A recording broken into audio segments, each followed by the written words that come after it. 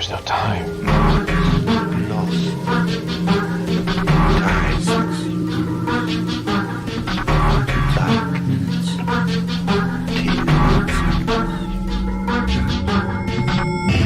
The time is 13 o'clock.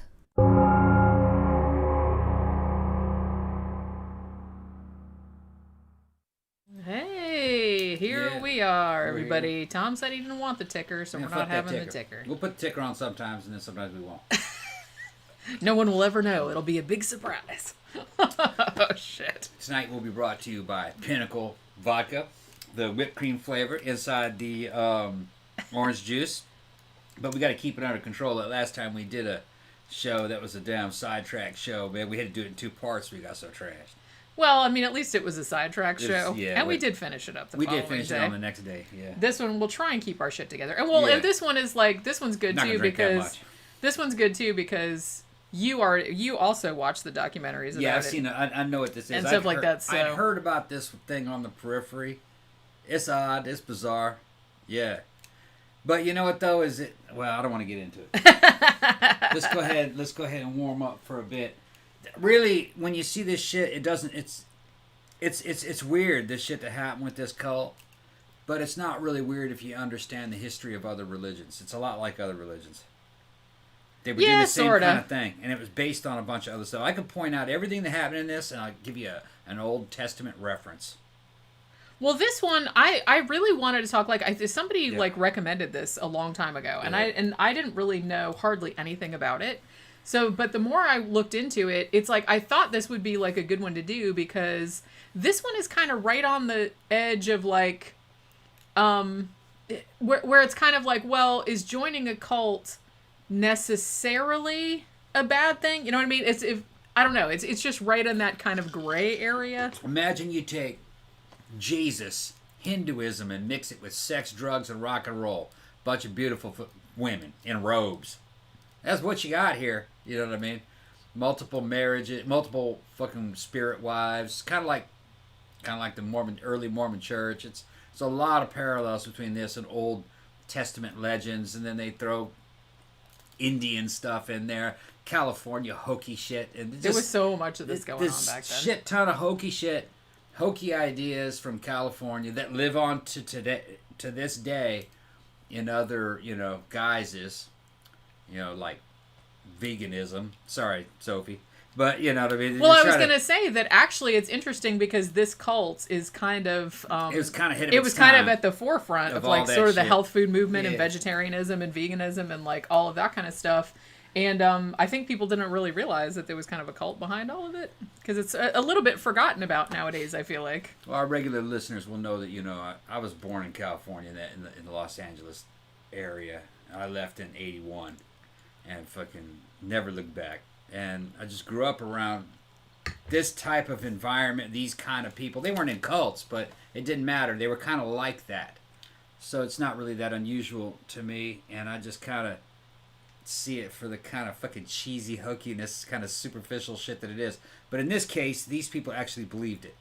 Yeah, they actually believed it. Here's the thing. I'm going to say, right from the outset, look, dude, I'm as liberal as they come, okay? But... even with that said, hippies still piss me off. Yeah. I'm more a punk liberal rock chick. The term liberal can be interpreted in a bunch of different ways and misinterpreted in a bunch of different ways. Well, sure. Too. I'm just saying means that a bunch of different things. You would think and honestly, I'm not going to shit on hippies. I'm not going to, well, maybe a little bit. I might make fun of a little bit. But I wouldn't do anything to hippies. Like, look, if you want to rub crystals and chant mantras, whatever. It's like just do what makes you happy, man. It's like it doesn't have anything to do with me. It's cool, whatever. It might make fun of you a little bit, but it's like who cares what I think? I'm just some retard. When you kind of see how these people are and how they live, there's really not a big difference between this and say a good scene at a nightclub or like the goth scene. The difference is that they lived it 24/7, and it was out of style. The motif, if you ask me, it was too Jesus-y / Bee Gees mixed with Indian stuff. It's just not my style. You know what I mean? But I can understand why they did it. Yeah, it's not my style either because I'm not into all that kind of spirituality hippie just bullshit. Sit around fucking listen to the Eagles and shit. Well, not even the Eagles because I mean I could actually listen to the Eagles if I had to. Yeah. spoiler alert, the band that these Yeah. people had are kind of terrible. Yeah, it's pretty bad. So, you know. Sounded kind of like Hindu spiritualistic kind of music. Well, it was jam band stuff, which, like I said, it was like sub Fish, if you know what I'm saying. Yeah. It was like, if you thought like Grateful Dead was too wanky and fucking, then this is like several notches below that. Like, Yeah. I'm not hating. I'm just saying, not great. Well, and the thing about it was that they had their own studio, which we'll get into, and so they recorded like fuck tons of albums, and obviously they just went in there and recorded whatever they did. They didn't like write songs or practice. And the or cult anything. leader was like a millionaire war hero, which that was unusual. Well, sort of. We'll see. Sort of, yeah. But that was There's a little bit of L. Ron Hubbard shit mixed in there too. Of course, there are always an L. Ron Hubbard shit in. There's always.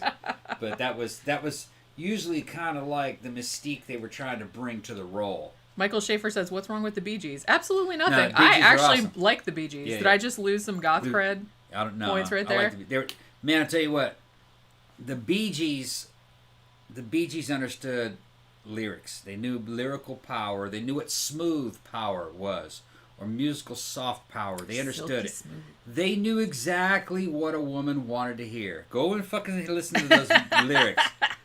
They're writing that lyrics, and I'm like, they say that shit, and I'm like, no, man, come on. Come on, man.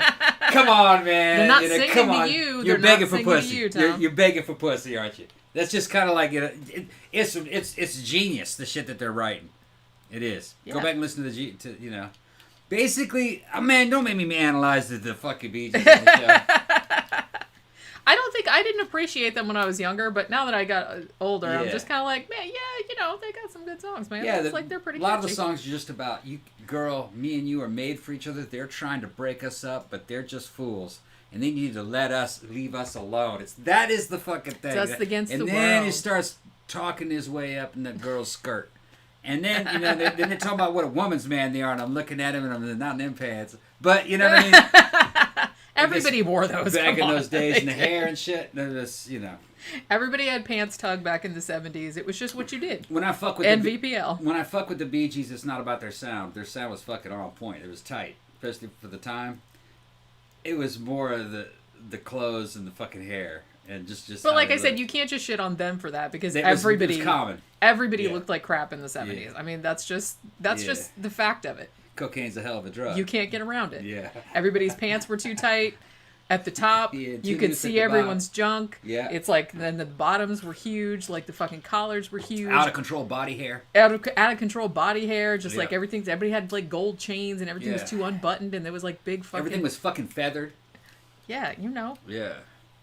It's, I don't Fucking- know. It was a collective fashion, I don't know what you want to call it. It's just some kind of like, we went through some. Jay Preacher said, Thank got the you, shirt. JP. I love it. Thank you for Oh, no- yeah, Thank good. you for some more of them flashballs, bro. That's good too because you know the Got guy new one. We got more coming. Donovan that I sent the book to got it as well. He Yeah. got his book. I was like, wow, that was really quick. I Yeah. got to California in like 2 days. I Yeah. think, which I was like, holy shit, I wasn't expecting that. Yeah, I've got new designs coming, and if you're interested in anything else, I'll make you more.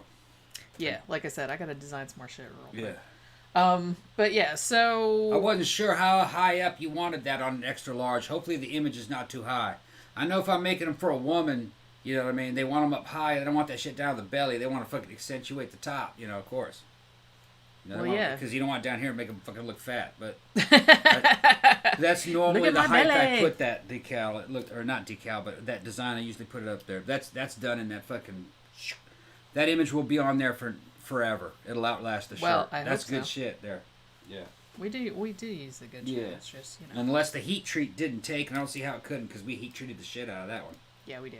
We have a heat gun. Yeah, heat gun. So, you know, we do it like super quick. All right. So basically, I think we only have one real shout out. Okay. Which is we have a new patron this week. Woohoo! I might have mentioned it on like the sidetrack show, but like I said, Mention it again. yeah, his name's Brian. So hey there. Thank you very much for joining our Patreon. Yeah, thanks. Our little We're always looking for new Patreon patrons. family. You know. Also, I wanted to say for this show, there is a very good documentary, which is just called The Source Family. And it was actually made using largely footage recorded by, you guys are going to laugh, Isis the Aquarian, that's her name, who was a member of the family, and she was their historian, their official historian. So she recorded pretty much everything, births, deaths, anything that went on in there. There's footage of it pretty much because she recorded it. And they did like interview a lot of the members and stuff like that. It's really good. It's actually on, I don't know, is it on Amazon Prime? Did you check? I didn't look. I saw this on YouTube. It's on Pluto TV. Okay.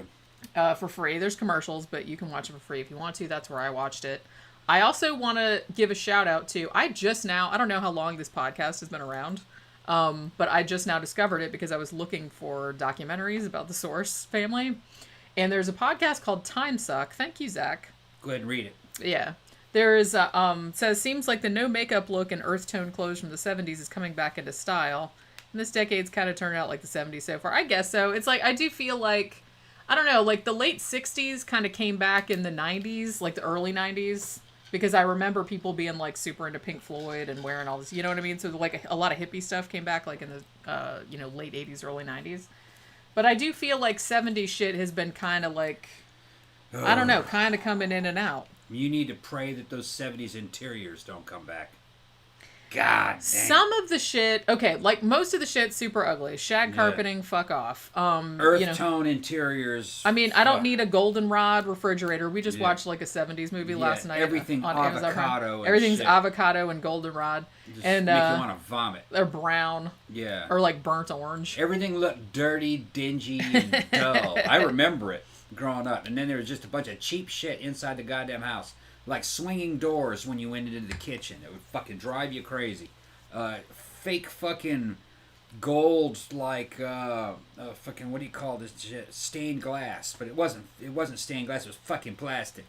Wood paneling. Yeah, everything was like real cheap. chintzy. Cheap. Looked like something came out of the damn Soviet Union. Yeah, it was terrible. I mean, even shit that was like... Because, like I said, we were watching a movie from 1975 last night. And, the inside of the house, I'm like, I guess it was supposed to be just like a normal house. I'm like, that looks like a total garbage house. Yeah. Seriously, like outside and inside. And I don't think they would have thought of it as a garbage house in 1975. No, no, that was like a high-tech fucking 70s house. Everything in that shit was 70s. Like regular 70s. And regular 70s looked like a damn worn-out, dull fucking orthodontist office building or something. You know what I'm talking about? Yeah. It's just terrible architecture. Everything cheap. The interior is all fucking made out of cheap shit. The materials look terrible. Tacky patterns. And they just didn't know Some of the better. wallpaper from the 70s is like horrifying. It'll make your fucking eyes bleed. Yeah, Sandra just said that. The wallpapers were the worst. Yeah, it had like these big giant like yellow and brown flowers and shit like that on them. It's like super fucking ugly. And then you got, it's a 70s fucking house and you got Greek motif going on, like a thing that's kind of like a fucking Greek statue with the top and the bottom hanging from the ceiling like a chandelier with fucking basically fishing line that went around the Greek woman statue and oil would drip down it and it looked like raindrops. Remember that stupid shit they used to have? Yeah, I remember And it would recycle the oil through it. It was like a hanging statue. Yeah. With oil dripping. If you touched it, it was fucking plastic. Yeah. It was just plastic and it was spray painted to look like, I don't know, plaster of Paris or something. You know, it'd have some like Greek statue about that tall of some woman pouring some shit, you know, some nude woman fucking frolicking and shit. And it's just like ancient Greece. It just looked tacky as shit. Yeah. You had that shit hanging from your ceiling. People didn't know any better. DJ Cocaine was a hell of a drug. DJ Maniac said, I thought it was Bedtime Stories video when yours came up because you kind of borrowed his intro. But what happened with that, though, because I just saw a Bedtime Stories one the other day, is that a lot of the clips, some of the clips that I used in the intro are like public domain, like video clips. You know what I mean? So, because I noticed that the other day, too. I was like, hey, I used that in our intro. But, you know, whatever. So if you said all that bad color shit's probably vintage and expensive now. Nah, I doubt any of that depends shit what survived. it is. Depends what it is. Most of that shit wouldn't have survived. Well, because it was super cheap. It was super cheap and flimsy, and it was, even in the 70s, it was starting to fall apart. So most of it didn't survive. The thing that is worth money is all that damn lucite stuff. But that was from the 60s. If you had anything like lampshades made out of all those little lucite fucking things, you guys can Google what that is. It's like clearish colored plastic. Which actually, I like those. I think those are cool. I mean, the vintage lucite stuff is fucking worth a lot if you find it. Can I just say, though, that one thing that we did have in the house that I thought was, like, pretty awesome. I don't know if I'd put it in the house now, but it was like a thank you. Dermot Hennessy. Greetings from London. Watch your podcast on Exorcist 3, then watch the movie. Absolutely loved it. So underrated. It really is. And I'm glad like more people seem to be, you know, catching on to it right now. 'Cause it's a totally different movie than the first one, but it's still awesome. But I don't know if I'd put it in the house now, but it was a hanging, you know, lamp, like a light fixture that you'd put over your dining room table or whatever the fuck. And it was just like a round ball of light in the middle. Yeah. And then sticking out was like little poles, and then they had like kind of orange, like golden orange, like balls on the end. So it kind of looked like an atom. Yeah, you understand? Yeah, and I was just like, it was kind of cool. I mean, I thought it was kind of cool. Looked like the interior of an old fucking 70s, late 60s fucking Denny's. Yeah. All that shit. I did like that lamp. Yeah. We had that for a little while. Yeah. Hold on. What cult was River Phoenix and family involved? I knew that he was in a cult, but I can't remember which one it was. I don't think it was this one. But I can't remember offhand. Because I feel like that would have come up, like, in all of my research about this. Frugal Videographer says, I might see if I can get some flared jeans. Man, I'm fucking talking all kinds of shit about those fucking flared... They were called bell bottoms. That kind of thing made a comeback back in the 90s. And I was of the generation where I spent a lot of time chasing after... They were called Jenkos. You just go down to fucking... I was chasing girls wearing Jenkos. Fucking with the belly shirts and the fucking tongue rings and shit. Remember that? Yeah, with those big giant pants. Big giant... Jenkos were fucking pants that were so bell-bottomed that it looked like a skirt. Yeah, they were just big. It was and just giant. fucking ridiculous. They were expensive too, and there was a lot of cute girls wearing those back in the 90s. You could really only get away with that if you were like really, really. You had to be really skinny. Little you had to be and really really fucking, skinny. Thank you, Dan. 70s kid checking in. Yeah. Yeah. Represent. You had to be really skinny, have a fucking good waist, and if you had good boobs, fucking that shit would work. If you had because it would kind of balance it out. Balanced everything out, and usually a fucking girl had those. The only ones wearing those were ones that could get away with them. It was a good sign when you saw Jenkos. It was a good sign, but that didn't last long. No, they are kind of dumb looking. Yeah, it was fucking ridiculous. Ecstasy. Ecstasy's a hell of a drug. Yeah, once the goth scene went more into industrial and then went into that graver shit, I was just kind of like, man, this is really not what I signed up for.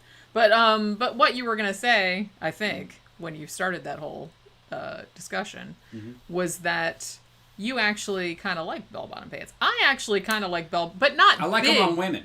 I don't like big bell bottoms though. No. But if they're smaller at the top and they're flared out a little bit, like a boot cut. Yeah, and then you have like fucking, like they're tight up here and like down there. That usually looks pretty good. Yeah, and you have good like fucking platforms, but it only looks good on women. I don't really think it looks that good on guys. Yeah, I guess I wouldn't wear that. But you know, it can. If a woman's got nice thighs and shit, that'll fucking work out. It just works out. Yeah. It all works out. It all just kind of works out. But if you actually looked at the cut and the materials that they had, we're talking about fucking clothes from the 70s. Sometimes those things would look good from the front on a woman, then she'd turn around and it just looked flat as hell. Fucking ass looked like a damn pancake. And it's because they didn't really have the cut proper. They didn't know how to cut things properly. And they didn't have the materials to be form-fitting. Later on, they got it so the leg looked good, the thigh looked good, and the booty looked good. It took a while. Because the height was right on the pants. Remember, they were also some of them had real tall waists. It just didn't look right. Well, that was like mom jeans. Yeah, they were like mom jeans. They didn't have the cut where the right. waist was at your actual waist. Yeah. And then they were like... Not at your hips. And then that made everyone's hips look really wide and their butt look really flat. Right. The only fucking bell bottoms that ever looked good were like something like you see on Ciarra. Ciarra understood that. Remember Ciarra? Yeah. She was fucking hot, man. And she was extremely talented. She still looks cute. Last time I saw her. She had those big flares with big flares at the bottom. Like Spanish fucking kind of like looking things with bell bottoms, but she had fucking hip huggers. They were hip hugger pants. It looked good. But, that's not the ones you bought off the rack. That was all custom shit. Yeah. Yeah. So what was I saying? Oh, okay. So yeah. What else is new? But yeah, so no, I was gonna say that when I was doing research for this and I was looking for like other documentaries and stuff about it, I just discovered this podcast. Like I said, I don't know how long it's been around, but it's called Time Suck, and it's I guess comedian Dan Cummins, and he did a show on the Source Family, and it was like 2 hours and 20 minutes long, and it is hilarious. Oh my god, I was just like screaming with laughter. And it was so funny that like today while I was working, I even put on the one he did about Ed and Lorraine Warren from a couple of years ago, and that was fucking funny too. Granthers, the actress I shared the stage with during that time was Marilyn Rice Cup. That was my ex-girlfriend. Yeah. Yeah. That's right. Yeah. You probably that's the trivia question. Yeah. She ended up being on 24 and some other stuff. She was a comedian also. She did a lot of stand-up. Yeah. Still pretty cute. Married, got kids. Yeah. We still talk every now and then. Ken's talking about the macrame vests on today. Oh my god, so much macrame. Actually, my mom taught me how to do.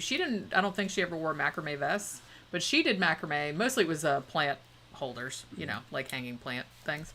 And she taught me how to do it, and I made a macrame owl with like beads and shit in it, but I don't know what happened to it. You didn't do anything with it. You just hung it on the wall. But there you go. 70s. Yep. We didn't have anything better to do. Yeah, Mom, that's why I said she was talented. She can fucking play guitar like crazy, Spanish guitar. Mm-hmm. Yeah, we're talking about Ciarra. If you can't read the comments. I figured. Yeah, there was some people can't. They don't know what we're doing. We're reading the comment section. Chaz says I hate corduroy pants. I think everyone hates corduroy pants. They're just like they were hot. They're hot. They're ugly. They make a weird noise when you walk. Everybody knows you're coming though. Yeah. Oh my god. Thank you, Zach. Yeah, we're he says I really love how 70s movies were shot, especially by Gordon Willis, who did the Godfather movies. That dramatic dark cinematography gets my photography boner going like crazy. Yeah, we watched like at random last night. We watched a movie from 1975. I think it was on Amazon Prime, right? Called Bug, which I don't think I'd ever seen, because I love all those like killer animal disaster movies they had in the 70s, like fucking Empire of the Ants and Kingdom of the Spiders and all that kind of shit. But I don't think I'd ever seen this one. This one was essentially about cockroaches whose butts could light shit on fire. And I'm not making that up. I remember the trailer when I was a kid. It was based on a book, evidently. It terrified me. My parents wouldn't let me see it. I actually didn't want to see it, but I never did see it. I saw it recently. We saw it last night. It was much weirder than I was expecting. Yeah, it was actually it was actually better than I thought it was going to be. Yeah, I just expected it to be fucking stupid, but it was actually cool. pretty good. It just had a weird ending. I wouldn't have done the ending that way. It's kind of like they just had to end it, so they ended it. Yeah, it was a little bit. I was just kind of like, okay. It's like they ran out of money or something. Yeah, that's it. Bradford Dillman. Yep, that's it. What's that? That's the movie. It was. He said Bug with Bradford Dillman. I said, that's it. Yeah, it was pretty good. I don't think I ever saw. I might have seen it when I was a kid and just didn't remember. You can see that on Amazon. It's for free on Amazon. Although I feel like I still am kind of like terrified of cockroaches. So I feel like I probably would have avoided this one. I'm not scared of spiders or bees or anything like that, so I watched those. But if there was one about roaches, I'd have been like, nope, no thank you. It had some pretty good special effects for 74. The shot composition, the edit, and everything, it was pretty good. It's just that it ended. It just kind of ends. And I was like, wait a minute, y'all ran out of money, didn't you? That's what I was thinking. I know. There's about 10 minutes missing. Some shit was going to happen, and it never did happen. They were setting it up for I stuff. was kind of expecting it to end differently. But like I thought said, his friends were going to come back, and his friend was going to be involved in that. Yeah, okay, I see what you're saying. You know what I'm talking about? The friend came back to look for the missing woman, and he just leaves. And then you don't see him You again. don't see him again, and then fucking that's the end of the movie. It should have been the ending was going to happen. The friend comes back and tries to save him. There's a big conflict. You're fighting the bugs.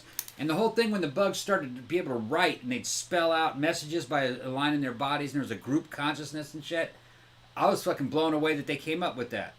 Although that also kind of didn't go anywhere. Now that they I'm didn't develop that. There should have been the bugs should have said some more shit, and what they did say wasn't that important. Yeah, they should have been. They should have been saying, "I'm gonna kill you, motherfucker." Yeah, like we want our something or other, and they should have made some demands. Right. It's just like it was good ideas, but they weren't able to develop it for some reason. Yeah, they were just kind of like, "Here's this." Maybe that's why it was so weird. I think there was supposed to be more to it but it got cut because they couldn't afford to film it, or it didn't go right, or it went over time, or over budget, something like that. Sandra says, "I don't think I've ever seen a cockroach." Oh my God, you're lucky. Dermot says, "I remember Night of the Lepus." Yeah, I kind of have a soft spot in my heart for that one about the giant killer bunny rabbits. Yeah. It's so funny to me how everyone has to pretend to be afraid of giant killer bunny rabbits, and they're just there with their cute little noses wiggling and stuff, and I'm just like, oh, look at the bunny, and then they're like, oh my God, it's fucking funny. Stop Prop says, what was the anthology film with the roach scene? That was the first Creep Show. That's the most famous one. And it was the fifth one. It was about that dude that was like a germaphobe and he lived up in his fucking apartment that was hermetically sealed because he was like terrified of cockroaches. So of course, because it's Creep Show, based on DC Comics, he's going to get his comeuppance in the end and he's just all full of and that grossed me the fuck out. It still kind of grosses me the fuck out to this day. I mean, especially when it's like in his cereal and shit like that. That was another thing too about the one that we watched last night, from 1975, which was just called Bug. I was like, I just kept expecting, because people kept leaving like food items. Like he's like, hey, I took a bite out of a sandwich and I'm just left it right here where there were all these roaches in the sink. And hey, I left a birthday cake out in the garage for some inexplicable reason. And the roach was on the box. But then I was expecting him to like bite into the sandwich again and then it'd be like, oh, I got a bug. You know what I mean? I thought it was going to go that way, but it didn't. I got a feeling that Granther's hammer is somebody I know. That's somebody I went to high school with. Ooh, wouldn't that be? Think. It's because a small world who would know that all. trivia fact? Unless it's somebody that listens to the show all the time. Yeah. That might be Mary Lynn. And is stalking you. That might be Mary Lynn, or that might be Steve, or somebody like that. We'll see. It's a mystery. It's a mystery. A 13 o'clock mystery. Oh, for a second I had to look and make sure we weren't wearing the same shirt. Because usually we check like beforehand, but sometimes I forget to check. I got this one. So it's just kind of like, oh my god, that would be so embarrassing if we were all like matchy. So you want to start talking about the Source family? Or Class of 1987, but not Rouse. Okay. Class of 1987. So it's somebody I went to school with. Wow, that's neat. Yep. It's funny because like a week or two ago, I had my sister. Could be Mike. I had my sister-in-law in there. That could be Mike. Yeah. Fourth throwdown. Someone left a cake out in the rain, and the killer roaches ate it. See, I was just expecting it because the whole time I'm like, one, who leaves a fucking birthday cake in the fucking garage? So, but the roach was on the outside of the box, and then she went on and just like, oh yay, a birthday cake, and I was like, oh, there's gonna be a roach in that birthday cake later on, you know? I thought it was gonna be like that. I thought it was like Chekhov's birthday cake, but it didn't like turn out like that. Nobody biting into a sandwich with a roach in it. I just felt kind of ripped off a little bit. But it's like a pretty good movie. It was much better than I was expecting. It had a lot of tendrils that didn't really pay off, I guess. You know? Yep. I think they ran out of money. Yeah, probably. They're just like, fuck it. Ran out of money, ran out of time. Time for the rap party. Yeah, people probably walking off the show and that kind of shit. They're like, fuck it, I ain't doing this We're sick anymore. of these fucking bugs cockroaches everywhere. on this fucking set.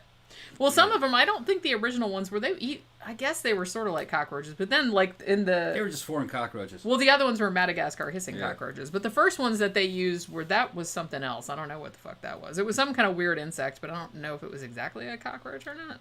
I don't know. Scott says earwigs, but I didn't think the earwigs aren't that big. No. I don't know what they were. So we got 50 in there. You ready to go ahead and start the case? Yeah. Ken says, what's worse than finding a worm in an apple? Finding half a worm. Everybody knows that joke. I heard that joke when I was a little kid. All right. So today we are talking about a culty organization, I guess, if you want to call it that. It was a cult. The Source family. Definitely a cult. I mean, it definitely did have some real culty shit going on. Oh, this is a cult, Jenny. I'm not gonna this is a cult. pretend otherwise. It doesn't. Any small religion is a cult. It's not a bad word. A pejorative. Not a pejorative or anything. You know, a small religion is a cult, which is funny because you call Scientology a cult, they get all fucking pissed off.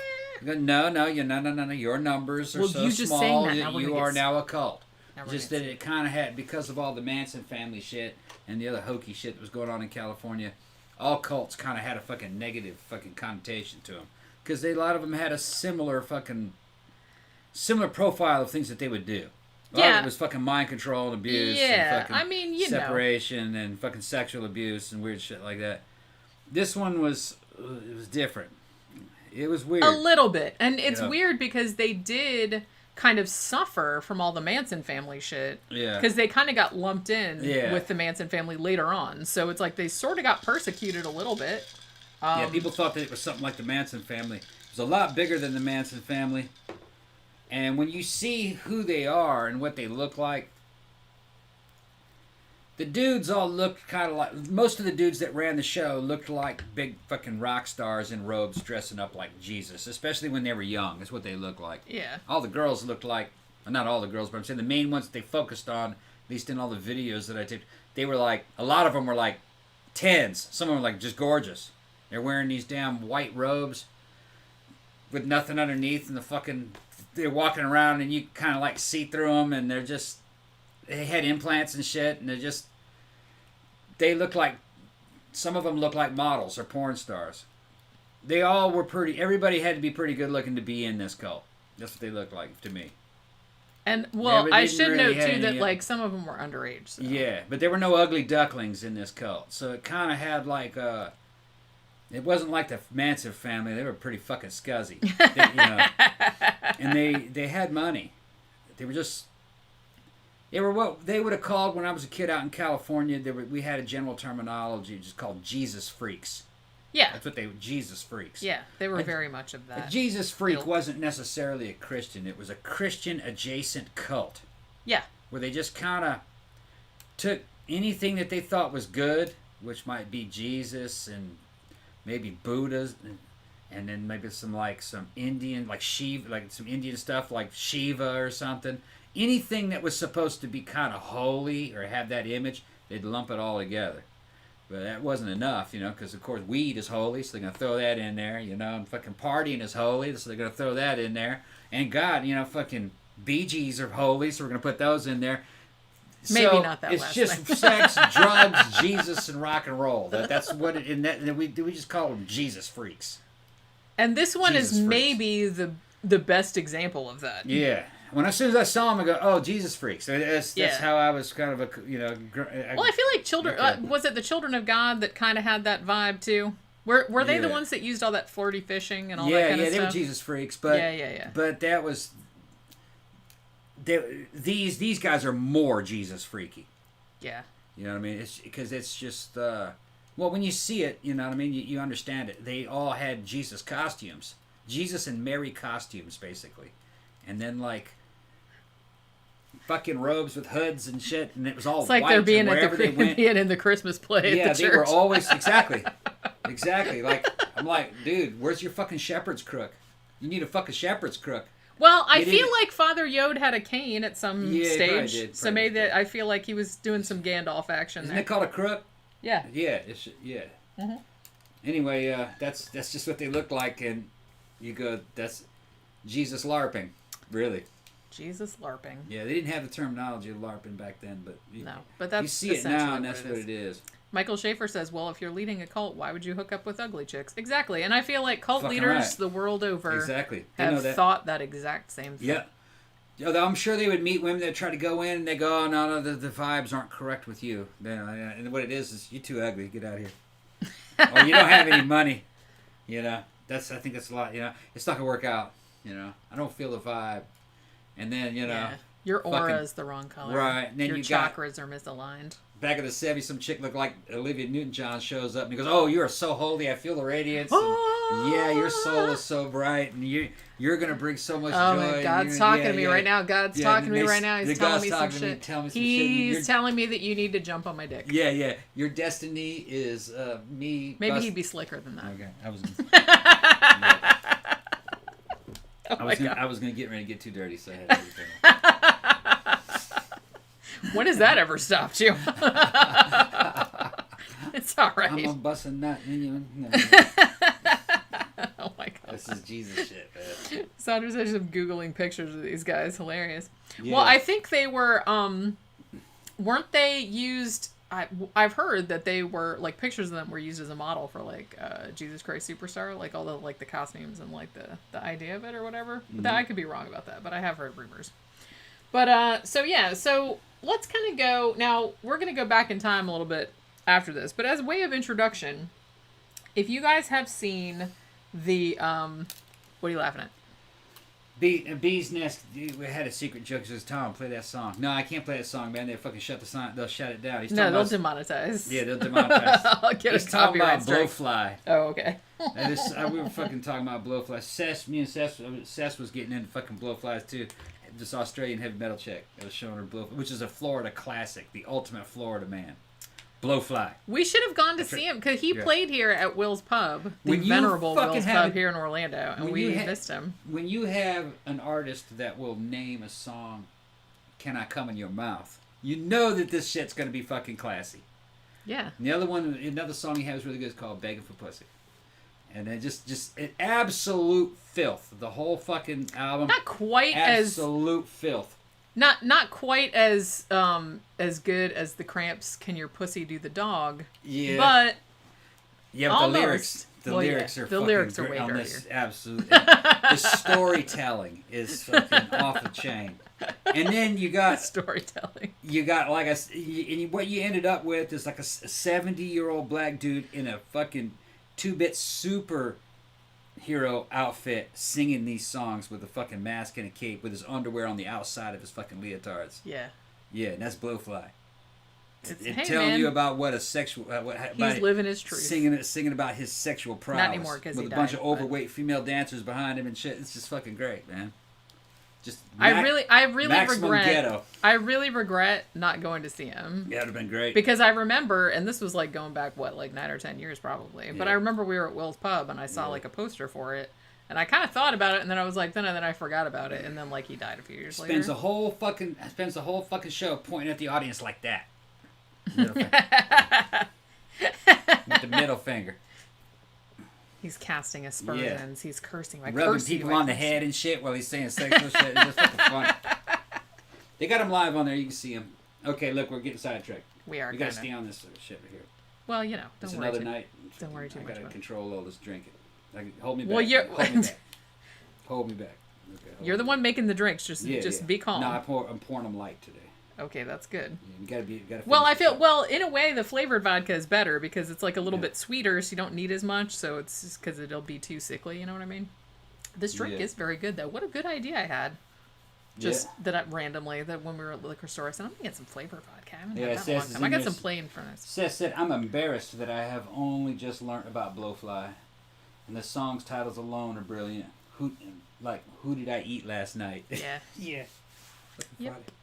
Seth is hilarious. That's my new favorite one right there. Don't play favorites. I sent her that shit and she immediately went, she got it. She got it. Yeah. Frugal videographer says the Cramps. I forgot about them. How could you forget about the Cramps? I love the fucking Cramps. Now the Cramps I did actually get to see live before Lux Interior died, sadly. But they were amazing. I saw them only a year or two before he died. Now that I'm thinking about it, he was still climbing all over shit. He still looked and sounded great. All right, so here's the thing. Now, if you guys saw the classic Woody Allen movie, Annie Hall, and there's a very famous scene in there where Woody Allen is sitting at a table, like outside a cafe, and he's looking at the menu, and he looks like really fucking disheartened, and he's like, well, I guess I'll have alfalfa sprouts and a plate of mashed yeast, I think he says.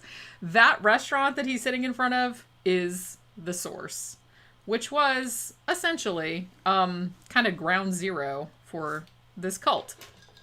Now, it's interesting because, like I said, I found this really interesting because it's kind of tied up with, well, early on, Father Yod, who actually has a real name, but we'll get into that, was kind of like tied in with the beatniks a little bit, and he was a very, very early adopter of a healthy lifestyle. This was like back in the 50s when no one was doing this shit. It was like, weightlifting, health food, like vegetarianism, all that kind of stuff. Yeah. And he was one of very, very few people that was doing that back then. Yeah. And so I think, as far as I know, he might be the first person to have opened a health food restaurant in Southern California. Yeah, no, there's got to be some disclaimers with this shit. Well, yeah, everything has an asterisk. All right. Just saying. For the time, he was kind of making advances in health food. It is, all right. But a lot of the stuff that they believed in back then about veganism or vegetarianism or its impact on the environment was totally false. It's a pseudoscience. Some people are vegetarians, I understand it, Sophie's a vegan, all right. It's not the ideal diet. In the same way that, and you can talk to all these bodybuilders and everything in the fitness group. They got blood work to prove it. All different kinds of shit. You can prove it. Veganism is not, it's not really all that healthy in the same way that keto is not really all that healthy. You were made to eat everything. It's plants and animals. You're an omnivore. Once you start straining from that, holes start to appear. Just saying. Yeah, I mean, well, like I said, even though, I don't know, I kind of feel like, and I'll get into this in a bit, but he did actually have like a mentor. The ideas did come from somewhere. He didn't just like think it all up by himself. But I'm just saying, like shit that, like nowadays, a vegetarian restaurant is not at all weird. Like, nobody thinks of it as weird, especially in Southern California, but most of the country, nobody thinks of it as weird. For religious reasons, though, a lot of it. And ideas that are not sound. Like, for instance, the idea that raising animals in some way costs you a bunch of grain and a bunch of other things to get that done. But he's not... I come from a farming background, with horses, and I have dealt with cows and other kind of animals. Animal husbandry doesn't work like that. Most of those cows just walk around and eat grass. They eat grass that you would have cut down anyway. That's why they're taking them out to the fields. Or they're feeding them with stuff that's excess stuff that wouldn't have fed to anybody else. So it's still free meat, whether they believe so or not. It just is. And then if you don't like those cows for some reason, there's all this other shit you could eat too. Protein's protein, pretty much. Yeah. You know what I mean? So there's kind of a move to get rid of these cows because white people ate cows. That's really all it is. They need to take it away, if you ask me. That's the real reasoning behind it. But the same rich people that are promoting the idea of taking those cows away because they don't think you should have a hamburger are going to be eating beef from the hoof. They're rich. The same ones that are imposing it on you. They're going to be eating their own damn cows that they grow. They're going to give you something that's maybe grown in a petri dish. Why? Because you're one of their slaves. They made you. That's really the way they look at it. Okay. That's just. So I never really got any of this vegan or weird diet shit, even with the keto stuff, which is the other extreme. Well, I was going to say... There's kind of an element of politics and kind of sorcery behind it. It's not ideal. Well, that's what I was trying to say, was that Sandra said that I know keto is super in right now, but it sounds really unhealthy. It works in the short term if you want to lose weight, but it's not a diet that you can live on long term, not by any stretch. Some people will go on it for a few months and you will lose weight. It does work, but you can't stay on it. I may break the heart of many people listening. You are not a spiritual creature. You're an animal. All right. You only created because your parents were fucking in the back of a damn car and your mama accidentally got knocked up, most likely. And then here you are. You're an animal. You eat and you shit.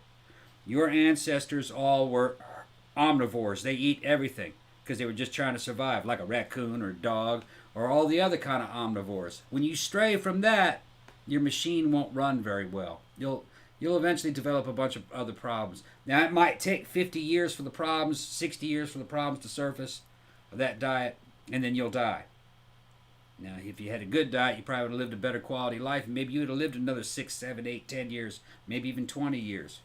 I mean, North Korea has people that were born, raised, living, and dying underground in mines that have never been in the fucking sunlight. Skin falling off from all kind of vitamin D deficiencies. They don't know any better.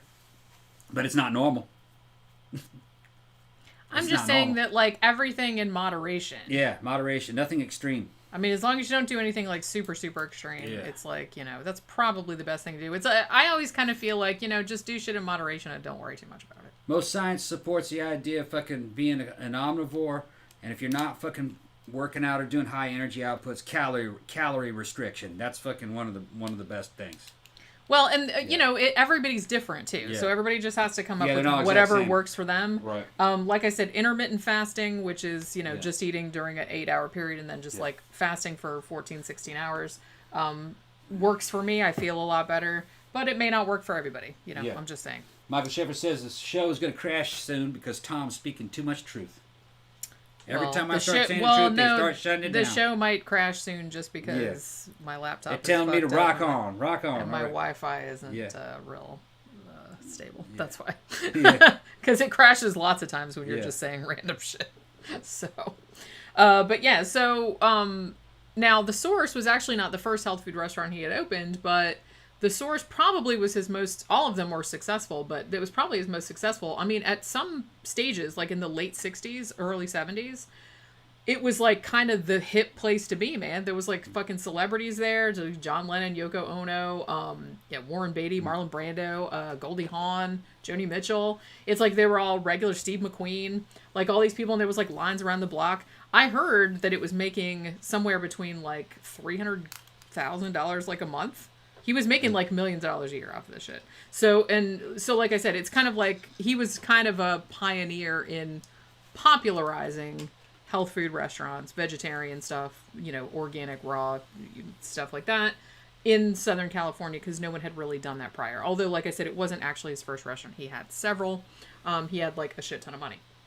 But as I said, the Source is probably, that's why the cult is called Source Family, because the restaurant was called the Source. So let's talk about the leader of this and where this shit all started.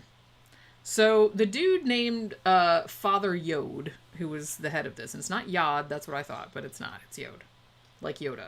But this was pre-Yoda. I don't know. Pre-Star Wars, but they did kind of seem to be emulating Jedi.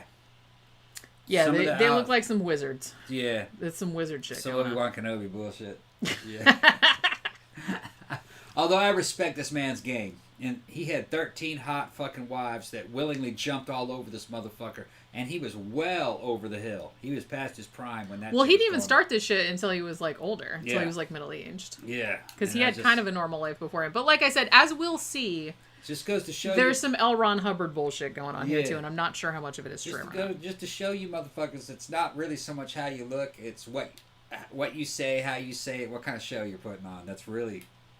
There's just too many examples in history. Look at all the ugly dudes that have gotten fucking harems or even gotten laid by like hot women. It's like obviously women aren't that. They're not picky so much about how you look. Picky about how you look. It's more if about you were like all those fucking ugly dudes would like not get any. It's more like how you make them feel. That's really what it's all about. Well, yeah. It's kind of like they're in love with their reflection in your eyes. But you can't be a... That's pretty deep, Tom. Yeah, I pulled that shit out of my ass. Fucking sounded good, though, didn't it? It's more... Fuck it, man. I ain't fucking talking about it. Fuck. I was going to expound on some more shit, but I'm you can expound if you want. Nah. You're not going to expound? Nah, fucking testosterone got me. Did it really? I think so. I don't know. I'm making shit up now. But no, what did I say? You're an expounding tease. Okay, yeah. What was I talking about? You said that like sometimes these dudes like they know how to talk to women, like women fall in love with the reflection of themselves. Yeah. You know what I mean? Right. Which there might be some truth to that actually. Yeah, but I remember what it was, but you can't be a simp. You start simping on them, you just can't simp on women. You can't be a simp. And you can't be one of these male feminists. If you're a male feminist, you're just telling a woman that you're a sexual predator. That's all you're doing. Every one of those motherfuckers I've run across in the scene who has that, is a rapist. Well, they're fucking rapists. Well, the thing about that, and this doesn't just apply to that, it applies to like anything. Anytime you have to go out and like tell people what you are, like, hey, I'm cool, or hey, I'm this, that. It's a warning sign. That's kind of a red flag because I'm like, well, shouldn't your actions reflect that? You shouldn't have to go around telling people. Yeah. So if you have to go around, it's not always true, but it is a danger sign. If you have to spend all your fucking time running around on Twitter or on fucking Facebook, telling other people what a good person you are, you're shit. Sorry. And it's consistent. I look in that fucking Facebook. Some of these people that I know personally, that we know personally, I'm looking at their posts and I go, and it's just laughable. Some of that shit's diametrically opposed to who they really are. I just laugh at it. I'm like, yeah, sure. You're a fucking rapist, dude. So, just say it, I think I know who you're talking about. Yep. But, Yep. And also, there's girls that are kind of doing it in different ways, too, about how thoughtful and how fucking caring they are. And they're like, bitch, you're selfish. It's all you do is talk about yourself. Well, the thing about it is that it's very natural for humans to have a really elevated opinion of themselves. Not everybody, obviously. You know exactly what I'm talking about, the narcissistic bitch. Yeah, a lot of people have that, though. Yeah. you always want to think the best of yourself and worse of others. You know what I mean? It's a whole thing. They've like studied this in psychology. So, you know, but not everyone's like that, obviously, but some people are aware of it. Yep. So, all right. So let's talk about Father Yod, not Yoda, not Chode, although we probably will call him that at some point. I don't know. So he was actually born James Edward Baker, and he was born in Cincinnati, Ohio in 1922. Now, what ended up happening, I guess, like, right after he was born, like, his dad, fucked off. Now, as we'll see, spoiler alert, apple didn't fall too far from the tree there. But, you know, so his poor mom had to raise this kid all by herself. Now, interestingly, from a short, like, even when he's a teenager stuff, they don't know a huge amount of him from when he was a kid. And like I said, a lot of the stuff that, you know, prior to him starting the source is, some of it might be true, but some of it might be kind of legend, myth-making type of shit. So I'm just going to put that caveat out there right now, because I'm not really entirely sure, like, how much of it is true and how much of it is exaggerated, you know. So, you know, just a warning there. So when he gets into his teenage years, according to people that knew him back then, like family, friends, and whatnot, they said he was a real big dude, about 6'4". Yeah. Very athletic, very muscular, kind of, you know, very healthy, like all into all the sports and everything. Real handsome, real into fitness, all that kind of shit, weightlifting. Now, around this time, I think when he was 14 or 15 years old, he ended up meeting this dude, Paul Bragg. Now, some people who are into, like, history, fitness, and stuff like that might know who Paul Bragg is. Actually, you might have even used his apple cider vinegar, which is probably because the Bragg company is still around, and they make all that kind of stuff. Probably, like I said, I had seen, when I saw pictures of the apple cider, like Bragg apple cider vinegar, I had seen that in the grocery store. But they do, like, a whole bunch of other, like, you know, health food type of products, vitamin supplements, that kind of shit. So this dude, I guess that, I want to call him, like, Father Yod, but his name's not Father Yod yet, so I'm just going to call him Jim until we get to that point. So Jim meets Paul Bragg. I guess Paul Bragg had come through Cincinnati, and he was doing, like, a cooking class. And so Jim goes there, and they meet.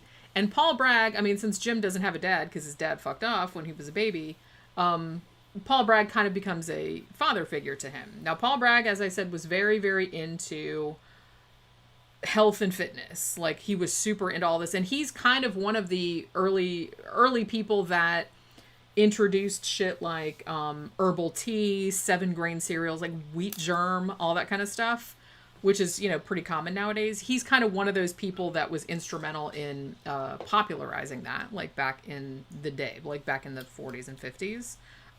So he was, like, a really early adopter of that kind of stuff. So Jim is 17, and then he graduated, and he starts working at this factory. Now, he ends up marrying the daughter of his boss, or the dude that owned the factory or whatever. I don't know what kind of factory it was. The daughter's name was Margaret. Now, they had a couple, they had a daughter named Peggy. Now, after this, he supposedly lied about his age because he was still only 17. And he went and joined the Marines so he could fight in World War II. Now, he apparently did really fight in World War II, but I'm not sure how much of the shit that he said about his military service is exaggerated. I suspect that a lot of it is. At differing times, he said that he had been awarded the Silver Star. I've also heard that he said that he had the Medal of Honor.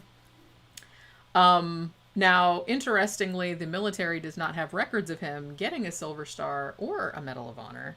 He claims that it was because I was such a fucking rebel back then that I was always in the brig, so they didn't give me the medals, even though... Silver Star? Yeah. In the Navy? I don't think the Marines. Navy... Oh, Marines, okay. Marines. So Wait, you're do not the even Marines have listening. a Silver Star? Maybe I don't they do. know. I know the Army has it. His big story about World War II is that he said that he was on the deck of the USS Chicago, and the ship was sinking, and while it was sinking, he shot down between 9 and 14 Japanese planes, which is what he got the medals for. That's what he said. This is on his DD-214? Yeah, see, that's We're the gonna thing. get to this later I on kind that. of feel like He's maybe going LRH, homie. that's what I said. Yeah. There's just, like, he's got Going some LRH, LRH yeah. shit going on. Okay. And like I said, when I was watching that other podcast, he's like, I'm not gonna say it's bullshit. I can't find any proof of it, but it's maybe some little stolen valor shipping right now. But see, that's all What's I'm so saying. funny is that I think he did serve in the military, but I don't think he did all the shit that he said he did. what's funny is like that's the same thing with L. Ron Hubbard. A lot of these guys had okay military careers, but they have to embellish on it. Like that's not good enough. That's what I'm saying. Like LRH's real military career was okay. It's better than the fucking average dude in the Navy. The average dude in the Navy didn't command a ship. You know what I mean? He did. That Yeah. should have been enough to run a cult. No, you got to fucking blow it up into a war hero. That's what you kind of- survived yeah. all this shit, and then your special skills allowed you to survive the damage that was done to you during the war. You're gonna teach it to everybody else. You can't just be awesome. You have to be like a superhero. Super awesome. Yeah. Yeah. Yeah. Which, like I said, why can't you just be happy? It's just like, it's Yeah. just like fucking Steven Seagal. It's just like all these, but it's Yeah. like Count Dante, Frank Dux, all that other kind of stuff. Yeah. It's like some of those people were entirely full of shit. Yeah. But some of the people did do some of the stuff that they said, which would have been impressive enough had they just stuck Yeah. to that. But then they had to just keep like fucking embellishing because they thought it wasn't, which to me is a sign of like crippling insecurity. Yeah, it is. It would have to be. Because why would you, and especially nowadays, why would you do it when it's so easy to call you out on it? What's funny is like during the time I served in the Army, in the first half of the '90s, if a dude just said, "Yeah, I got a Ranger tab," that was just like, damn, that was enough. You know what I mean? You didn't have to fucking do all this fucking Audie Murphy bullshit. Ranger school was fucking hard as fuck. It was like volunteering for a concentration camp. You know, every dude that I knew that had one was a fucking badass. I couldn't do it. Hell no. So why make up all this shit? I guess it's because they think civilians don't know what any of this stuff is, so it has to be grandiose. I just kind of, I don't know. Like, I guess, to me, it seems like too much work to keep track of all the fucking lies that you tell. Yeah. You know what I'm saying? To me, it just seems like so That's much, fucking funny. that it's just like too much, it's not worth it to me. Yeah. It's so much easier to just like tell the truth about shit. You start lying, it's like, wait, which lie did I tell this person? And then you're gonna get fucking caught out in it and shit like that. It's too much trouble. No, You know? if you people only knew how hard it is to get a fucking Ranger tab. Fucking hard. Yeah, well. Yeah. So, yeah, so this guy, like I said, as far as I know, he did actually serve in the military. He was actually in World War II. Did he shoot down between 9 and 14 Japanese planes from a sinking ship? I don't know. I doubt it. I'm just saying that they don't have any records of him winning the medals that he said that he won. He had an excuse for it, obviously, but his followers don't seem to have questioned it. So, like I said, there's some L. Ron Hubbard shit going on here. This is pretty awesome, too. So now we're wandering into, like, Steven Seagal territory and, Count Dante territory. Jim, which is what we're calling Father Yod for the moment, he also said that he was an expert in jiu-jitsu, just like the movie with Nicolas Cage we watched the other day. And apparently he killed some people with his bare hands just by doing some fucking chops to their neck or whatever. I think did he kill 2 people? I want to say 2 or 3, like usually in fights. But he claimed that he got away with it because it was like self-defense. Like they came at him, bro, and he's like, what was I supposed to do? I had to use my fucking master jiu-jitsu skills. Ha, ha, ha. Anything to back this up? Well, okay. Now, if you see the Source Family documentary, I seem to remember that they did have a shot of like a newspaper article, but about one of these incidents, but I'm not sure if it was real or not. Right. I don't know. I don't know. So one of the people that he supposedly killed there was this actress named Jane Ingram, and this happened like, I think in 1961. So this is later than what I'm talking about, but I'm just kind of jumping ahead. And I guess he was having an affair with her, and she was married. And I guess the husband, kind of understandably, like came at Jim, and Jim basically karate chopped him to death. Oh, and then also shot him in the face. So, but he apparently what I heard was that he only served like 3 months for this, and they're like, oh, never mind, it's self-defense, you can leave. Which, like I said, I don't know. I don't know. I'm just, it just seems unlikely. I'm not saying it's not true. I'm just saying it seems unlikely. What state though? There's a lot of. This was probably still Ohio. No, I think it was maybe California. That might have been California. Because I think, like I said, this was a bit later on. I was just jumping ahead because I was like, this is when he became jiu-jitsu master, and then like he'd killed all these people. So okay, so at this stage, this is the early 1950s. Now, as I said, he had a wife and daughter, but apparently he didn't seem to give too much of a shit about that. Because like I said, he'd chip off the old block because this is the same shit his dad did. He's like, nah, man, I want to go to Hollywood and be a stuntman. Bye. So he took off and left his wife and his baby daughter. Never spoke to them ever again. Damn. Yeah. Didn't even give him a divorce?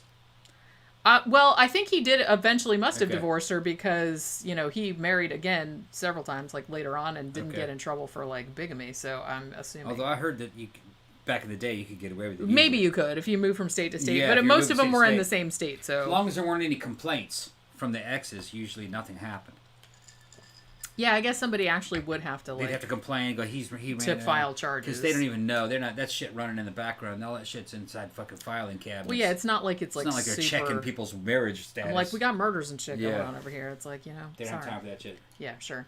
So as I said, he moves out to California in the early 1950s to become a stuntman. Now, I don't know how well this career went. There is some evidence that he tried out for the role of Tarzan. I think there is some evidence that there's like a screen test of him and shit like that. So I think he did actually do that. I don't think that's an exaggeration. But obviously he didn't get it.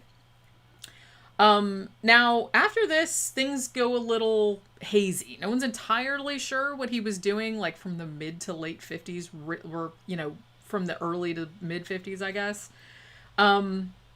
One of the most common stories is that he was, kind of going around the country, like on his motorcycle, like Zen and the Art of Motorcycle Maintenance style. And that he was one of the people that was responsible for the beatnik movement of the 50s. Now, I don't know how instrumental he was. I don't think he was entirely full of shit because people back then that were kind of in the beatnik movement like knew who he was. So he wasn't just like some nobody that was just like, hey, I started the beatnik movement. Look at me over here. So I think this might be exaggeration. I don't think he totally made it up because some people that were around, like that are kind of better known, did know who he was. So he was kind of around. It was probably a situation like me running around saying, yeah, I started the goth movement. Because he was in it, you know what I mean? Yeah, sure, maybe. Well, yeah, down in Detroit, back in the 80s, yeah. Back in the late 80s. Yeah, goth scene, that was me. Yeah, it was me, I did that. Yeah. I kind of feel like it's that. Like, he was in it, he knew some of the people in it. Back when I hung out with Skinny Puppy, down at the shelter. Which I did. Mm-hmm. But they didn't know me. Those dudes were older than me. They're like, get the fuck away from me. But you could probably spin that shit. I didn't say get the fuck away from me. It's just, I just looking at fucking Kevin Key, David Ogilvy, and I was fucking there at the bar. And they were a local fucking band, and all the girls were fucking fogging up on them. And I was, man, those motherfuckers are so cool. Fogging up. I'd never be that fucking cool. Yeah. But that's just the way it was. You are that cool, though. Not back then. Nobody's that cool in that. Nobody was that cool back then except them dudes. Yeah, those dudes are ahead of the curve, man. They were, yeah. Those dudes are ahead of the curve. Yeah, big time. Yeah.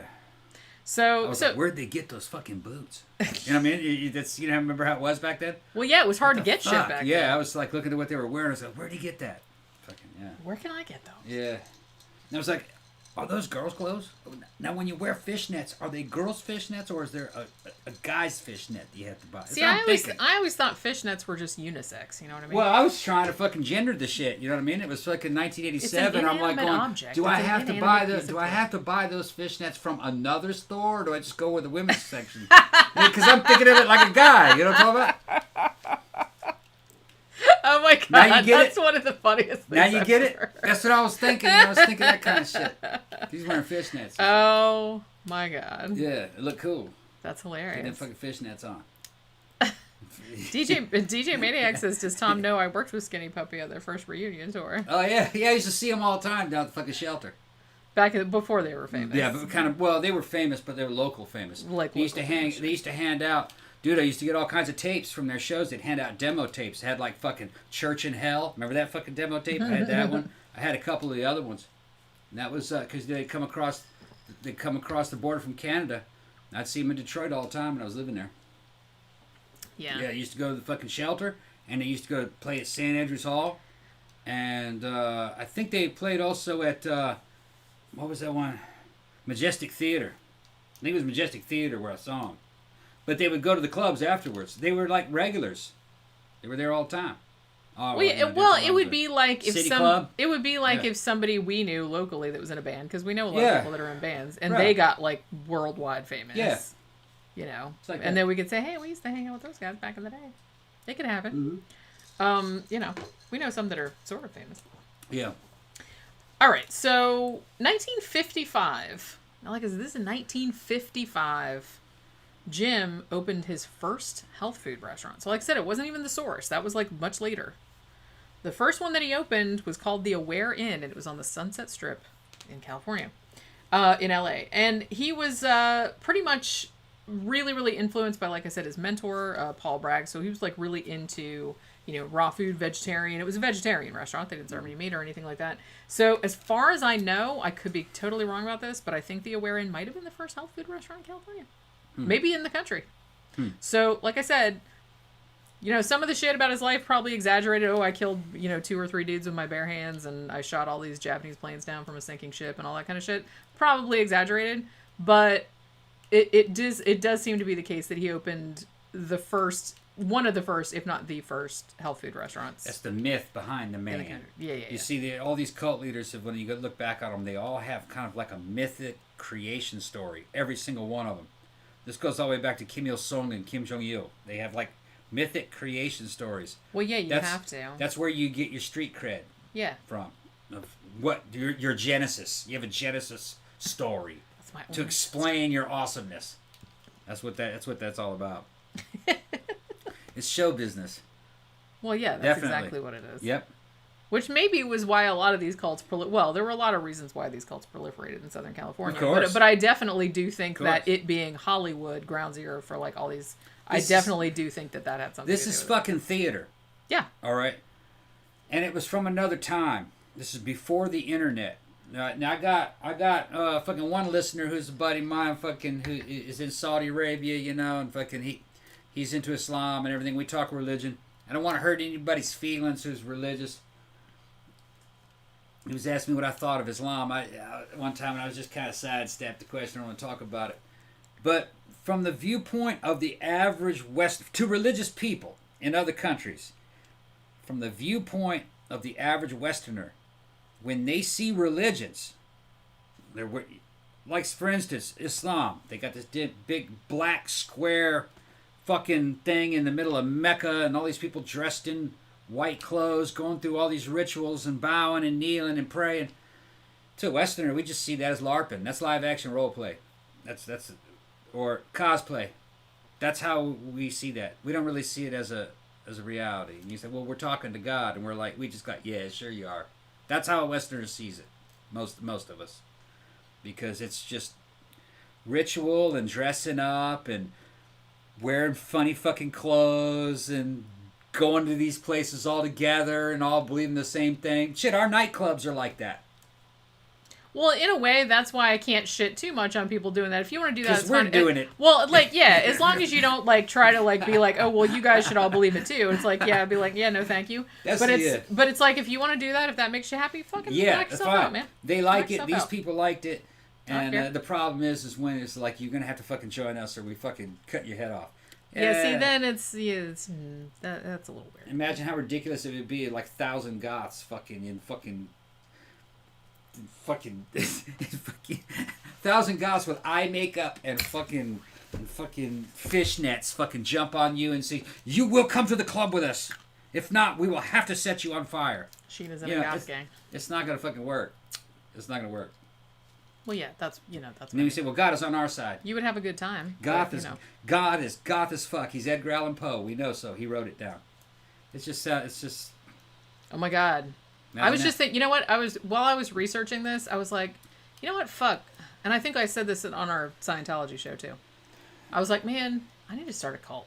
Edgar Allan Poe is. That's where the real money is. Edgar Allan Poe is Gothic Jesus. Yeah, I like it. We could probably raise like quite a bit of money. Yeah. Emily Dickinson is the Gothic Virgin Mary. Oh my God, I'm Like picturing that? a whole fucking pantheon. Yeah, you could make a whole pantheon of them. Then you have fucking yeah, and then like our version of John the Baptist would be fucking who's that fucking sorcerer, that fucking the British guy? Who, Aleister Crowley? Aleister Crowley. That would be the voice crying out in the wilderness, eating locusts with fucking wild hair. You could make up all this kind of shit. You could just make up all kinds of theological. You could make a whole pantheon of them. Yeah, I mean, I think. Yeah. I don't know.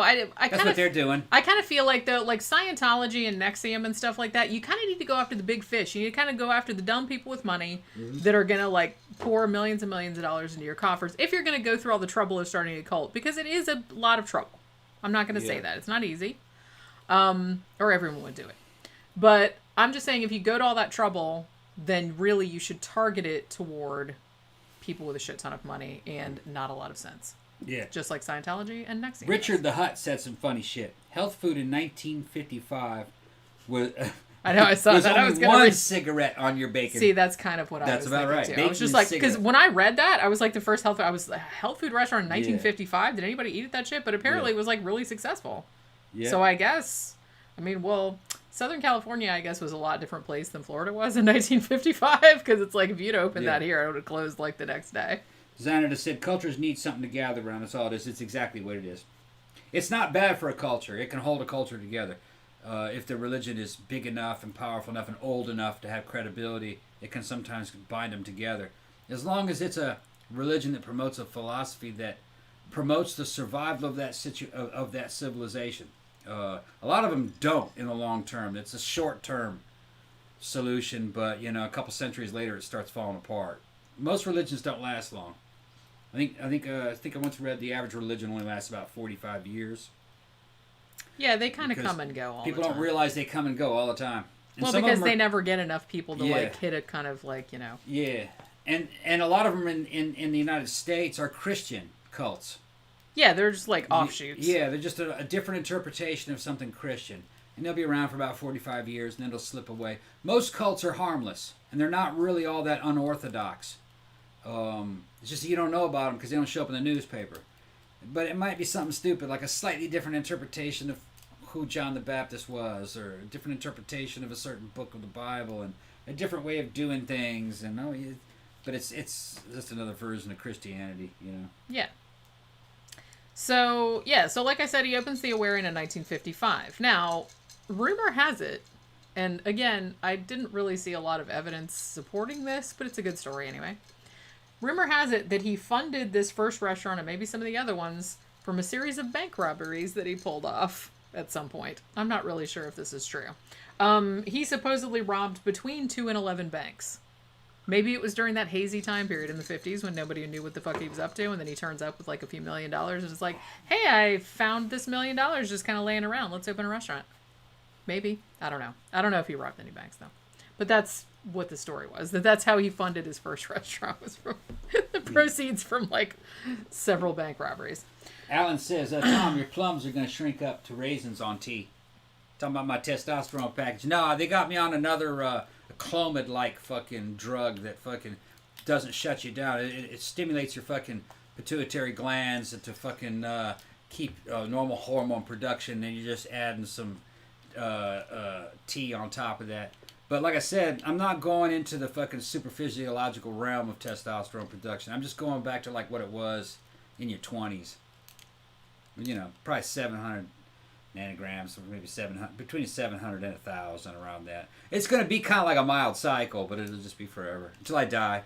I was talking to Bee's Nest because he was fucking with shit, and he's trying to get himself back in shape, hitting that Clomid and everything. I can understand it, but once you go on test, you don't ever come off. It's always for end of life. It's them last 20, 30 years. That's what it's for. You'll be a lot healthier, a lot happier. Yeah, we'll see how it goes. I mean, There's already all kinds of dudes have been on it for 20, 30 years. You can see how they age as long as they go on. Right? They're doing good. You have less to lose in those last 20, 30 years. Well, yeah, like we said before, it just seems like, once you get to that age, it's like you might as well. What difference does it make? The problem is when you have 18, 19-year-old guys who have normal test levels, and then they go in there and they're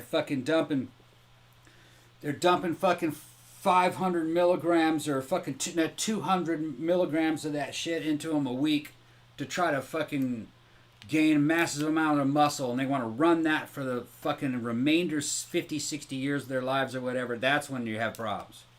It's because they're putting a lot of that shit in themselves when they're fucking young. That you're asking for a fucking heart valve replacement at 50. You do that shit. But, well, young guys are dumb. It's like young guys are dumb. They think they're gonna live forever. They're just like, I want to get big. I want to get big right now. Okay, here, take that, and then at 50, they're going, my heart doesn't Fuck feel me. too Why good. did I do that? Why did I do that? Yeah, Too exactly. late now, bud. Yeah. Wait till you get old. Then you When you get old, that's when you then you can just be like, fuck That's it. right. I'm gonna take That's all right. these drugs. I'm gonna do all this kind of shit. Be Fun natural for as long as you can. Fucking knowing what I know now, I would have gone on light cycles at about 40. It probably would have worked out better to just soften that blow. All right, I'm done on that subject. Well, I got 3-4 dudes in there that I've been talking to about it. Yeah, that's fair enough. All right. All right, so bank robberies, I don't know how much of that is true. But like I said, that's where he supposedly got this money from, which maybe he did. I don't know. Who knows? So, 1962, he opens another business. This was actually a sandal shop. And you think, sandal shop? Yeah, he sold fucking sandals. And apparently this was wildly successful. It was in Topanga Canyon. Now, it was also around this time that he fell in with this loose group of people called the Nature Boys, which, come on, you could have come up with a better name than that. This was an LA-based group of beatniks, and, they lived your natural lifestyle. They do some weightlifting. They're all vegetarians. They're all into, cleansing your body of toxins and, all the kind of shit that people talk about nowadays. Now, one member of this, notably, was Jack LaLanne. So... Wait, but hold on. Well, you could I almost said that motherfucker's name a few minutes ago in that thing, because that's what Jack LaLanne did. Jack LaLanne stayed natural until he was about 45, 50, and I just watched how he developed in fucking pictures throughout the ages. I know that bitch was banging small amounts of Anavar, because back in those days, just therapeutic doses, because in those days, you couldn't get test. But I think he was using Anavar as a test substitute. Those dudes secretly did all kinds of shit that doctors couldn't dream of. They were test subjects, like Dr. Jekyll, Mr. Hyde type shit, testing on themselves. They were way ahead of the game. And that dude lived to be 90, I think late 80s, 90s. Yeah, 90-something. And he looked good all the way to the end. And he died strong. He never went through convalescence. He was strong to the day he died. He was on all those juice things on the fucking infomercials. Yep, he fucking was muscular. Yeah, he looked old, but he was fucking strapped. And then killed over of a heart attack, I think. DJ Maniac said Buddy Rogers and Ric Flair were also members. Huh. So just pointing that out. Yeah, it was it was kind of like you said, it was a whole scene back then. Yeah, Like all the health scene, people scene. It was like I said, it wasn't mainstream. It was kind of like just a little group of people. Yeah. It's we only know about it now because it actually kind of went mainstream later on. But yeah, so Jim was actually up with all that kind of stuff, running his restaurant, running his sandal shop. He's doing good. He's making all this kind of money. Now around this time period too, he starts getting into, as a lot of people around this time period were, into philosophy, spiritual shit. A lot of people have talked about kind of the context of, the late 50s, early 60s, where, traditional religion was kind of falling a little bit by the wayside. So people were kind of looking for other shit. They were, reading a lot more about different philosophies, different countries, belief systems and stuff. So there was a lot more open-mindedness about that. So there was, it was very much part of the zeitgeist of the time. So he was really getting into that. Really getting into esoteric shit. For a time, I think he even came to, what do they call that? A Vedantic? Yeah. Monk? Yeah.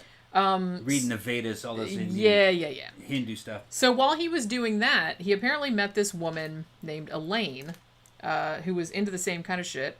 So they kind of made a connection, and they got married. So this is his second wife. Now, they ended up having 3 sons. However, spoiler alert, he's going to take off and leave this one as well. Abandon this whole family. So, like I said, chip off the old block. That's what his dad did too. So, gotta chase that young hippie poem. That's what he was doing. Well, it was out there. Why not chase it? It's like, I don't care if I got a wife and kids at No, home. he didn't. Obviously, he didn't care, did he? No, he obviously He's like, did well, not. this bitch is a drag. I'm gonna go get It's it. the old ball and chain. That's right. I'm gonna get my dick wet. I'll be back in a bit. And then you never came back. Yeah, it seems I'm gonna go get some cigarettes. Or Well, I'm look. gonna go buy a fucking Vetus or something. Gonna Yeah, text. I kind of understand what was going on. You know, by this time, my parents, being in California, my parents are already divorced at this time, and that was really going on in that generation, especially out in California. Yeah, this is baby It was boomers. futuristic, and the idea is that first of all they got married too young. I mean, they were marrying at fucking 19, 20. Well, he married when he was 17. Yeah, so Pretty much. and then they're sick of each other and have kids. They're sick of each other within 5-6 years, and they're like, "Fuck it, man! I should have never married you. Yeah, I don't like you either." That kind of shit. So they just kind of separate. And the reason why they got married so young is because their parents told them to. A lot of times, it was the only way out of the house. Well, yeah. But life had changed a lot from their parents' time, especially out in California. It was moving. It was moving ahead fast. You're not talking about farming villages and shit. The rest of the United States is kind of like at the level of India back then, where you live in a little shack or a little bitty house, and you just walk downtown, and then little retail sales. Not much to buy in your village. It was like that back then. Well, that lifestyle was going away. Marriage was kind of going away. There's too much activity. Why the hell you want to get married? You're having too much fun in California. I mean, just constant swapping and jumping between couples, Yeah. constant dating until you're too old to date, and then you're just used up. You're like, fuck it, I'm 60, I'm out of here. And that's what they were doing. Yeah. Yeah. Well, and that's kind of Sounds what. familiar. I mean, well, yeah. I mean, the That's thing. what happens now to everybody. Yeah, I mean, the thing about it is that he was kind of like ahead of his time, but he was also, when he got into the whole hippie scene and everything like that, he was considerably older.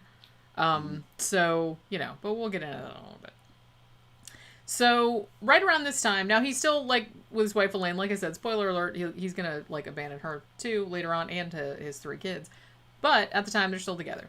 So, right around this time, he reads this book, which came out in 1928, and it's called The Secret Teachings of All Ages by Manly P. Hall. He's so manly. So, this was apparently... So, this guy, I don't know a huge amount about him. I just, read through his Wikipedia page quick. He founded the Philosophical Research Center. And I guess this was he was kind of trying to codify, all the wisdom from all the, all the world's religions, and also maybe Atlantis. I don't know. That might not be in there. I might be making that up. But I guess that this book was, a huge, huge influence on him. And I think it informed a lot of the culty shit that he got into later on. Now, at this point, he opens yet another restaurant. This is the second one. He also had the sandal shop still going at the time. It's another, health food restaurant. It's called the Discovery Inn. This is also in Topanga Canyon. Also very, very popular. Lines around the corner. Fucking celebrities showing up all the time. Cary Grant would be there all the time. Lucille Ball, Clint Eastwood used to go there. All this other kind of shit. So, like I said, these are really popular places, and he's making, mad money. So, this isn't just some dude that came out and just hey, I'm a guru or anything like that. He was a very, very successful businessman. He really tapped into an untapped market, and he did make a lot of money. So, mad respect on that score. Even though I don't know if he was, the greatest person, but, there's worse. They're telling me that you need a drink. I did. Well, yeah. I'm just, You sure you need one? It's empty. Okay. Well, as long as it's not, super strong. Okay. All right. So, now, okay, at this point, he's, as I said, he's kind of a little bit older than people that would normally have gotten involved. Because, the hippie movement, all of that kind of, counterculture stuff, in general, was much younger people. It was teenagers, people in their 20s, college students. At this point, he was older. He was in, his 30s, 40s. But he had lived kind of, what back then they would have called a straight lifestyle, in that he had gotten married, he'd had kids. He ran businesses. He was very successful. But at this point in his life, after reading all this philosophical stuff and all the spiritual stuff, he's gotten super into that. And I kind of feel like he saw what was happening, with the burgeoning hippie movement and the new age movement and everything. And he's like, man, I don't know if I can do this straight lifestyle bullshit. It's I'm really bored with my wife and kids, and I have a lot of money, but it's not making me happy. I'm just really bored, and, so I need to do something else with my life. Now, it took him a little while to get to that point, and apparently what happened at first was that when he decided that he was really bored with, the straight lifestyle, he started drinking excessively and became an alcoholic. He also started taking a bunch of speed, so there's that. And as I mentioned earlier, also started fucking around on his wife, had a lot of affairs, allegedly.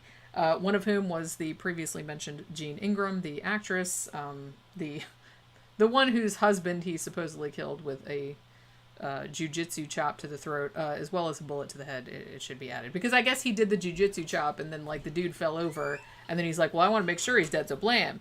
But somehow, oh my God, look what you did! Look what you did! A little bit of whipped cream in the. He put some fucking whipped cream in there. That's awesome.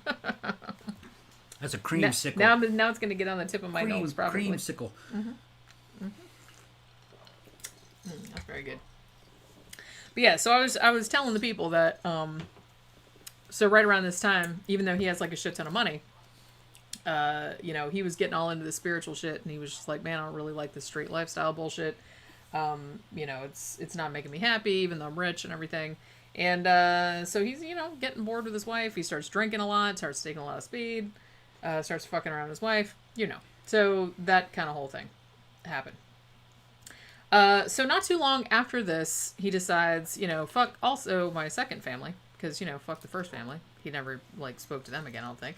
And he's basically like, well, fuck this second family, too. And he just left his wife and 3 kids and just fucking took off. So, and at this point, he opens a couple more health food restaurants. So, like I said, this dude he's an entrepreneur, as Baby Cookie on Beer Board Game says. Entrepreneur. He's an entrepreneur. Mm-hmm. Yeah. So, like I said, he's a very successful businessman. So, props there. So, he opens one called the Old World Restaurant in Beverly Hills. And then he also opened one in Palm Springs. I don't know if that one was also called the Old World Restaurant. If that was a chain. I don't know. Or it might have been called something else. I couldn't find the name of the other one. Now, in here, it seems that he met this 19-year-old French hippie girl. I think her name was Dora. And there's some interviews with him later, and I think it was on the Source Family documentary, where he was saying, I think at this stage he was early 40s, maybe 43, something like that. Maybe a little bit younger.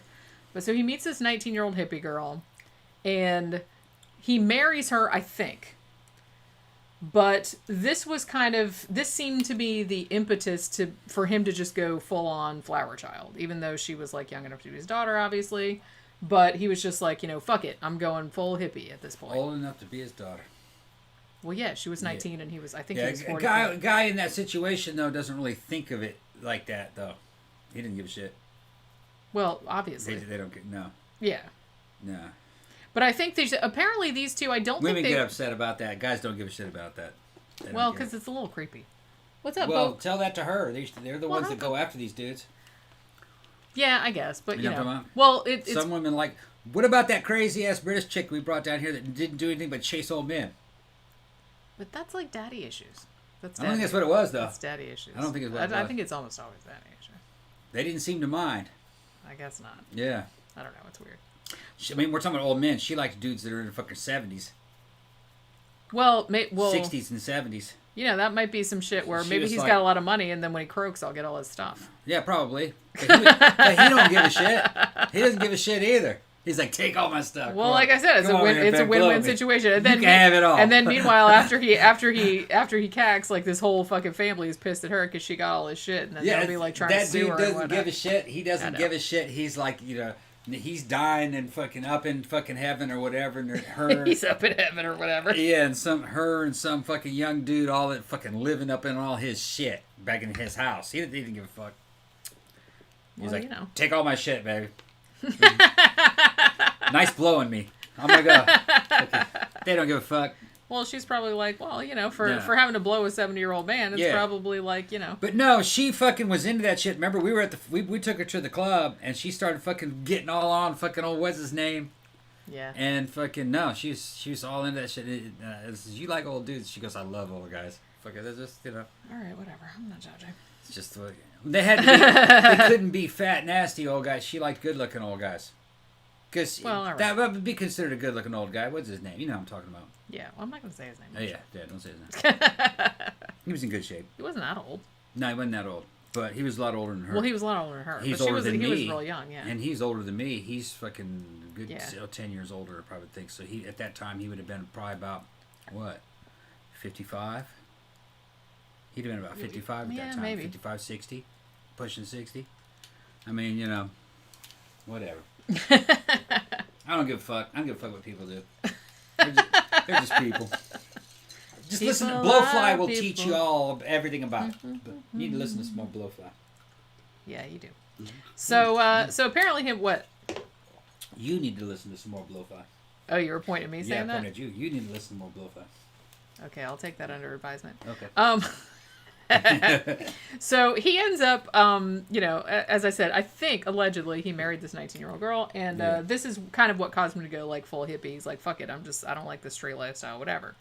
Although at this stage he was still boozing, like alcoholic, still doing a bunch of speed and whatnot, and starting to get to a point where he wasn't really running his businesses all that well anymore. Like he wasn't turning up, like he'd pop in the morning to be like, hey, I need some money for booze and drugs. I'm just going to take money out of the till. Okay, bye.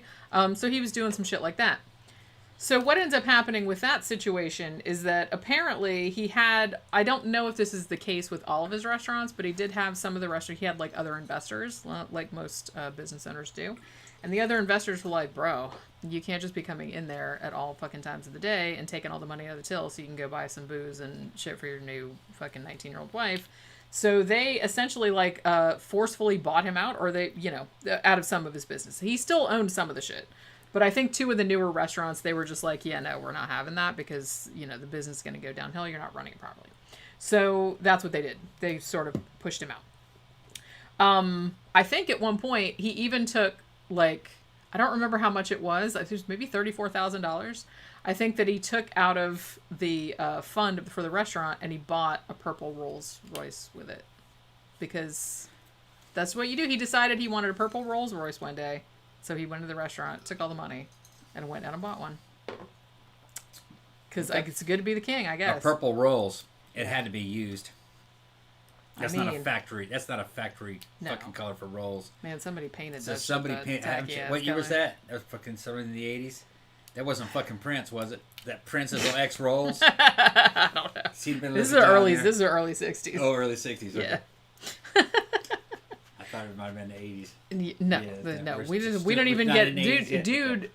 He wasn't even alive by the time the 80s rolled around. So we're just saying that. Purple rain, purple rain, purple rolls. Yeah. Yeah. So the investors of at least some of the restaurants kind of forced him out, and apparently his wife was just like, yeah, fuck you, bro, and she kind of took off as well because maybe somebody had more money or better drugs somewhere else. So she also fucked off. So 1969, Jim finally opens the most famous one of his restaurants, which is called The Source. This is on Los Angeles' Sunset Strip. So as I mentioned earlier, this was, a very early health food restaurant, had fucking organic vegetarian stuff, raw food, all that kind of stuff. You had all your fucking celebrities hanging out there, fucking Greta Garbo, Julie Christie, people like that I mentioned, Marlon Brando, like a bunch of people I mentioned earlier. Line around the block. There was also I believe there was a kind of I don't know if it was attached or if it was like next door, but it was like a record store. Because, this is fun.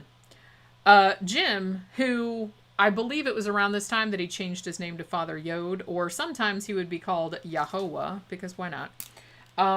He had a band called Yahweh 13. And they're kind of like I said, sub Grateful Dead, like some jam band. We're all super fucking high right now, and we're just gonna like jam for 6 hours and just noodle around on our guitars, and it's gonna be like super groovy, man. It's that kind of shit. But except picture that, but like nobody. I guess they could sort of play, but not really. Like it sounded like if I did that. Yeah. And I can't really play. Well, I understand the thinking, man. You know what I'm saying? It's like these fucking jackholes that fucking go around and get high. They go to the drum circle. And a bunch of people fucking dancing and shit. Fucking hairy-ass fucking hippie girls. You know what I mean? Getting about half nude. And you're like, put your clothes back on, babe. Please, put your clothes back on, babe. You know, shave or do something. You know, yeah, nah. No deodorant, fucking no shower or nothing. You know, like, get the fuck out of here. And then that's what they're doing. And then they take a bunch of fucking LSD or something, which I don't have a problem with that. I take it, but fucking every now and then. But then, you know, they start, just because they're high, they think they can play. And just because they're high, they think the music's great. That's really what Well, it is. if you're high, it probably sounds much better. If you're high, it sounds much better. Now, if you were a musician and you were fucking high on that shit, it probably would sound really good because they do that all the time. Yeah. But, yeah. Being high on fucking acid doesn't fucking make you a musician. No. That's like saying you could get high, all right? You could drop a bunch of acid and then go ride one of my motorcycles. You could jump on my fucking Buell. It's not going to happen. You're not going to be able to ride a motorcycle for the first time just because you're high. Well, just being high makes you, like, not care if you suck, though. Yeah. You're not gonna. You're just not gonna care that you got killed on that damn motorcycle. Right, that's what I'm saying. You're gonna have a fucking great trip when you're flying through the fucking air towards a damn light post or something before it splits you in half. That's what it's gonna feel like. Although I will say, okay, so to the Source family's credit, we're jumping ahead slightly, but to the Source family's credit, I know that there's this, kind of a generalization about, dirty hippies and they don't shower and they don't wear deodorant and stuff. Not these ones. These ones were actually very, very clean, very well groomed. They were just nice looking people. They weren't dirty hippies or nothing like that. You can see videos of fucking girls coming out of the cars and they're just gorgeous, look like fucking California models. A lot of them, not all of them, but the top tier of them was wearing them damn white fucking Jesus-y looking gowns. You can see right through them. I know what they're doing. I know exactly what they're doing. They're trying to take the religious Christian motif and they're fetishizing it. What they were doing. They're trying to turn it into. You would think that some kind of religious fetish porn would kick off in a 70s way. It didn't. But maybe it did, and we just weren't there to see it. Or they didn't film it. It was. Sure. It was kicking off, but that's exactly what they were doing. Well, sure. If it had been the goth crowd, they'd all been dressed up in latex priests and fucking nun outfits, with fucking high fucking Pentagaglin brand boots and shit, and fucking fetish shit. That's what it would have looked like if it was our crowd doing that. Yeah. Don't you think? But same principle. Oh yeah. Same principle. Same principle, just in another direction. Yeah. So like I said, that's why I can't shit on hippies. Man, I got Con in there. I know, I do tease hippies, but you know what I mean. I got Con in there from TJ, and he sent me pictures of these Mexican girls and shit. They'll fetishize fucking the Aztec fucking motif. Beautiful fucking girls, fucking implants and all this kind of shit in an Aztec outfit. You know what I mean? Anything can be fetishized. Yeah, anything can be fetishized. Everything fetishized. But I grew up with that too. In California, all the damn love vans on the side had airbrushings from Aztec fucking sacrificial rituals going on the side of them. I remember that shit. Yeah. Remember that shit? Mm-hmm. Be some fucking buff-ass fucking dude, looks like fucking Arnold Schwarzenegger, big old feathered headdress and shit, on top of a fucking Mayan temple with some fucking Mayan woman in his fucking arms. He's getting ready to plunge a dagger in her fucking chest.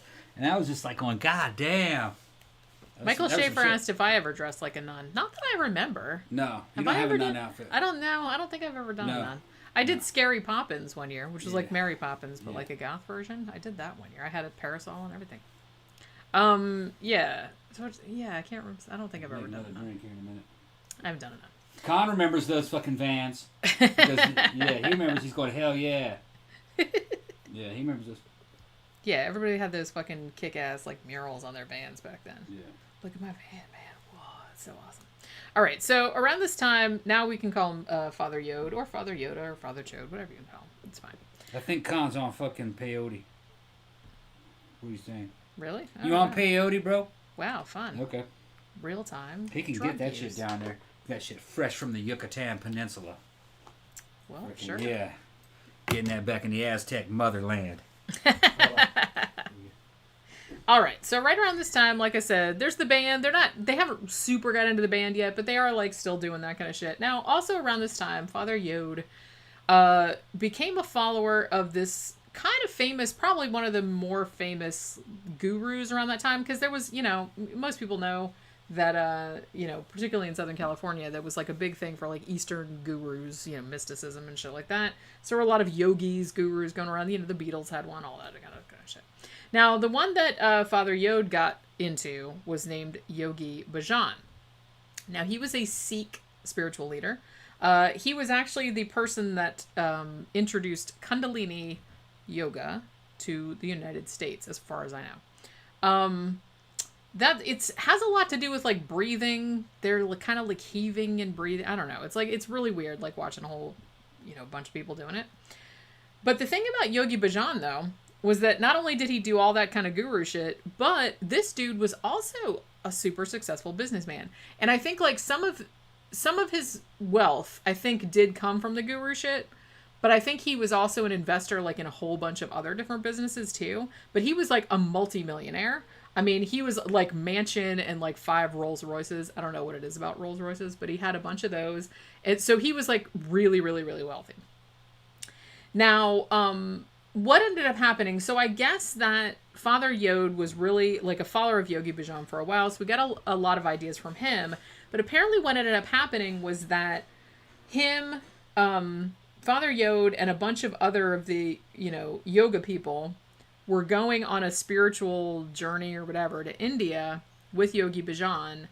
And apparently, I guess Father Yod like found out that Yogi Bhajan was like into some, I'm not sure of all the details, but he was into kind of some real shady like business deals, like, business dealings, like fraud and that kind of stuff. And I guess that Father Yod thought that maybe this dude's like not as holy as I thought or whatever. And I think at this stage he decides, you know what, fuck it. I'm just going to be like my own fucking guru. I'm going to be my own god or whatever. So what he ends up doing, so by this point he has, the source is open and it's like really successful. He has all of these kind of young people working there. And these people were kind of, not everybody that worked at the place was in the cult, but that was kind of where he drew his initial pull from my understanding. And another thing that he would do too is that later on when the cult got bigger and got more popular, some people would like give up all their shit, like even if they were really successful, because some of them were like fucking, I don't know, they were like stockbrokers, but that kind of shit, but like where they had like a regular life and they had a lot of money, and then they would give it all up to go be like a dishwasher at the source because they believed in the shit so much, man. You know what I'm saying? So it was that kind of situation. Now, as I said, the fucking restaurant at this stage in the late 60s is bringing in today's money, about 40 grand a day. Like I said, it was a fucking hugely successful restaurant, and he had more than one. So at this point, he decides he's going to expand out and do his own guru shit. So he starts offering yoga classes kind of in a building behind the restaurant or in the back of the restaurant or something like that. And he's got a bunch of Rolls Royces too, because like I said, that was kind of like the car of choice for gurus back then for whatever reason. Because like I said, that this other yogi dude had them too. That was how everybody knew how everybody knew you're pimping. That's how you flexed back then. Yeah, you had exactly. to get the Rolls Royce flex. Because everybody knew what those were, and everybody knew that they were expensive. So it's like, bitch. What's funny is all the money. You take those cars today and you put that up against even a car of the 90s, and they look like shit next to a 90s car. They looked okay on the outside. You looked in the interior, go, damn, this looks like an old bus. Yeah. That's how crude the technology was. But they were pretty on the outside. Yeah, they did look nice on the outside, sure.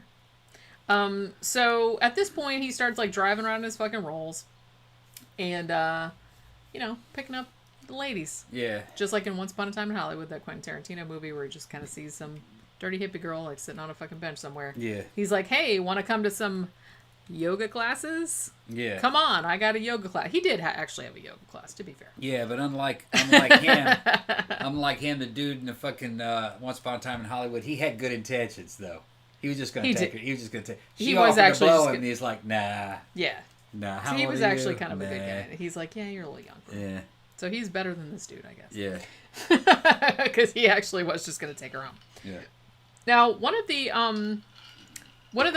earliest girls that he picked up in this fashion, like, hey, come to my yoga class. It's kind of like the 60s equivalent of come look at my etchings. You know what I'm saying? Yeah. So he picks up this girl who at the time was 19. Her name is Robin Popper. Now, at the time, she was a dancer at the Whiskey A Go-Go. Now, he had tried to pick her up a whole bunch of times, and she told him to go fuck himself. But he was fascinated by her, I suppose. So he kept, I don't know if he kept following her around and like fucking, hey, get in my car. And she's like, yeah, no, bro. And he just kept following, I don't know. But she turned him down a bunch of times. Now, what ended up happening, this is super freaky, you guys. Okay, so I don't know if there's significance or they saw significance in it anyway. So what she decided to do finally, after he kept like bugging her, because I guess she lived in the neighborhood and he kept seeing her around or whatever. So finally, on August 9th, 1969, she's finally says, okay, fine, you know, just leave me alone. I'll come to your fucking yoga class, okay? And she gets in the car with him and he takes her to the Source restaurant. Well, guess where she was on her way to that night? Sharon Tate's house. And that was the night that the Manson family came and killed everybody in the house. So from that point on, which I guess is understandable, Robin thought this must have been, you know, preordained, because had I kept going the way I was going to her house, I'd be dead. And the fact that I finally decided to go to this rando's like yoga class and I didn't get killed, that's got to mean something. So she attributed like to a lot of significance to that, because it was like a synchronicity or whatever.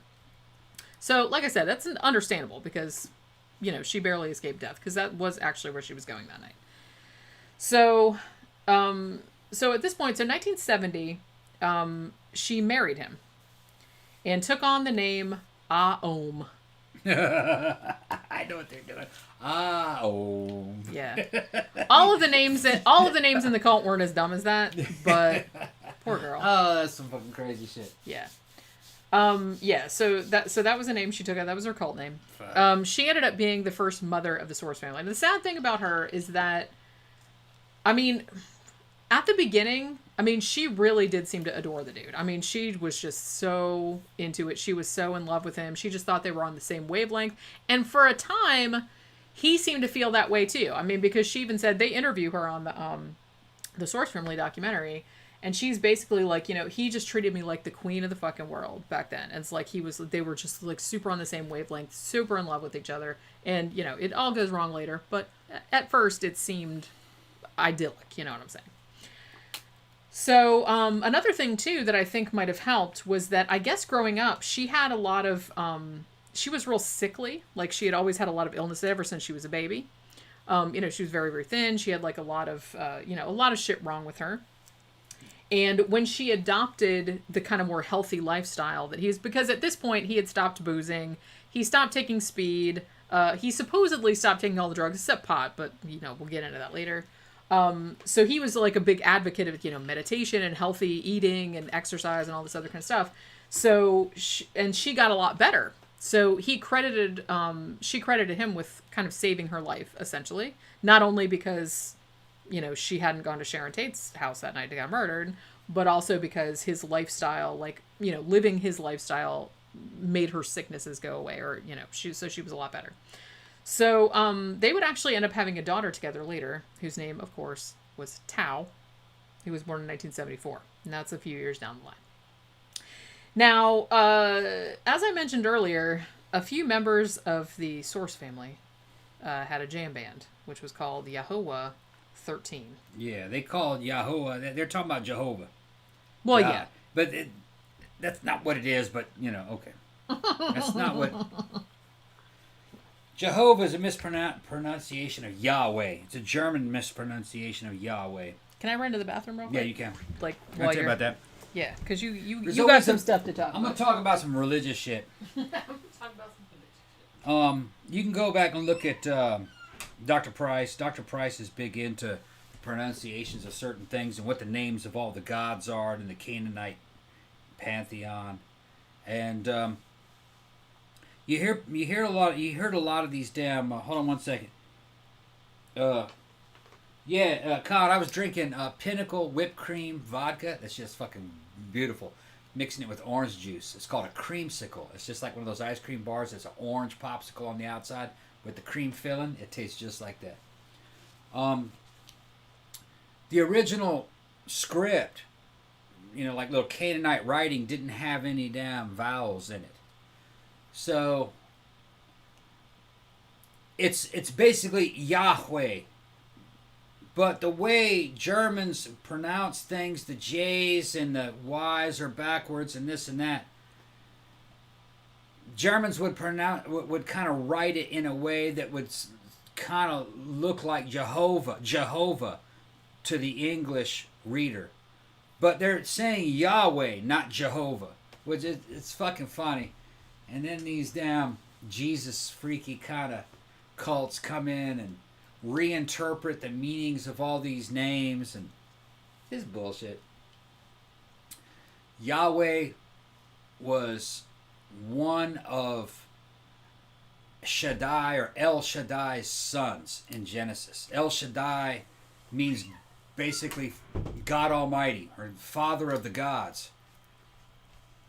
He had, I think it was 70 sons or 77 sons, and one of his sons, Yahweh, chose Israel. The other sons chose other tribes. We're talking about Baal or Baal and Molech, and then it says right there in Genesis, you know, Yahweh's commandment was to worship no other God but me, Yahweh. Do not worship Molech. Do not offer your children to them. Don't fuck with Baal and all. So it was you're talking about a pantheon. There wasn't one God. There's a bunch of them in the original book of Genesis. I just think that shit's funny. It's the same pantheon that you'd have in the Greek pantheon. You know, with Zeus and his wife Hera. You know, the Canaanites had the same thing. It was Zeus and his wife Asherah, who ended up being a serpent and was forced to crawl. That's the one in the damn garden. They edited that. And then all the fucking other things. Later they get demoted to angels. You know, you can do a lot with literature. You know. Sure. Well, like I said, people talk about, you know, reboots and fanfic and shit like that. Now, they've been doing that forever. Humans have always done that since we first started writing shit down. Yeah, if you're big into comic books and Star Wars lore and mythos and the movies and fucking the Marvel fucking universe, it's exactly the same thing. It's just an ancient version of it. It is totally normal for humans to write stories like that and to believe in them. Yep.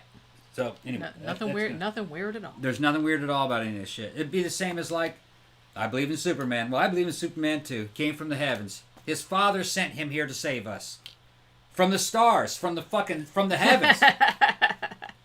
Superman is fucking Jesus. Jewish American Jesus. Pretty much. Yes. Yeah. Yeah, I mean it's same really story. Obvious. Yeah, it is exactly the same story. Yep.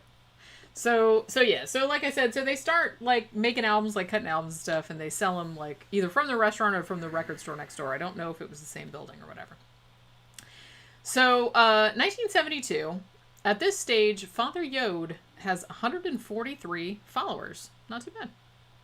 So he basically buys a mansion in the Los Feliz foothills. And this mansion was previously owned by newspaper tycoon Harry Chandler. In 2008, it sold for almost $7 million. So that should tell you something. So it's like a massive place.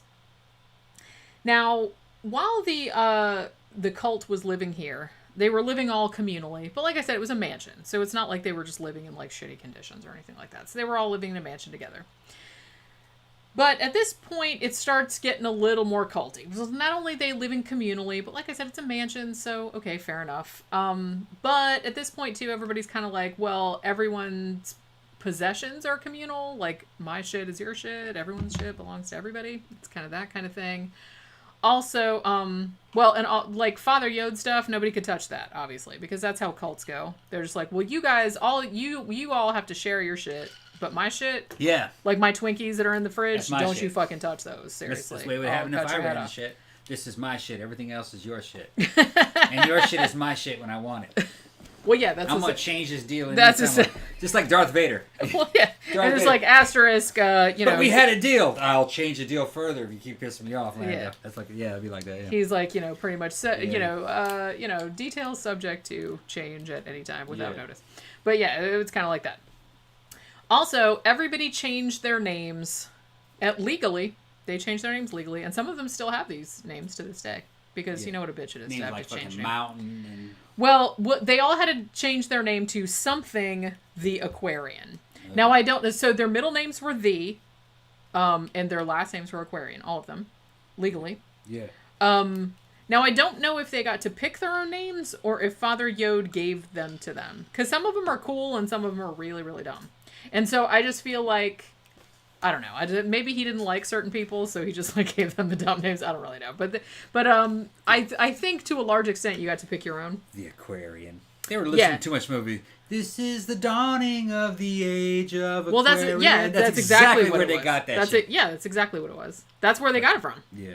Well, the Age of Aquarius shit had been going around for a little while. Yeah. It's like we're on the. Well, that's why. We're on the that's cusp why. of a new world. Yeah, that's why this whole movement is called the New Age movement, because they thought that they were on the cusp of this whole new enlightenment, Look, like spiritual fucking. I was in Cali during this time. I was born there in '69 and went through all up until '81 until I left. I can understand why they would think that. Yeah. There was a fucking. If you're in California during this era, it would seem like a totally different era, especially if you had come from somewhere in the fucking Bible Belt. It'd be like a game changer. You know what I mean? Everything's building very quickly. You can now fucking just like get birth control pills and have fucking wild orgies and sex. It didn't matter. You could fucking wife swap. You could not get married. You could make all kinds of money. So I can see why they're Well, like I said, a lot of it's trend. traditions had broken The down. traditions had all broken so down. it seemed like everything was possible. Yeah, I get it. I get it too. And it did kind of feel that way when I was a kid. Sure. It was kind of like an electric environment in California at that time. But I must say, moving here in Florida, Jenny was born here. She doesn't really value this too much. This is normal to her.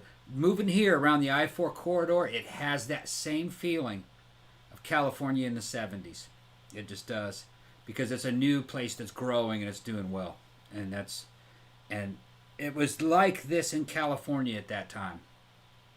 If I was real young, I would feel it even stronger. When you're old, you see it, but you don't care as much. You know what I'm talking about? Yeah. Because, you're like, fuck it. I got 20, 30 years left, don't matter. You know what I mean? I'm out of this bitch. I'm old. I quit this bitch. You know, Yeah, it's long like story about I quit this bitch. Yeah. Yeah, well. Yeah. That's a deep cut there. It is, yeah. Yeah, to other shows. Richard the Hutt says Communal Poon has a certain ring to it. Oh my god. Yeah. That sounds like a great band name. Yeah. Somebody start a band called Communal Poon, like right now. I don't think he shared in any, did he? I think he it was all exclusive towards him. Well, let's we're talk. gonna get into that later. We'll get into It wasn't too communal. So I mean, like I was saying, maybe the peasants had communal stuff, but he had his own personalized, customized. it evolved. Let's put it that way. Okay. It evolved. All right. So at this point, they're all changing their name to blank the Aquarian. So some of the names that they had were Olympus, which that's pretty rad. Olympus the Aquarian. Sunflower, not quite as rad. Galaxy. Electricity, which is a little weird. Isis the Aquarian. She was the one that was the historian. Like I said, it was almost all her footage that was in the documentary. Because I think it was her and like one other person that made the documentary. Orbit. Harvest Moon. You know. So they all had names like that. And some of them still have them. So then I'll get into that in that too. Now, what ended up happening? Okay, so so this is California in the 70s.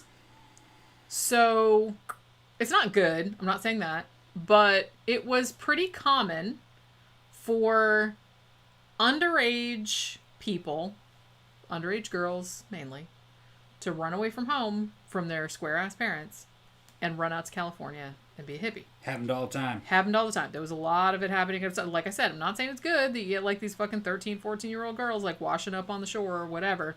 But it did happen a lot. Yeah, and back in that era, being underage wasn't a big obstacle. That was fucking cut. Well, it was still against the law under a certain age. Yeah, if you were like a kid, you were fucked. But if these teenagers and shit, 13, 14, 15, the cops didn't give a shit. They just didn't. Proof's in the pudding. A lot of dudes got busted for it or got accused of it, and the cops were just like, yeah, we don't have time for you. Go ahead and get out of here. Well, in California. I would say, okay, so Father Yod, because they had all these underage girls living in this mansion with all of them, whether the law was breathing down their neck or not, apparently Father Yod and maybe some of the other members thought that they were perceived that the law was going to come down on them because of all the underage girls. So Father Yod's solution was, well, I need to pair off all these underage girls with other male members of the cult, and we'll legally marry them. So then that way you can get away with it. Right. You know what I mean? He was paranoid. Nothing would have happened So, yeah, so that's what he did. He kind of, like, paired everyone off, you know, he'd be like, here's a 28-year-old guy and a 16-year-old girl, and it's like, they go get married. You know, so it was all legal, so he just didn't want them to get into trouble. Because, like I said, some of these girls were 13, 14 years old. to him. During this era, big wigs and actors in Hollywood were all fucking with these underage girls. A lot of them were. Not all of them. Some of these guys were married, of course. But at those parties and shit, underage actresses were there, and it just, no.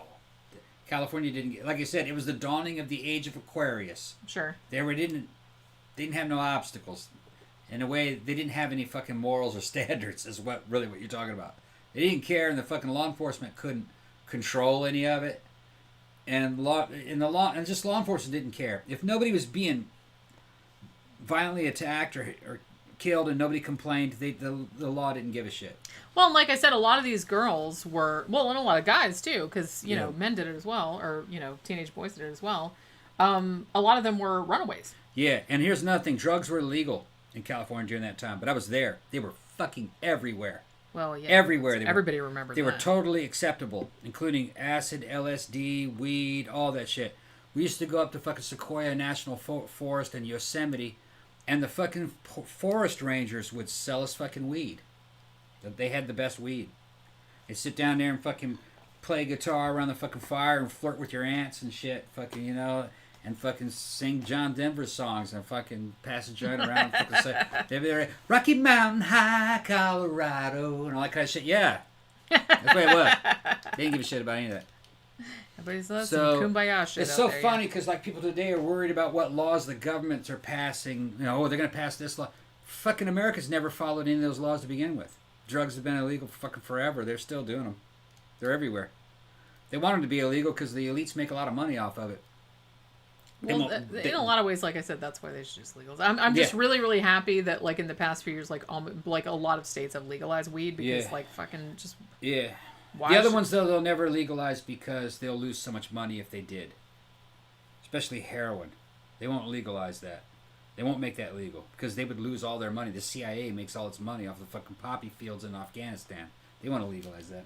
Make it legal, the price will fucking fall out of the bottom, and it'll become what it's really worth, which is nothing. It's cheap. Yeah, well. And, you know, I know what they're doing. It's a game. It's a game. Good people don't run you. They don't give a fuck. Okay, look, we gotta get back to the thing. We gotta get back. He's starting to go They're gonna off. start fuck over the stream, and then the stream will start jerking and Tom's telling too much of the truth. We got to shut this down. Throttle down the data stream. Yeah, I'm sure it was us and our 10,500 going preach. subscribers. Tom, preach. No, I can't preach anymore. Yeah, my They'll fucking 10,500 shut the channel subscribers. off. No, they won't. It's They'll fine. fucking shut the channel no one's off. listening to you. All right, so where was I? So, like I said, the time when they were in this big mansion, this seems to be like the best period. And even when they talk to, you know, cult members nowadays, they remember this as like a very, very positive time. Like, we had this big mansion that we lived in. It's like we were all a big family. We all kind of had, you know, you'd get up every morning, like really early in the morning. You do your meditation. You do all your exercise. You push-ups and your pull-ups. You do, like, they'd have, like, all these fucking communal baths and all that kind of shit. They had a thing. Oh, they also had a thing where, like I said, I guess because Father Yod had been an alcoholic at some point and had been, like, kind of a speed freak and shit like that. So I think he was kind of trying to get away from those kind of drugs, but however, he still did do pot, but he kind of justified it by saying, well, it's not really pot, it's sacred herb, and he made it like part of their ritual. So every one of them would have like 6 second, you know, you take a fucking toke or whatever, like it's for 6 seconds, like every single morning, and it was supposed to be like a meditative, it's supposed to like help you out or whatever. And he was just like, he gave him this bullshit about line. It's like, it's not really pot, it was. But he's like, well, it's not that because people like abuse it and they just use it for animalistic reasons, and we're just using it for spiritual reasons. You know what I mean? There's just the You're regular. fucking it up. We're doing it the right way. That's essentially what he was saying. They all said that That's shit. what I mean. He didn't put it in those words, but They all that's said that shit. what he meant. So they also had this thing where they would do this creative visualization thing, where it was at night and they would all go out and they would look at the moon until the moon went really blurry. They're like, okay, well, you have to look at the moon until it goes blurry, and then you have to close your eyes so you can still see the moon, because, you know, you have like that after image or whatever. And if you do that, and we're all kind of in this together, and we're all in the moment, man, or whatever, then you're gonna go into a mystical realm called the Halls of Amonte, I think it's called, which is in the center of the earth somewhere. Yeah. Okay. So now, some of the people that were in it were like, yeah, I totally went there. It was mind blowing, blah, blah, blah. Yeah. But then now some members of the cult, to their credit, did say, yeah, I never did that shit. I don't know what they were talking about. I just looked at the moon and I was like, yeah, pretty. And I was like, that was kind of it. But, so some of them got into it and whatever. Who am I to say they're wrong? They may have been imagining a lot kind of this shit shit. depends on California weather. So you can get high, just lay out fucking at night and look at the fucking moon all day long and not get attacked by bugs or fucking swamp ass satanic fucking heat and humidity like you have here. So that's partly why cults in California prospered so much during that era. A lot of the shit they were doing was outdoors. Yeah. You could have a lot of fun outdoors. Yeah. And it was all year round. It was like all year round fucking air conditioning. Well, yeah, I think that's outside. Maybe why Southern California was such a mecca for a lot of different things. Yep. And and where I lived in Long Beach, it never rained. Yeah. Because it was a desert. There's a desert that they irrigated, and it had cool weather. It was fucking beautiful. That was one of the reasons why it attracted all this bullshit. Well, yeah, and honestly, I have to say it has better weather than here much because better. Yeah. here is either like swamp ass weather, Cold. or it doesn't even get that cold. Didn't get that cold. And even when it's like swamp ass for like 10 months out of the year, and then also all that swamp ass, like it's like super super hot, super humid. It's just like going outside feels like you stepped into a sauna. It's just like a wet blanket. Yeah. And also pretty much every day you get really really really bad thunderstorms. And it rains. Yeah, it's basically almost every day in the summer. Well, it's the same weather as Vietnam, basically. Yeah. Yeah. Yeah. But then that's Mississippi, Alabama, and parts of Louisiana too. Yeah. It's not fun. It's like Vietnam. It's not fun. The Vietnamese move here to become fishermen and shit, especially out in well, there's like, this is just Mississippi. the same. They fucking love it. They're like, oh yeah. Well, it's just the same. Just like Vietnam. Feels like home. Yeah. Yeah, it's the same fucking weather. Yeah, the Mississippi Delta is just like the Mekong Delta. Yeah. Basically. It's, so if you wouldn't want to live there, you don't want to live here because that's pretty much what it's like. And we have really, really bad storms, hurricanes, all kind of shit. Pretty much in the summertime, almost every day, there's a really, really bad thunderstorm. Yeah. Lightning, thunder, flooding, whole 9 yards. Okay, so around this time, Father Yod also wrote his own 10 Commandments, because of course he did. But, so basically, what one of the followers said, who I think is kind of still in, so like the cult doesn't really exist anymore, but there are some people that are still kind of into it and would still say that they were followers, even though Father Yod, spoiler alert, is dead. But basically, what they said was like, well, he didn't mean for these 10 Commandments to like be better than the 10 Commandments, the big 10 Commandments, the biblical ones. These were just like, he said, these are just guidelines. You don't have to do this shit. We're not going to kill you or nothing. But these are just guidelines. So what these were his guideline commandments. The first one, I love this. Obey and live by the teachings of your earthly spiritual father, which of course is Father Yod. Of course. Obey everything I say. That was the first one. Yeah. Which is, listen to a bitch. It's a guideline. That's the guideline. You don't have to. You don't have to. But that was the first one. Yeah. Second one is love your earthly spiritual father more than yourself. Whoa! Selfless service. Right out of the gate. That's what they're talking about. Selfless service, yeah. I'm just saying. Obey me, love me more than you. Yeah. Just saying. He's, Don't be selfish. Listen to what I say. What I tell you to do is what you need to do. I'm more important than you. You shouldn't value your own life. I know what you're talking about. Yeah, that's something very, very culty. This is very culty. That's only something that a military unit should ask of you, in my experience. Because it's group survival. You know what I mean? So there's something to that. But they're not surviving. They're fucking already prospering. And, you know what I mean? They're prospering and having fun. Fucking, it's a fucking outdoor Jesus orgy. You really, look, as a guideline, things like that. Obey your chain of command. Adhere to selfless service. You know, the unit is more than you. You know what I mean? But but that's to keep your ass from getting shot off. You know what I mean? You all have to depend on each other. These are guys all shooting people and being shot at. It's like it's basically the same thing that Spock is saying. Sometimes the good of the many outweighs the good of the one. Sure. You know what I mean? Fucking self-sacrifice so others can live. I mean, but this is fucking combat conditions. Yeah. You know, not what he's talking This about. is just a guy deciding. He's trying to get like some you ass. said, yeah. He's trying to get some ass. He's trying to get some ass, and Yeah. he's also kind of like, hey, Right. I'm more important than you, and I want all your Right. shit. So, Right. you know. Yeah. I I laugh at that shit. Well, yeah, I'm just like... Yeah. They probably yeah, laughed so- at it too, though. Yeah, bye. The third one is harm not one of your body parts. Not just your whole body, but even one of your body parts. You can cut your finger. I don't know. Yeah. Either by neglect, food, drink, or knife.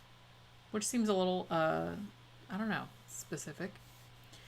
Allow each vibration to complete its own cycle without interference. I will admit I don't know what that means. Possess nothing you do not need and share all you have. Yeah. Give me your shit. That's what it means. Yeah. Whatever you come... I think that guy said that on that podcast. Yeah, too. you He's like, give pretty me much your give me all the shit. shit. Yeah, that's what that means. That's what it means. That's exactly what that means. I'm interpreting this from a militaristic viewpoint. I know exactly what it is. Yeah. Give me... You come here, you give me your shit. Give me your I shit. give you what I can give you, and you be satisfied with that shit. And don't complain. Yeah, it's communist. That's what it is, basically. And then this one makes me laugh because this is one of the ones that, let's call it, evolved. The man and his woman are one. Let nothing separate them. Oh, yeah. Until the man decides that he wants some other younger, one, hotter yeah. pussy. Yeah. Until the leader finds out that he likes your wife better than you like her. Yeah, that's pretty much That's how that another went. one, But yeah. that's, you know. Excuse me. That's some cool... Think of that shit. Imagine That's you what I'm could just, saying. like, That was in yeah. the commandments. It You was just- in the fucking commandments. You're in the club, you see fucking hot chick, she's with her boyfriend, you just walk up and go, excuse me. I like her more than you like her, so I'm taking her. Imagine that's some shit. You're coming with me. That's man. some cult leader That's shit. some cool shit. Imagine if that worked in the real world. Yeah, hey, excuse me. I like her more than you like her. Come on, babe. And she was like, Get in the car. okay. Yeah. Okay. Yeah, I didn't know. Yeah. I didn't know. Yeah. Thank you for informing That's me. how I imagined it. Yeah. Oh my god, that'd be so much fun.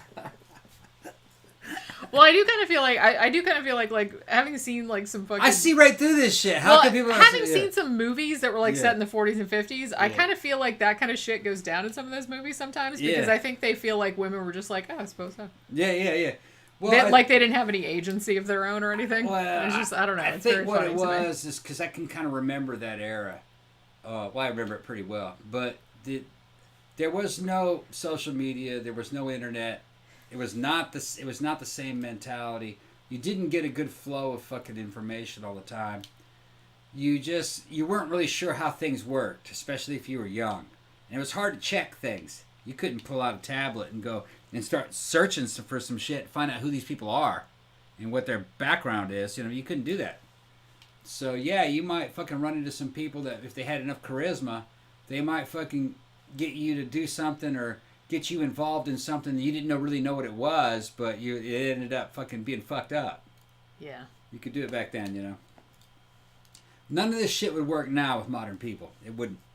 Well, That's I don't know. why- We still have Scientology and Nexium and shit like that. Although Those are very different they situa- come at you from a different Yeah. angle. That's like more a self-help kind of angle, which I Yeah. guess this is kind of too, but it doesn't have like that kind of layering over of like Eastern Oh, mysticism no. stuff, Soon because as- the zeitgeist has changed. very much since Nowadays, back then. just soon as you saw people LARPing as Jesus and fucking and fucking Bible characters, people would run from that shit. Be like, no thanks. Nope. And then another thing is that, and on the other side, fucking Scientology's not growing. And that's not growing through proselytization. It's only growing through reproduction. The members have kids. Not enough to make a difference, but no, it's not growing. They're not getting new Scientologists. Through Well, yeah, because recruitment. everybody knows about that bullshit Right. nowadays. So it's not the same. And it's really sad because now, like, all the people that they have coming in there are like fucking kids and they don't have a choice. Yeah. They don't know any different. They're born into it. So Yeah. that's, they have it. What are they on? Third generation? Yeah, then? they have a breeding population. Yeah. But it's not enough. It's not enough. Scientology's not going to prosper. It's not. Yeah, I mean, I prospering. think that's kind of gonna. Yeah, that's, Well, it's at the point now where it's pretty much just a real estate scheme. It's a real with, estate like scheme. Some followers, yeah. They'll sell all that shit off, and they'll try to figure out what to do with that money. It's a corporation, which is very hard. They'll just they'll rename it and get into another business eventually. Well, they've already done that because they've already had like those offshoot groups and they name them something else. They It's name like them we're something totally else. not Yeah. Scientology. We're not Scientology. Yeah. That'll be the name of their next offshoot group. We're totally not Scientology. We are totally not Scientology. Trademark. Yeah. I'm going to start a group called that. Yeah. Except it will be Scientology. That'd be super funny. All right, just give me all your fucking money, bitch. All right, so what's the next one? Okay, so squander not thy creative force in lust. Well, that doesn't sound right. But come together only when the three vibrations of the physical, the mental, and the emotional are in harmony with spiritual love. Like I said, I'm not really entirely sure what that means. That sounds like some Deepak Chopra shit. Sophie said she'd love to be in Florida and right now, fucking with the cold weather that she's having up in Michigan. Told you, Sophie, you can come down here. Yeah, we got a spare room. Yeah, Just, you know. you can come down here. You know how it is. You've been here. You can go on vacation again like you do. Help her write some shit. Beijing. Research some shit. Beijing will climb on you. It'll be fun. Beijing will be like, You're back. You're back. It's the weirdest thing. I've never seen a cat do that. Beijing is so weird. Pookie's weird too, but they're weird in different ways. Yeah. It's like having two kids that have like totally different personalities. Yeah. It's like really funny how different their personalities are. So what was the next one? Okay, so each morning join your vibration. Oh boy. Each morning join your vibration with the ascending currents of the universal life energy. Using the keys that your earthly spiritual father has taught you. All right. I don't know what that means. All right, so the next one is do every act energetically, intelligently, truthfully, and lovingly. I actually don't have a problem with that one. Then the last one, when these commandments are mastered, leave the house of your earthly spiritual father and do the work of your heavenly father. So go out there and do what I tell you after you've learned this shit. All right, so now right around this time, Richard the Hutt lives 10 minutes from Gold Base. No way. Yeah. Oh my goodness. Yeah, and Seth, nobody's joined Scientology in a long time, really, to speak of. Yeah, he says, I'm scared of Scientology. Well, they are kind of scary. I mean, they can sue you into oblivion, or they'll harass you into oblivion. I think the last batches of Scientologists that they got were like people from Russia and Eastern Europe that really don't know what Scientology is. That didn't see that South Park episode. Yeah, but all that shit's drying up. My understanding. Yeah, I mean, it does seem like that. Yeah. It's hard to tell because Scientologists like fucking lie about how many people they have, but you know. So around this time, so Father Yod, I think from this time period, I don't think that he was actually thinking himself as an actual like, hey, I'm God's incarnation on Earth or anything, but he was just like, hey, I'm like this spiritual master shit or whatever. But right around this time, a quote unquote some miraculous shit happened. And I think this maybe was what boosted his ego up to, hey, I'm a fucking godhead now, like, bow down and worship me, bitches. Okay? So, right around this time, there is a 16-year-old girl named Heaven the Aquarian. And she had a 28-year-old husband named Sunflower the Aquarian. Now, she was pregnant, and she gave birth to a baby. Now, a lot of this has been documented. There is video of this. Part of it is shown in the documentary that I was talking about earlier, which is called The Source Family, because they videotaped pretty much everything. Isis the Aquarian did. So, basically, what happened was that the baby was born dead because the umbilical cord was wrapped around its neck. So, it was blue. It was dead when it came out. Apparently, allegedly. Okay. So what ends up happening after that, according to witnesses, was that Father Yod picks up the dead baby and starts saying a lot of like weird prayers, like spiritual mumbo jumbo or whatever. And then I don't know if he like breathed into its mouth or if he did something like that, but the baby apparently came back to life. So everyone interpreted this as like, oh my God, he brought like some Jesus Lazarus shit. Like he brought a baby back from the dead. How much of it the baby wasn't dead? See, I'm kind of thinking, I don't know. I wasn't there. Look, I feel like maybe he might have just accidentally or on purpose given the baby some mouth-to-mouth resuscitation. And the baby came, but it's like, I don't know. If the umbilical cord wraps around the neck, then it happened a long time before birth. The baby's probably been dead for a long time. There'd be no way to resuscitate it. It came out, maybe that did get a little bit wrapped around the neck, but nothing happened, and then he resuscitated the baby. You know what I mean? Yeah. Pretended to resuscitate the baby and said, see, I brought it back to life. There's probably nothing wrong with it. Yeah, like I said, I wasn't there. I'm skeptical. I'm just, well, so am I. Yeah, you know me, I'm skeptical of pretty much everything.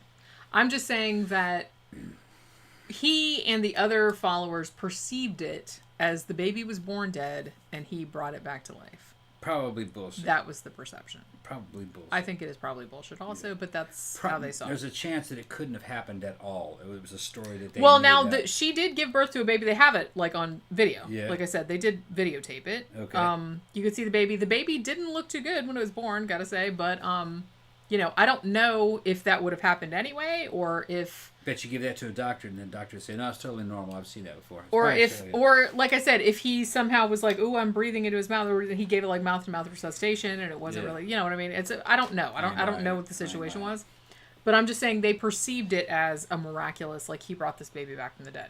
That's kind of so, and that kind of like, you know, boosted his ego up into fucking, you know, godhead status. Now, this might have also been around the time, because this is how dudes like this think, man. Every single time we talk about a cult, not all of them, but a lot of them have this aspect to it. The dude that runs it, because that's like 99.9% of the time it's a dude. I know there are some female-led cults, but that's a whole other thing. It's a different dynamic. Every time a dude runs a cult, other than Scientology, which is a weird exception, but they always kind of get the idea at some point. They're like, look, I need to have all of these wives, and I need to populate the earth because I'm so awesome. This is around the time that ended up happening. Well, it goes back in religious literature over and over again that guys do this. Well, yeah. All right. I think it must be something kind of instinctive in them. If they're around a bunch of females that are fucking adoring them and that they can command them or lead these women. There's like, woo! Then like, yeah, it's kind of like the Joseph Smith genes start fucking kicking in where I gotta knock all these women up. We're gonna repopulate the earth. and whole religions are based on this shit. Yeah. But, you know, it's funny. Women can't really do it. They don't do it. And the reason why I think it's hormonally supported for this to happen, I've seen it in the horse industry. Dudes that are fucking over the hill in their fucking 50s, 40s, from other countries like Brazil, all right, getting involved in the horse industry, they fucking build up a whole fucking harem of these beautiful young female students, and they all want to screw this dude. And you look at him and you're like, that dude? That looks like fucking Mr. Toad. But there's something about this damn teacher-student relationship. If it involves something the girl's really into, like these horses, they just fucking end up loving these dudes. Well, I think there's something you said, like young women, and like I said, I know fall right into it. Well, I know that it's kind of dismissive to say daddy issues, but it could be something that, like, you didn't have that sort of like male supportiveness in your life, and it's like if you didn't have that, the daddy issue, and thing it's not is your fault. Not a good description. It's more like there's no mentorship. You don't have that. They're looking for like a male authority figure that cares for them and helps them grow. Yeah. And I think that's pretty common. Yeah, and fucking I'm watching the dude, and I know, and he's talking to me, he's snickering about it in a way. He's not being fucking bad about it. I'm just saying, dude, man, fucking, and all these fucking girls are trying to screw this dude, all of them, and they're ranging from fucking 15 to like 25. I mean, I could see that. It's like it's not. You know, obviously not all women, because I didn't really, but a lot of girls, well, not a lot, but, you know, some girls that I knew in junior high school, you know, they'd get crushes on teachers. Yeah, that's exactly what it was. And it wasn't everybody. It was maybe like 25%, something like that. In the horse industries, the fucking students that like you are the ones that fucking want to train out of you and train from you. The next thing you know, he's got 15 or 20 of them. And he's dealing with fucking 6 to 8 of them at a time because they're all on different schedules. But they're all vying for his attention and shit. Yeah. You know? And you look at the dude, and it's like I said, Mr. Toad. Yeah. There's nothing to the dude, you know what I mean? And fucking... And in the case of this one, I know who he is. He was hitting some of them. Well, a bunch of them. Yeah. Well, and... 6, 7, and a couple of them were underage. Yeah, several of them were. Yeah. But, you know... And yeah, he did get in trouble with the law. He ran. He just ran. Went to another country. Well, he didn't go to another country. He went to another state. He went to Hawaii. Yeah, we'll get it. We'll get it. Yeah. So, but well, and that goes back to what we were saying earlier. Yeah. With a dude, you know, I'm not saying being good looking is always a plus. Okay, it just always is. That's just the way human nature is. However, I feel like dudes have a lot more leeway in this area, because if dudes are not good looking, but if you have something else, if you're super funny or you're super wealthy or you're super supportive or you're, you know, something, if you have something else. You know, or you're really smart or something, you'll get a lot farther than, and I hate to say this, you'll get a lot farther than a woman who's not good looking. That's just kind of the way it goes. Because women are still kind of valued, not as bad as it used to be, but women are still kind of valued largely because of what they look like. Dudes, not so much.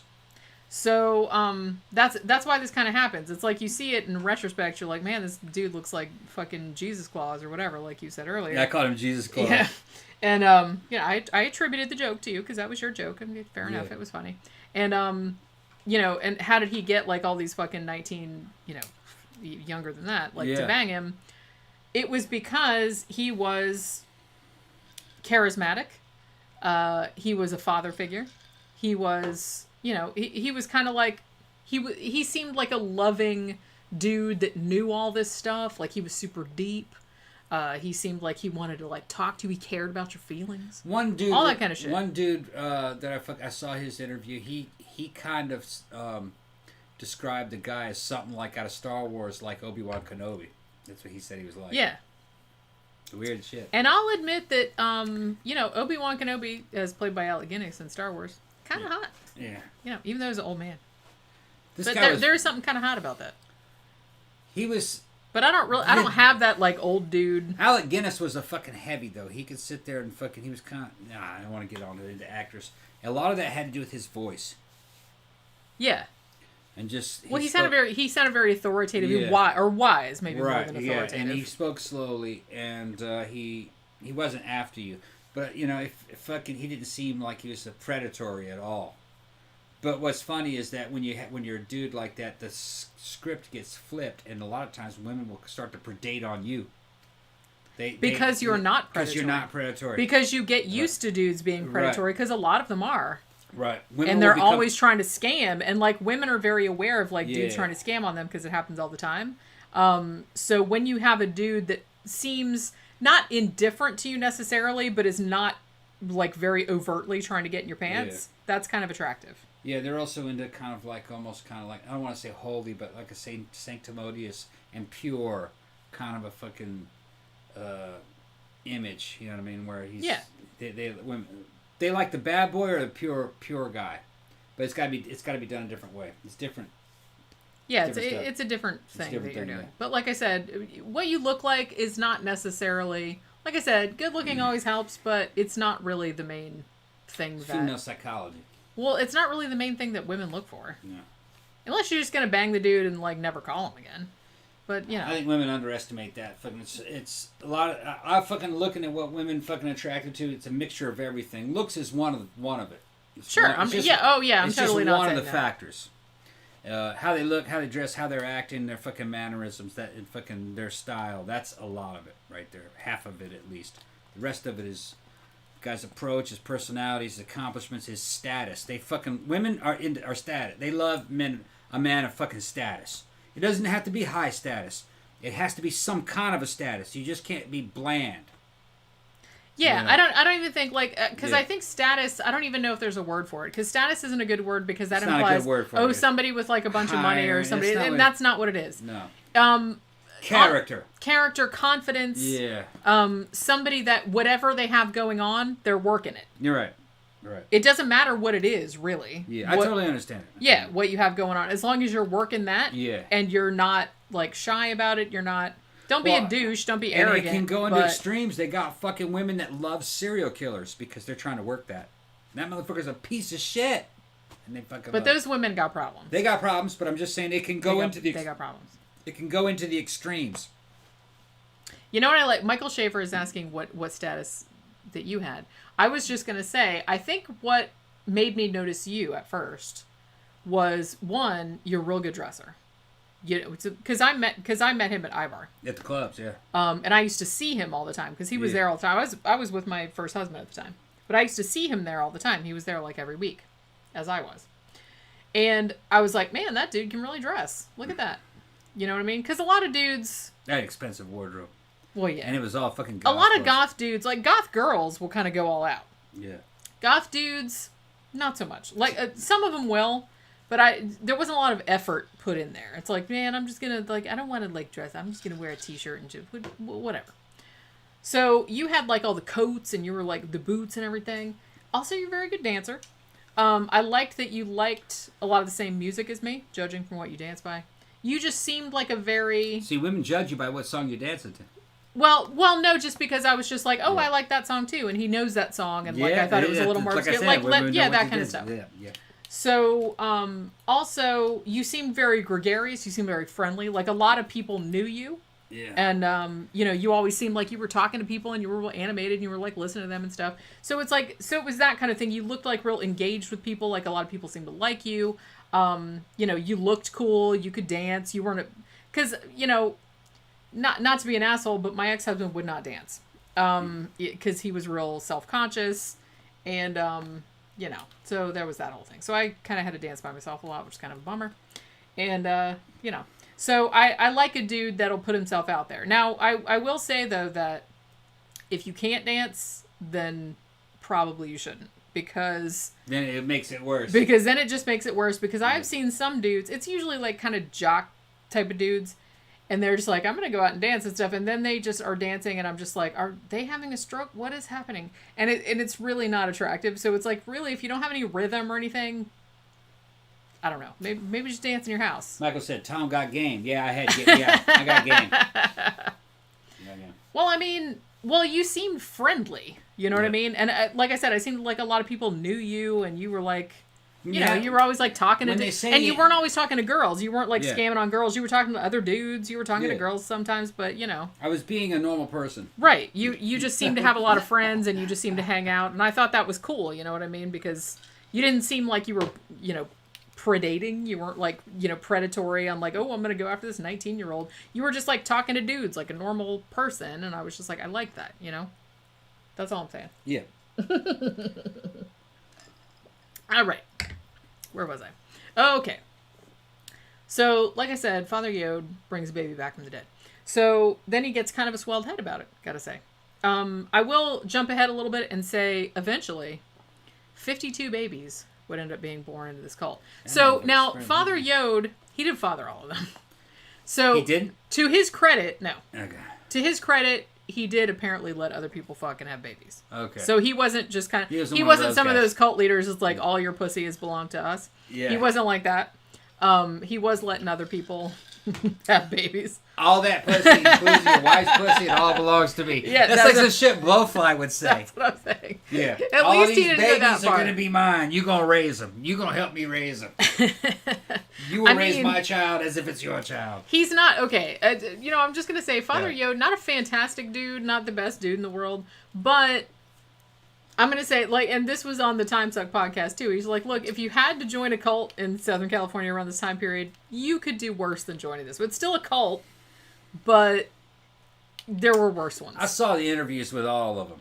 There were worse ones. And if you ask me, they were just like people that were kind of like the people that hang out at the same bar that your dad used to hang out at. They're like that kind. They didn't strike me as anything special, any of these people. They were older during the time. Well, they weren't, like, nefarious. No, they didn't. They were just like a bunch of people that would listen. I don't know, like they're people that listen to the Eagles or listen to fucking Bob Seger or some shit like that. You know what I mean? They were just like, they were mundanes. I'm sorry. They're just mundanes to me. Well, yeah. They didn't have anything. There was nothing about them that really made them stand out to me. And they're going on about all this cult stuff and all this religious stuff, and it's just gobbledygook that they've made up. Well, like I said, a lot of that spirituality stuff, particularly from that time period, just sounds like... To me, I just saw it as like proto-LARPing, proto-cosplay. Yeah. Like I said, I know... and I've gone into this a couple times too, and like I said, I wanted to get into this a little bit, maybe a little later, because, as I said, this is still a cult. I mean, it has a lot of trademarks of a cult, obviously, as we'll see as we go on a little further on, but... it's not...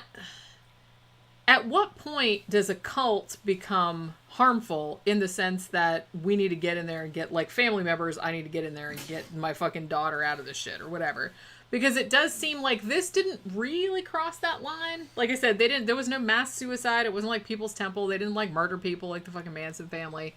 But would it have gone that way had it continued? And I wonder about that, because it did have a lot of the same hallmarks of those belief systems. It just didn't get to go that far because of what happened. You know what I'm saying? Yeah. To Father Yod.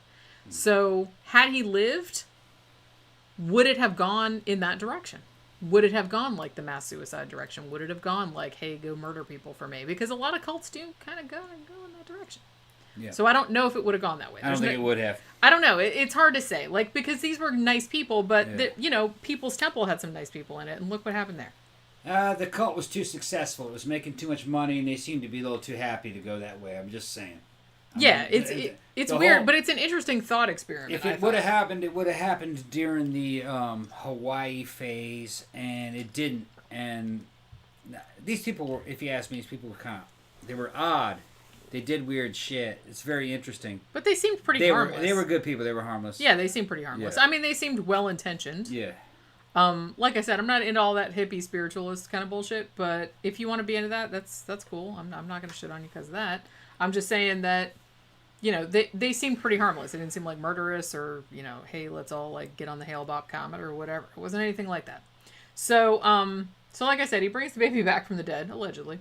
And so then he's like, oh, well, I need to, populate the world with my god sperm. So he starts fucking a bunch of his underage followers. Now, if you remember, he still had a wife at this time. Robin. Or if you'd rather. I'm not going to call her that, because that's not her name. Obviously, she was not super happy about this. She's like, bitch, just a short time ago, do you even remember that you wrote into the fucking Constitution, not the Constitution, but the commandments, man and a woman, a man and his woman are, so don't separate them, blah, blah, blah. You wrote that shit right there, and now you're fucking all these fucking 15, 16-year-old girls. Not cool. So she wasn't happy about it. There is a great picture, I think you can see it in the Source Family documentary, with Father Yod, his hot new piece on this side, Robin on this side, and she is making such a face, you guys. I was just like looking at the thing, and I'm just like, oh my god, look at that fucking face. You can tell how fucking pissed off she is about this. Which, understandably, she was totally in love with that dude. And he seemed in love with her too. He even, like I said, he wrote in the fucking 10 Commandments, man and his woman, we're inseparable. It's this whole thing. Oh, it's, you're my soulmate, blah, blah, blah. And then he's like, oh, well, never mind. God told me that I need to bang some 16-year-old poon. Yeah. So, we're inseparable until God tells me I got to hit this piece. That's, that's essentially what happened.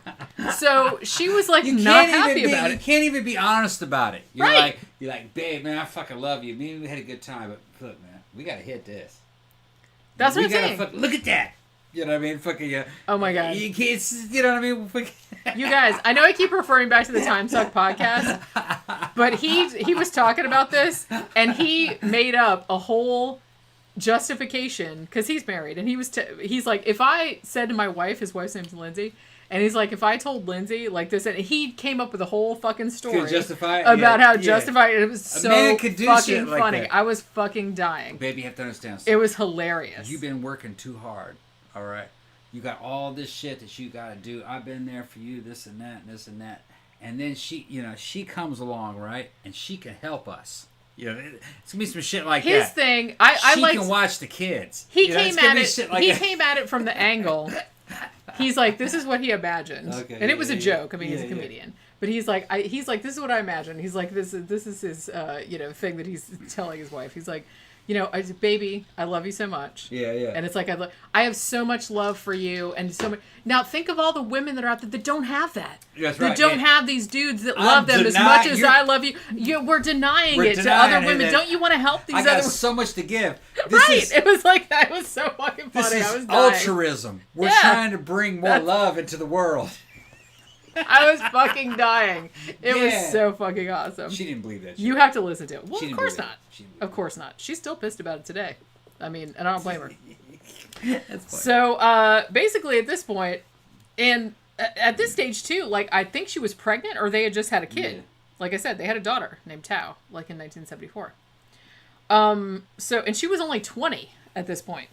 So Father Yod is like, man, she's like an old bag at this point because she's fucking 20 years old. Oh, that's fucking worn out. Yeah. Yeah. Yeah, you're worn out, old pussy. Just fucking had a baby. Fuck that.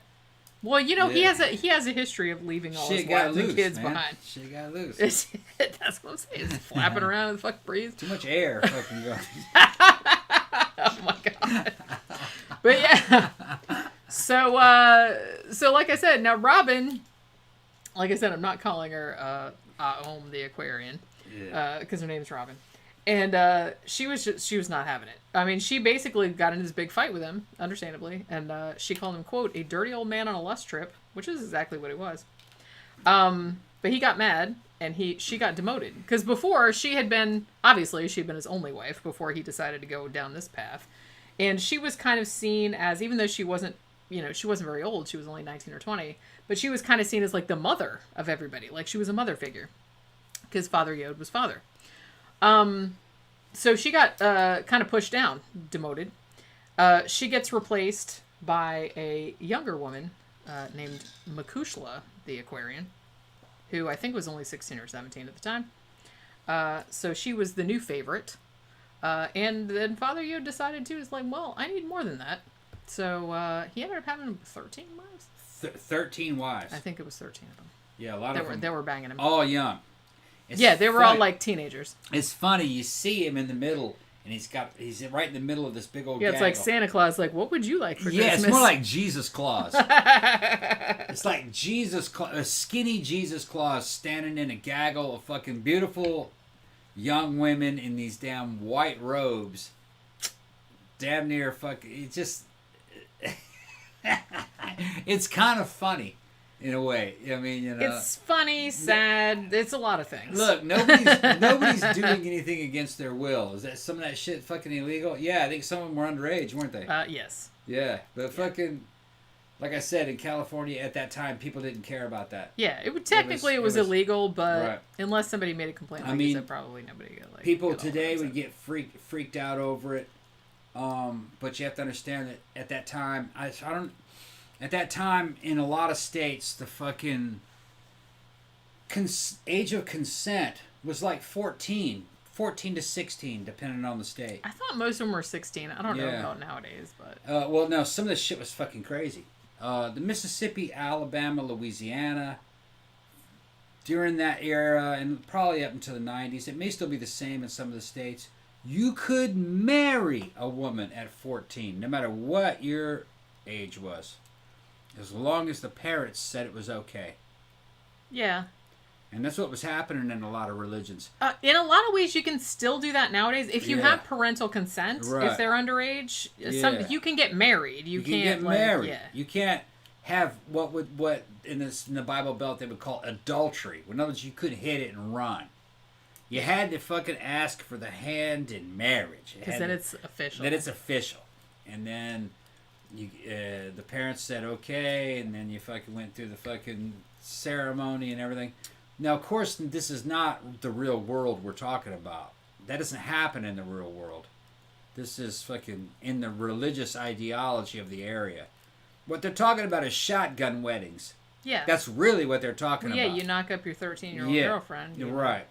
I mean, didn't Jerry Lee Lewis marry his 13-year-old cousin? Yeah. After getting permission from the parents. Yeah, because they found out about it, and this is a fucking shotgun wedding. That's Billy Idol. Fucking white wedding. That's what he's talking about. That's exactly what he's talking about in the white wedding You song. knock the bitch up, and then you have to like marry it's a white wedding. Yeah.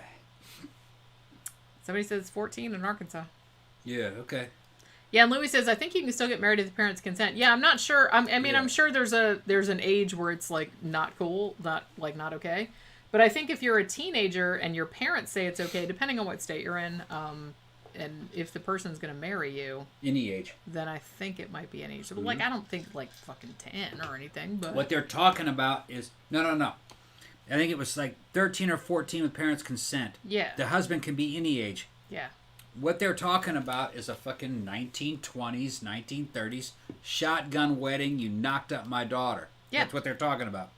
Yeah, and you're like gonna bring shame on your you're like, family okay, and my all right. family. That's We're gonna have to like send her off somewhere.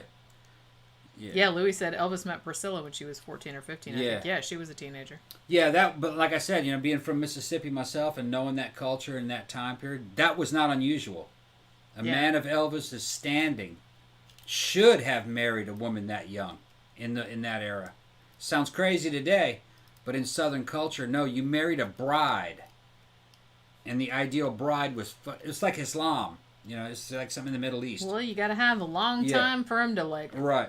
You know, pump out those puppies. Where this came from actually is it was like that in Germany back in the olden days, and you know the South was very Celtic, Germanic kind of traditions, not so much Anglo. So it's exactly what they're talking about. And Priscilla was fucking gorgeous, and so was fucking Elvis. I mean, come on, man, Elvis was fucking the hottest thing fucking going. He could marry whoever he wanted, and I think Priscilla was his commanding general's daughter, wasn't he? Something like that, yeah. Yeah. If I remember correctly. When he was in Germany, he met the dad, and when he was in the army, and that was his commander. Yeah, she was the daughter of somebody. Of the general that commanded him. And fucking, you know, the general said, fucking great, fine.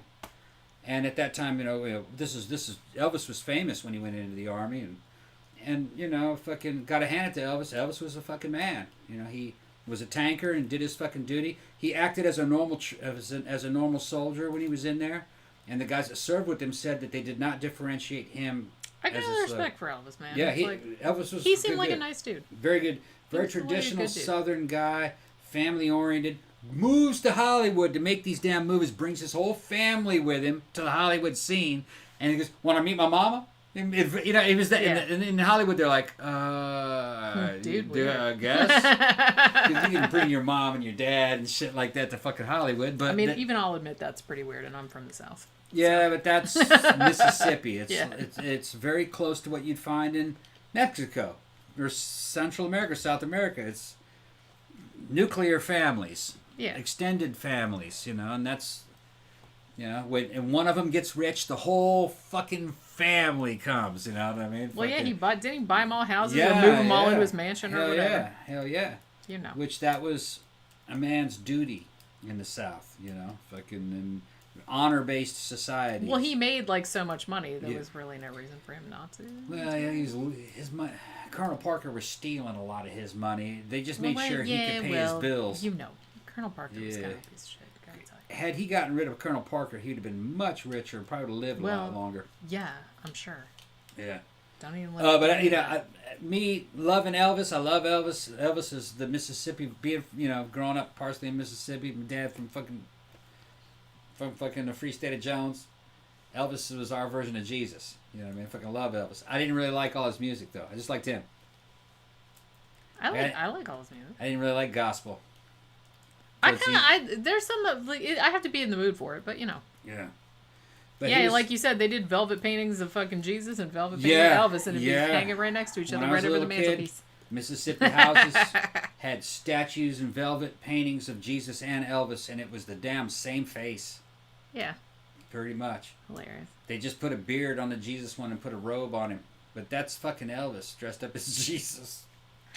Well, it's easier to just paint the same face and then paint different costumes. And then you were saying, well, Jesus could make it stop raining, you know, he could command the rain to stop, he could do this and that. And I was, as a child, I was fucking very confused about the legends of Jesus and the legends of Elvis. There was a lot of crossover. Yeah, there's a lot of overlap in there.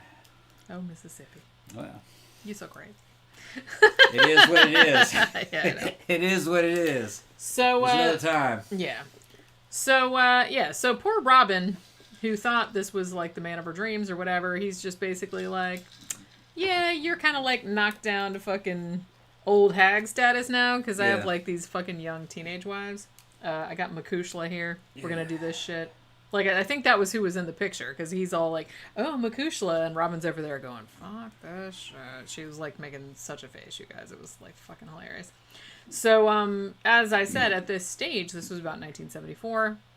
Robin had already had a kid with Father Yod named Tao, a daughter. Hammer said Tom played Elvis in high school plays. Seriously, that is true. Who the fuck are you, man? This is somebody I went to school with. Who are you? This is somebody I went to school with. Yeah. We still haven't solved that mystery, have we? No. We're gonna, okay. Or it's someone who's just been listening to the show for a long time, because I probably have mentioned that over the years. Yeah, you might have. I don't know. I don't remember you ever mentioned it, but it's possible. Richard the Hut says, I wonder if they ever made any velvet paintings of Orion. Oh, yeah, that's At least one person must have. Dude, you fucking inspired me. Hell yeah. With the mask and everything, there should be a fucking pictures of Orion. I could do one. You want me to do one? I'll do one. Yeah. Yeah. We need to make an Orion shirt. I'll auction it off. We need to make an Orion shirt. I need to get some velvet. We have to blur the fucking boundaries between Jesus, Elvis, and Orion and 13 o'clock. I mean, we'll do the whole so we'll put some crosses and lambs and purple cloth and shit. We'll put all that shit in there. Elvis has returned. Sacred Heart.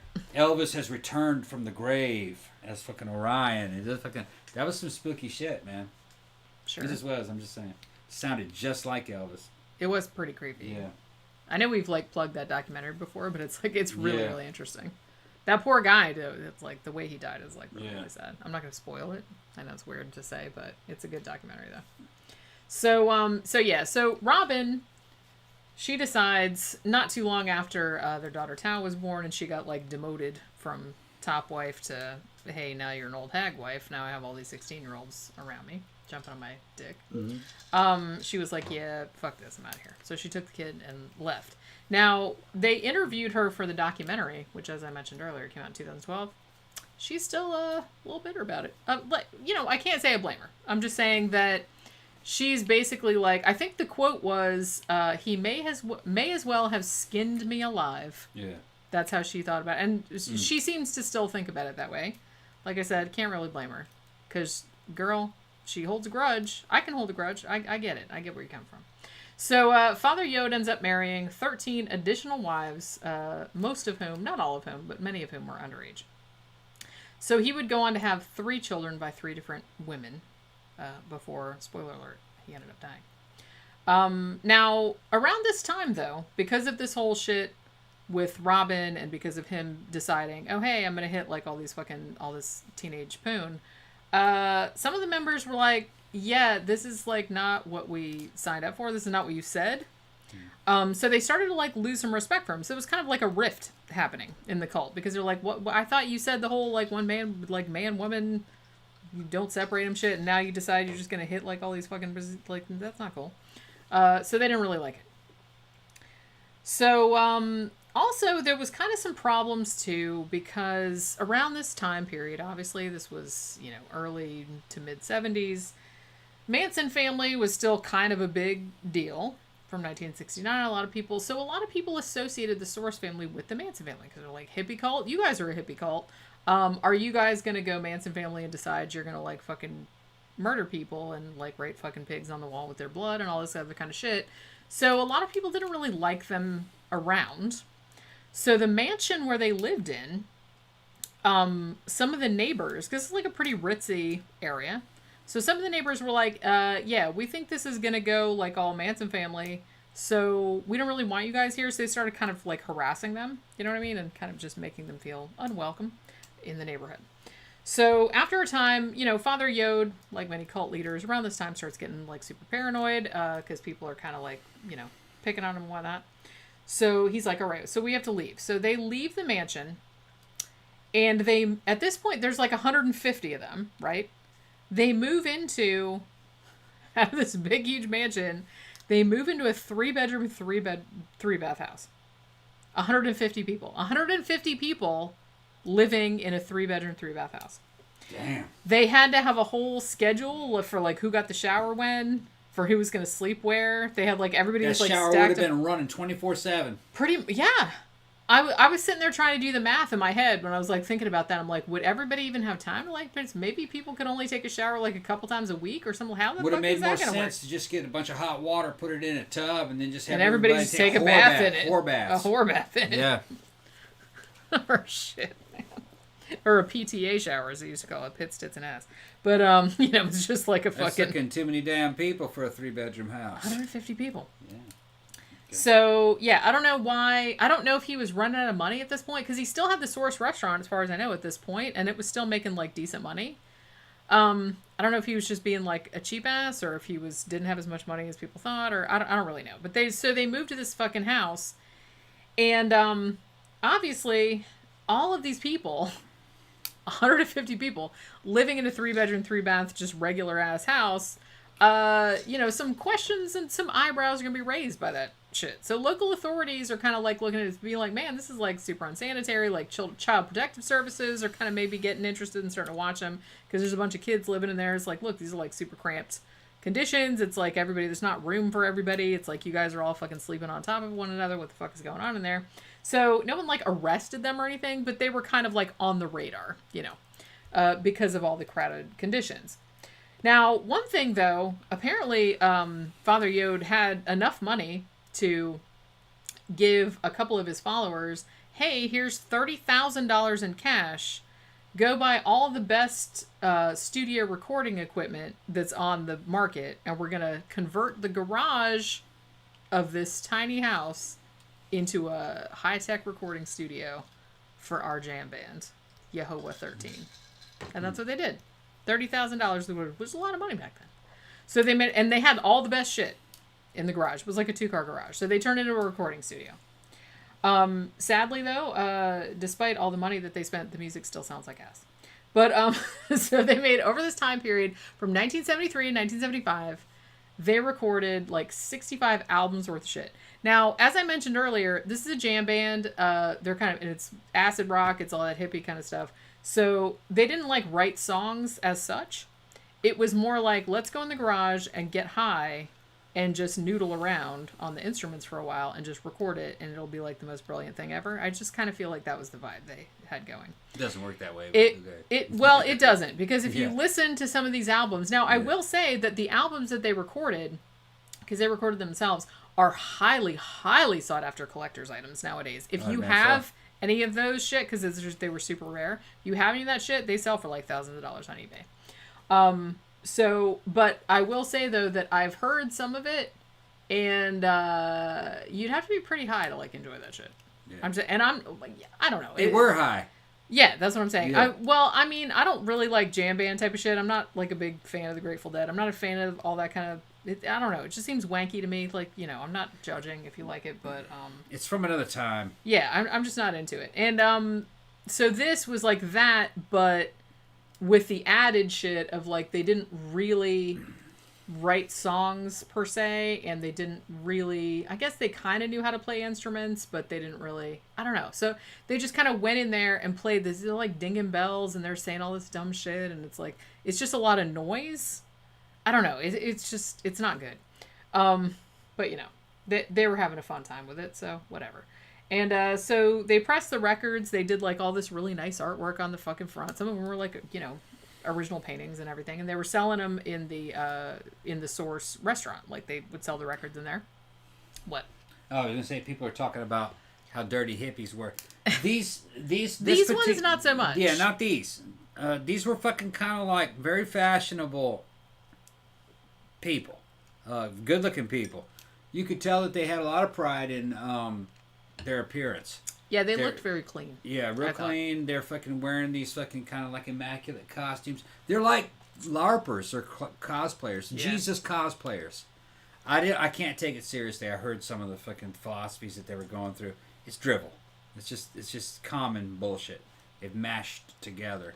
There's nothing really special to it. What was weird is their lifestyle. What they were doing. That was the fucking interesting part about it. What they did, fucking how they tried to cope with shit, fucking the whole thing that happened in Hawaii. That was all fucking cool. Yeah, we're going to get into it. I'm not going to refill that for you because I don't want a disaster to happen. How much material do we have left? Probably another 2 hours? No, not much. Okay. Do you want another drink? Yeah. Okay. I didn't even get to, it's like all the whipped cream fell. Did the whipped cream work out? Sort of. It fell to the bottom. I drank some of it. All right. But it'll get it mixed up pretty, in there. though, didn't it? It did. Okay. And I could taste it. All right. All right. So, believe it or not, well, I don't know. I guess it's not that hard to believe because, some kind of shitty music got like fucking, released back then. But, so they did actually get a band manager at one point. Now, the band manager apparently took their demos or records or whatever, like around to every record label in town, maybe even the dinky little ones, and everybody said, no thanks. So, if you listen to it, you'll probably understand why. So what they just said, they were undaunted though. So they decided that they were going to go, it's like, well, we're going to tour some like colleges and high schools and shit like that. So they played at some high school. I think they even played at like Beverly Hills High School. They played at like UCLA. They played at like some big like areas. I think there's some video of them playing at Beverly Hills High School, and it kind of made me laugh because like Father Yod's there like talking about, I can't remember the word or like the terminology that he used, but he was telling these high school students, it's like, you guys are really, it wasn't enlightened, but it was something like that. And I was just kind of like, oh my God. If you did that nowadays, everyone would just like fucking roll their eyes at you. But back then, everyone was, they were super earnest, so whatever. So by the time 1974 rolls around, I gotta check on Pookie. Oh yeah, okay, thanks. 1974 rolls around. Like I said, Father Yod is kind of getting, like I said, your cult leader kind of shit where they're kind of getting paranoid. It's weird because they get paranoid because they're going off the deep end, but also in a lot of ways they're doing bad shit, so they kind of have something to be paranoid about. And in this case, he actually did kind of have shit to be paranoid about because, one, he had a bunch of underage girls staying in a fucking tiny-ass house. Two, there was also the little thing that he actually, I don't think he had paid any taxes for several years. Like, he hadn't, like, filed any taxes with the IRS. So, the IRS, I guess, let him slide for, like, a few years. But after a while, they were like, hey, that dude hasn't paid any taxes. And he's made, like, a shit ton of money because he had all these restaurants and a sandal shop. So probably he should be doing that. So they started to look into it. Like I said, it had been like fucking at least 5 years before they had really noticed, I guess. But, so the IRS were kind of like, barking down his snorkel at this point. He was worried that the authorities were going to come down, like CPS and stuff were going to come down because all these underage girls. So he also started going into a weird apocalyptic sort of mindset where it's, kind of like Jim Jones did, where he's just kind of like, oh, the end of the world is coming. It's like there's going to be fucking earthquakes and nuclear attacks and the whole fucking ball of wax. He thought all that shit was going to happen. Like, this fucking, mainland United States is going to be destroyed. We need to get the fuck out of here. So, another thing that happened to around this time that was contributing to his paranoia, contributing to, like, shit that happened. Okay, so, one of the cult members had a son, and, this son got a staph infection. And I forgot to mention earlier that the Source family was one of those groups, kind of like the Christian Scientists, who don't believe in any modern medicine. They think everything, so they don't get vaccinated, they're very, very... Everything can be, like, healed with herbs, man, and we don't deal with, like, modern science, because it's, like, bumming us out. So, they had that whole thing going on. So, one of these little kids, little babies, gets a staph infection. And the dad of the baby, who I can't remember which one it was, but he was kind of like, man, I have to take the baby to the hospital. He's going to die. He has a staph infection. He has to get antibiotics. Now, some of the cult members were sympathetic, and they were just kind of like, yeah, we have to get this kid to a hospital. Now, a bunch of the other cult members were like, no, we don't believe in that kind of shit. You can't do that. So there was, like, a whole rift that was caused.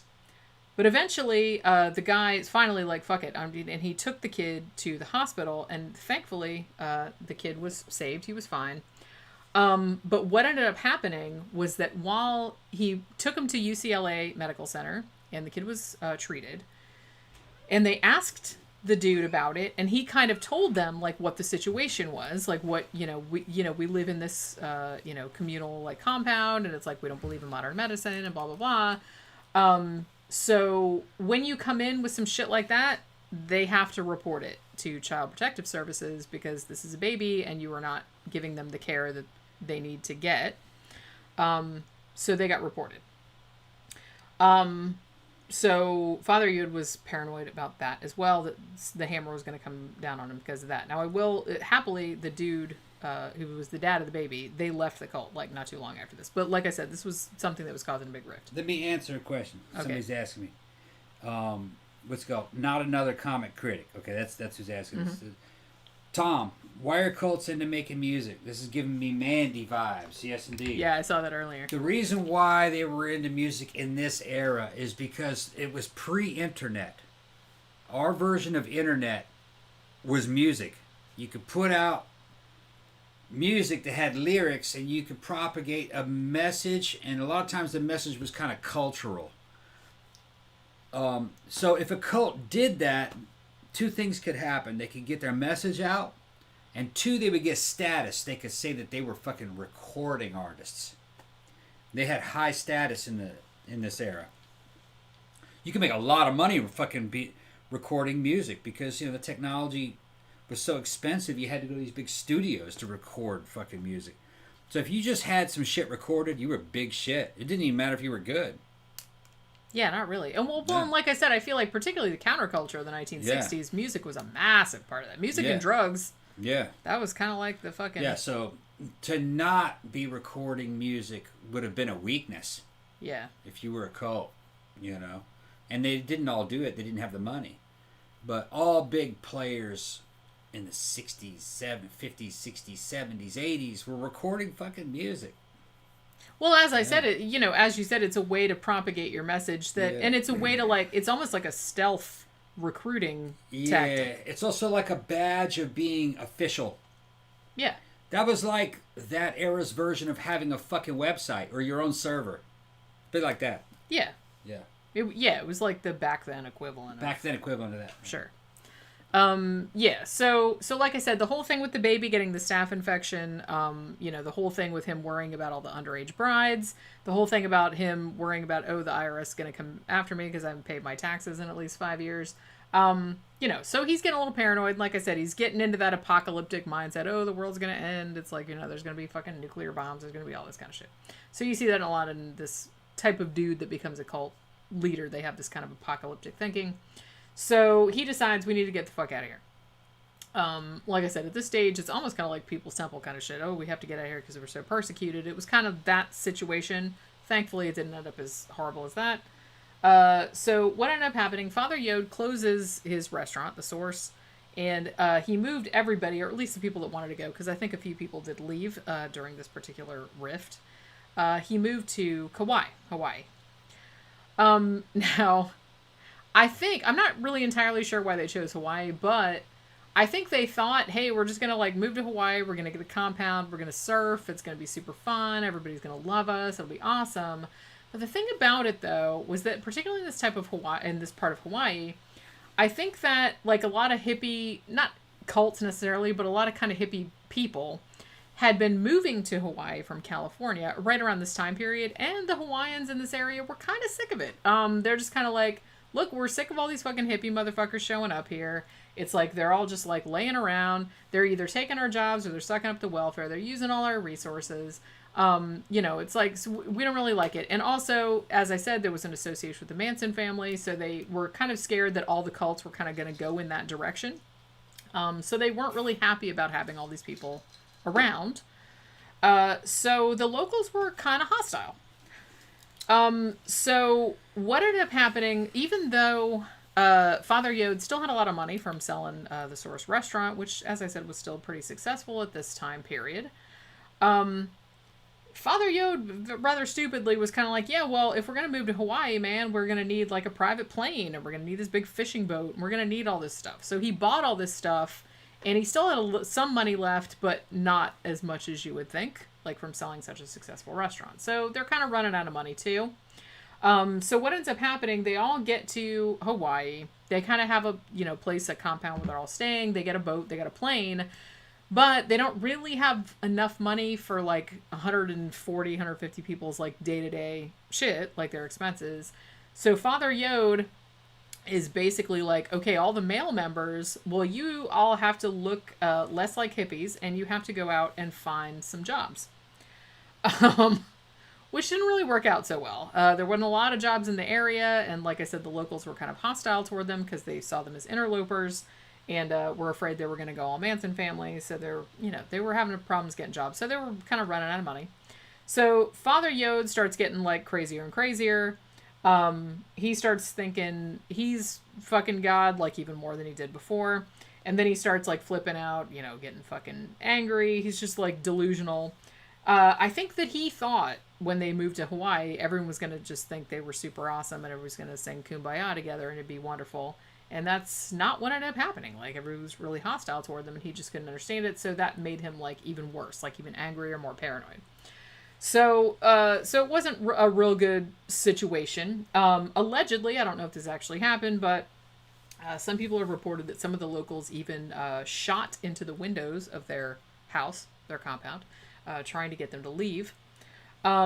So what ended up happening then was that, and as I said, I think at this point, had shit not gone down the way it went down, At this point, it seems like it could have veered off in a Jim Jones and a kind of David Koresh direction. Because at this point, Father Yod was super paranoid. He's like, everyone's out to get us. Everyone's, persecuting us. We need to fucking arm up. So they all started arming up. They built some fucking guard towers around their shit. It was getting like that. And at this point, too, like, a lot of people did leave because they're like, hey, bro, this isn't what I signed up for. I'm just, like, a fucking hippie. I wanted to, like, bang some 19-year-olds and do some pot. I'm just, like, I didn't want this to be, like, a fucking armed compound. Okay, it's getting weird. So some people did leave, but a lot of people stayed. But like I said, so at this stage, I feel like it could have gone in that direction. Happily, it did not, but it seemed like it might have for a little while. Because they perceived that the locals were hostile toward them and would maybe kill them. I don't know if that's true or not, but they believed it anyway. Now, at this point, though, they were kind of able to, they're just like, you know what? Okay, so we're living in this armed camp. This isn't what we wanted. So we're just going to leave.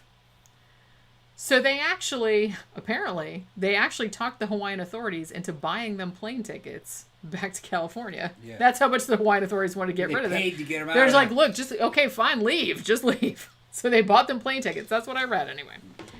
So they admitted that in the interviews that I saw. That's what I'm saying. So they didn't so want happy to get rid of them that the fucking government they didn't want paid them. a lot of movie. They even moved them around and fucking got them to the airport. Oh, you're leaving? Okay, good. Get the Bye. fuck out of here. Yeah. Bye. Don't let the door hit you in the funny. ass. When you think about it, it's fucking hilarious. It is pretty funny. They really didn't want them there. And they didn't do anything wrong. They just didn't fucking want them there. Well, and as I said, they'd kind of been burned before, and they were kind of like, one, Manson Family, we don't want that action going on here, and two, it's like, all these hippies are coming here because it's beautiful, it's this paradise and everything, and then they come here, and it's like, they're trying to take our jobs, they're trying to do this and that and the other, so they weren't happy about it. So they actually did end up, they paid them to leave, so they left all their plane tickets and went back to San Francisco in 1975. Apparently they bought this, what they called a haunted mansion. It was all like dilapidated and stuff. And they started refurbishing it. And they all, again, tried to get jobs in the area. They tried to look respectable, all cut off like their long hippie hair and beards and whatnot, and try to get jobs. Not doing so well in that regard. So they stayed there for a little while. I'm not entirely sure how long. But then they were like, fuck this isn't working out either. So they said, well, let's go back to Hawaii. But I don't know if they went to a different part of Hawaii or whatever. But by this stage, so they go back to Hawaii. But by this point, you can tell that Father Yod, he seems kind of over it, man. Like, all this stuff just seemed like all the stress is, like, wearing him out. He doesn't even want to bang his hot 17, 18-year-old wives anymore. He doesn't really care about the spiritual shit. He's over it. So, some of the people in the Source family had left for various reasons. And eventually he just admitted to his followers, like, look, I'm not a god, okay? I gotta admit it right now. And some followers were like, no, you are. And he's like, nah, I'm not. I'm just a dude. And they were trying to convince him otherwise, but he just wasn't having it. So it seemed like he was just worn out. He was tired of the whole fucking shit. Now, famously, and I know that some of you know about this because somebody made a comment about how he was an expert hang glider. Yeah, this is what happened. So August of 1979, very suddenly, Father Yod announces to some of his disciples, including all of his wives, I've been kind of stressed out. I think that I'm going to go hang gliding. This is kind of a weird thing for him to say because he'd never been hang gliding before. He'd never mentioned it before. And all his wives were like, hey, you've never been hang gliding before. Are you sure that's a good idea? And he's like, no, that's exactly why it is a good idea. Because I've never been before. It's a challenge. So, I should be able to figure this out, right? Yeah. I'm Father Yod. So, weirdly, this is a story that they tell, and I think they told this on the documentary too. So Makushla, who was his favorite wife, she normally they all wore white, but she for some reason wore black that day. Father Yod told her before they went on the hang gliding thing, it's like, oh, it's appropriate that you wore the black dress today, which to me seems a little portentous. Just saying. So a bunch of the members, including a bunch of his wives, go up to this cliff, which I think is 13,000 feet tall. There is video of this if you want to see it. It's exciting. So the dude gets on the hang glider. Like I said, he's never hang glided before. He gets on the hang glider. Jumps off the fucking cliff. Seemed okay for a little bit. And then seemed like the wind just died down like that. Guess what? Crash. Crash in the fucking ground. So basically, he lands on this beach. And there's video of this as well. Because like I said, Ice is the Aquarian. I gotta see this shit. She's the historian. Some of it was in the documentary, but I think you can see the unedited footage elsewhere. Well, here's the weird thing. I mean, okay, so this dude, props to him, okay? Like, he crashed from a fucking hang glider off a fucking cliff, right? He crashes onto a beach. Yeah. I think he fell on a rock or something like that. Now, they find him, like, they run down there when they see the fucking hang glider just, like, fall out of the sky like a fucking rock. Where was this? It was in California somewhere. I know. Or no, it was in Hawaii somewhere. Oh, Hawaii. It was in Hawaii. Okay. They had gone back to Hawaii at this point. I got a story to tell about this shit later on. Fucking. Okay. I'm almost through the shit. So you can tell the story then. All right. So he crashes onto the beach. Now he's still alive, and they're videotaping and shit. So they gather around him, and they're like, well, what should we do? You know, what should we do? Because they don't believe in modern medicine, right? Yeah. So he doesn't want to go to the hospital. And he was just like, nothing. There's nothing to be done. He didn't look like he was fucked up, but I guess like all his fucking bones were broken in there, probably. I would imagine. But he was he was weirdly, like I said, give props to the dude. He was weirdly like calm. He wasn't screaming or nothing like that. He was basically like, nothing, no, don't take me anywhere. It's fine. So basically what he said, transmute the pain. That's what he told them. Yeah, transmute, suck it off of him. Yeah. So what they did, they all just kind of stood around. It's like the weirdest fucking shit you've ever seen, like on the video. Yeah. The weirdest shit. And so all these girls are like standing going, transmute the pain. And they're like doing all the fucking new age shit. It's fucking crazy. It's crazy. I know what I'm looking for on YouTube next. Oh my God. I don't know if the whole thing is on there. Like part of it is in the documentary. Yeah. It's the craziest thing. But like I said, he was very calm. Even though all of his shit, I mean, his back must have been broken at least. He didn't look banged up like on the outside. Yeah. He just looked regular, but I imagine like a bunch of his bones were broken. So, yeah, so he couldn't move. So I assume his back was broken. Hey, I'm gonna tell a story now. Hey, Hernandez. When I was a kid in the 70s, it kind of mates up with this story. There was a place, I think it was off the coast. I think it was on the coast of fucking Long Beach. It was called Palos Verdes. Remember Palos Verdes? I've heard of that place. Yeah, that's where all the hang gliders were. Hang gliding fucking scene was. My dad wanted to learn how to hang glide so much, he wanted to buy a fucking hang glider. And he used to take me down there fucking like every weekend. This shit went on for like a couple months. I was probably about 6 or 7 during this time. So he takes me to Palos Verdes one time, and this guy was fucking getting ready to hang glide. And these fuckers were idiots back in the 70s. They were just fucking gullible, I guess. Dude just bought his hang glider. My dad's sitting there watching him, whole crowd of people. Dude just bought his fucking hang glider. He had never flown it at all. All right? How hard can this be? How hard could this shit be? Instead of fucking going off of a little fucking hill somewhere, he decides to jump off that cliff of Palos Verdes over there where the fucking beach was. All right, for you people who don't know, Hernandez knows exactly where Palos Verdes is. All right, it's outside this old abandoned military base. Had these big fucking fortifications. Used to have cannons in them. It was a park on the fucking, not really on the coast. And then on the edge of the park, it had a fucking concrete wall that you could jump over. And then there was a little bit, maybe about 20 feet of fucking land, and then it was just a straight drop off of a cliff. They went down a couple 100 feet. Sometimes you'll see it in movies. They've actually filmed movies down there. Goes off a couple 100 feet, almost a straight drop. And then it hits the beach. And the beach goes out for another couple 100 feet, and then it hits the ocean. He gets up there. He goes over his buddies. He's got the fucking hang glider on himself, all right? He's strapped into it. He and his buddies fucking help him get over the fucking, what do you call it? The fucking... I have a feeling over the fucking fence. He walks up to the cliff, and they're like, "Okay, man, just jump." And he's like, he's getting the balls to jump, and his buddies are on the other side of him. He finally gets the balls after about 10 minutes. The whole fucking crowd watching to jump. He jumps and goes straight fucking down. Straight fucking down. Can you imagine being that, man? And somehow the wind got him, and it blew him into the cliff. About fucking, I don't know, 60 feet down. And fucking, he hit that cliff, and people were going, oh, and they're looking over the cliff. Yeah. And he hits the cliff, and he's fucking hanging on for dear life, and fucking with that damn fucking hang glider stuck to the cliff, fucking blowing in the damn wind, and he's going, ah, ah, ah. I've made a terrible mistake.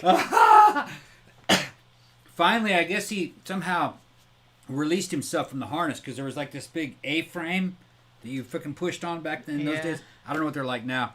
He got out of it and fucking grabbed onto the cliff, and then eventually the fucking wind blew the fucking hang glider away, and he was hanging on that fucking cliff. He made it down alive, but that was it. And then there was like, do you want to go get your hang glider? He goes, no. He abandoned the hang glider. Got in his car and fucking left. Oh, so he was all right? Yeah, he made it. He was. Oh my God. Yeah, he made it. He's like, yeah, not doing that They shit said, do you want the hang glider? He goes, no. No, thanks. And fucking other dudes ran. Not going to be because you know, well, yeah. 2 or 3 other dudes fucking ran. You know what they were doing? Going to get that fucking hang glider. Right, and then he was just really shaking like a fucking leaf. He got into the fucking car and left. And fucking my dad was standing there. Let that be a lesson to you. Yeah, I was standing next to my dad, and fucking everybody was talking, and my dad goes, "Well, I guess I'm not getting a hang glider."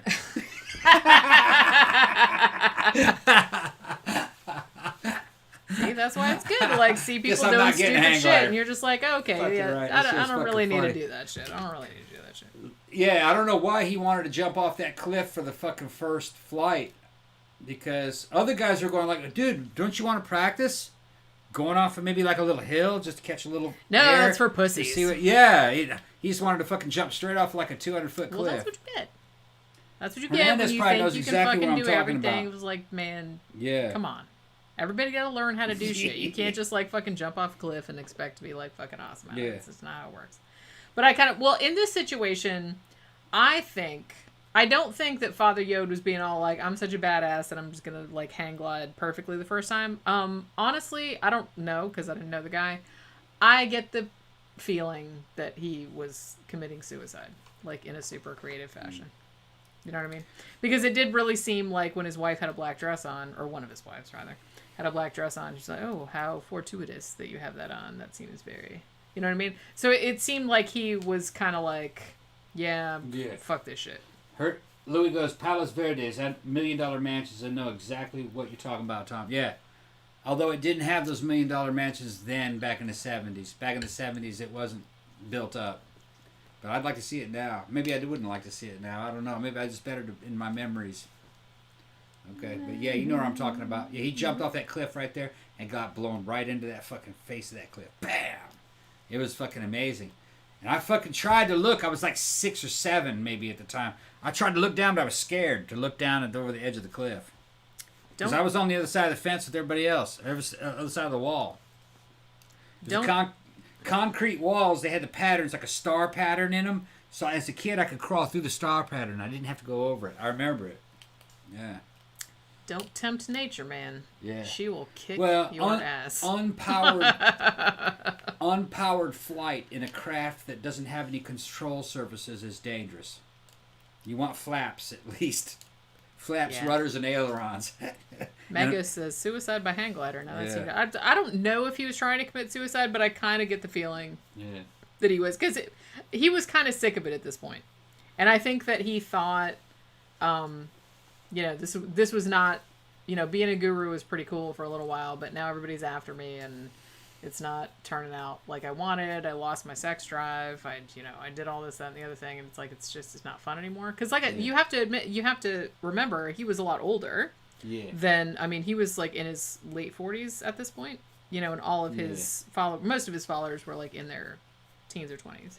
Grandpa says in Trenton, we would hang glide off the steam towers at Fermi Nuclear Plant. All right, man, you're fucking with me. He knows I don't know who you are, bro, but fucking, yeah, okay.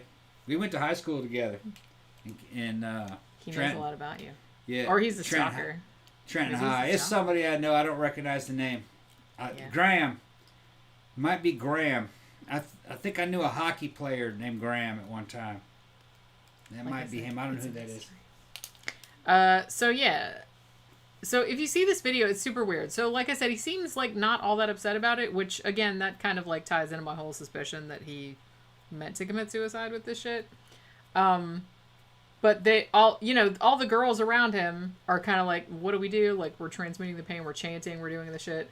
And, they didn't believe in hospitals. So basically like, well, we can carry you. So they carried him back to the house where they were living in Hawaii.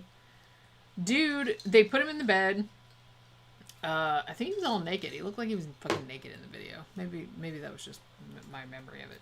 But I don't know. It's like different sources said he was either in the house for 3 days or 9 days before he died.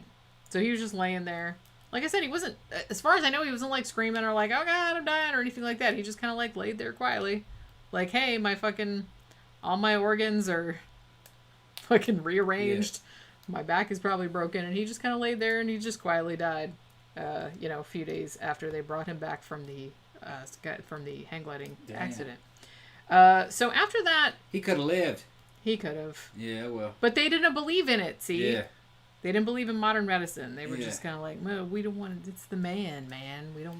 We don't want antibiotics. We don't want vaccines. We don't want any of that shit. What was the exact cause of death? Did they find out? Did they know? I don't know actually. I mean, I assume massive being trauma. all fucked up from crashing in a hang glider. Probably massive trauma, just stress on his system. I imagine his back was broken because one of the things that he said when he crashed on the beach was, I think they were like, can you move? And he said, we'll help you up or we'll carry you. And he said, I don't want to move if I can't get up on my own power. So he couldn't move. So I think his back was probably broken and he was paralyzed. Yeah, well, were there any other broken limbs? I don't know. Okay. Yeah, it didn't appear so. Okay. He didn't have any external injuries that you could see. Broken back. So I assume it was a broken back. Probably. Because he did say that it. Could he move? Was he paralyzed? No. He couldn't move. That's what he said. At all. I can't get up on my own power. I think he could move his arms, but he couldn't move his legs. So I think his back was broken. Yeah. And he probably had internal bleeding, as Louis pointed out. So after he died, the cult tried to stay together for another couple of years. But, they didn't have the restaurant anymore, which was bringing in a bunch of money. They didn't have Father Yod anymore, who was kind of like telling them what to do. So it kind of just limped along, like for the next 2 years. So what ended up happening was a lot of people that were still members, they kind of ended up sort of dispersing throughout Hawaii where a lot of them lived. And a lot of them had some problems because, they've been living communally for, 6-7 years at this point. They were used to just having money and sharing everything. And now they have to go out and get jobs and make their own way. And it's very, very difficult for them. So it was really hard. And even some of them had rich families. But even then it's they had to go back to their families kind of hat in hand to be like, hey, and the families were like, man, we told you not to get involved in that hippie bullshit. It's now you're coming back crying, wanting some fucking money because So there was a lot of that going on. The weird thing about this, though, is that, and like I said, I kind of wanted to get into this a little bit because when you think of a cult, you think of, like I said, Manson Family or People's Temple or something like that ended really, really, really badly. This one, this bitch is now talking about my drama teacher and the damn... Graham, I don't know who you are, bro, but he knows fucking my old drama teacher and everything. All right. I'm getting mad. Why are you getting mad? Because he won't tell me who it is. Okay. Yeah, all right. Being coy. It's somebody. Somebody who knows me. Somebody's stalking you. It's your stalker. No, it's somebody. It's your secret admirer. No, he knows too many He's gonna details. send you There's some. Somebody I went to school with. He's gonna send you some Valentines. He's gonna somebody I went to school with. He's gonna leave a rose on our doorstep. Something. I don't know. We'll see. I'm making shit up. So the weird thing about this, and like I said, fucking Manson Family, obviously that ended really badly. People's Temple also ended very badly. This one, not so much. And the weird thing about it is that a lot of the people that were in the cult, and if you watch the Swords Family documentary, which is on Pluto TV, might also be on Amazon Prime, if you maybe want to check that. They talk to a lot of the former members. Some of them, even though the cult isn't really around anymore, some of the people are still into it. They still have the silly names. And they still do this, hey, I live off the grid. It's like me and my son Solomon, who was born in the cult. We have adjoining farms. And we fucking raise bees or whatever the fuck they're doing. So a lot of them still are still hippies. I mean, honestly. And they kind of just live off the grid and they grow their own food and all this other kind of shit. And a lot of them are like, you know what? People call it a cult and maybe it was. It had a lot of culty shit to it, obviously, as we've talked about. But, they said being in that was the happiest time of our lives. Some of the people. Not everybody. Robin, his wife... Still pretty bitter, like I said, understandably. because she got fucked over big time. But a lot of the other people, they really didn't seem to think of it, even though they seemed to realize that it was a cult. They were like, but it didn't really seem harmful to them, or that, they didn't really seem... It was a scene. Yeah, so it didn't seem... It's interesting because, as I said, I thought it was interesting to explore because this is one of those cults where it's almost kind of like, okay, like if you had a kid that was a teenager in the 60s, let's posit that, and they run off to California and they join up with a bunch of hippies or whatever, and they get in a cult. At what point does that cult become like, shit, man, I gotta go over there and get them out and like deprogram them? Because I feel like this cult, it had a lot of bad shit going on. There was a lot of underage, shit going on, which was illegal. There was a lot of like shady shit going on. But on the other hand, it wasn't like we're gonna drink poison Kool-Aid. You know what I'm saying? Yeah, it gets dangerous when they start talking about mass suicides, killing other members for being fucking like Apostates. Non-believers or apostates, or just bilking you from fucking money like Scientology does. This is a cult. It seems relatively benign as cults go. It's a cult, but it's more like a hippie scene, a hippie Jesus freak scene to me, with a bunch of fucking sexual shit that they weren't running from it. And every fucking witness that I heard that said that no, these women were volunteering to go sleep with this guy, dude. They loved that dude. They said it was on the back of his own charisma and the fact that he was so popular in that cult. Because he was kind of, be kind of like, in a fucking badass club scene, you know what I mean? The number one top dog dude that all the fucking girls are running after is this dude. Just that this is not a scene that's based upon music or clothes or dancing ability or that type of charisma. It's all on this fucking kind of like Obi-Wan Kenobi spiritual enlightenment shit, you know what I mean? That's what the priority is, and that's what they start playing on. That's what this is. I could have seen it for what it was, but listening to what they're talking about in here, I saw their little rituals and shit. It was hokey.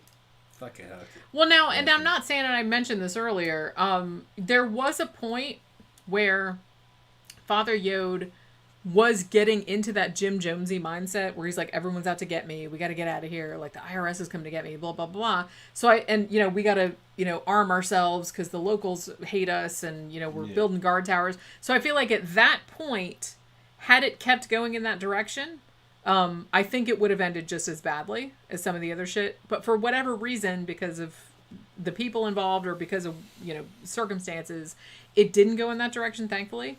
But I think it very easily could have. I think that was like a turning point. But the interesting thing, like I said, so a lot of the ex-members, still talk quite lovingly about that time period in their life. They don't see anything bad about it. Like I said, a lot of them are still hippies. A lot of them still kept their names from back then, too. What? Yeah, no, Hernandez. This cult didn't kill anybody. They did not. In this that case, we know of. Yeah, I don't think it did. In this case, we just wanted to do a show on a fucking freaky ass fucking Jesus fucking sex cult. It was some trippy shit, and you guys can check it out on YouTube. They have documentaries made by them and fucking videos that they did. It is fucking bizarre. Xanada is asking, how did these people make money? Well, Father Yod was a millionaire. Yeah. He was a restaurateur. He had several very popular restaurants in LA. He had a very popular sandal restaurant. People eat sandals. A sandal shop. Listen to fucking me. Yeah. His sandal shop in Topanga Canyon. So he had like 5 or 6 successful businesses. Yeah. So he was making like mad money. So because some of his restaurants were super, super famous. And I mentioned it earlier in the show, but the Source restaurant was even in was in Annie Hall, the Woody Allen movie. So the band Yehovah 13, the terrible jam band. So they kind of broke up in the late 70s too. But later on, a bunch of the members got back together, because of course they did, and went on the reunion circuit. Far as I know, I don't know if they're still touring nowadays, but as of the 2012 documentary, they were still kind of touring. They did a tour in 2009, which apparently a lot of the dates were sold out, because, I don't know, people are deaf. I don't know. So, and as I said, their albums that they made back then are like highly sought after collector's items. Here's an interesting fact that I discovered. Now, some of the albums that they made in the late 1970s, like after Father Yod had died, and they were still kind of like trying to keep the shit together. So some of the albums had vocals by a dude named Sky Saxon, who was actually a vocalist for a garage band in LA called The Seeds, who were seen as a very early progenitor of punk rock. So there you go. And like I said, there was they had a lot of like aspect of noise to their music. I think that might have been because they couldn't play very well. And they weren't really, but you know, hey, I'm not shitting. Like, I listen to a lot of like noise music too, but I'm just saying, I think they just did it accidentally because they, you know. Yeah, Xander's wondering he's always wondering how these cults fund themselves. They had a fucking, by all accounts, a badass restaurant. You went in there, you got this health food that they were selling. They were making like $300,000. Yeah. And dollars a month. Celebrities and important people would go to it, like Jack LaLanne and Hollywood people would go to this restaurant.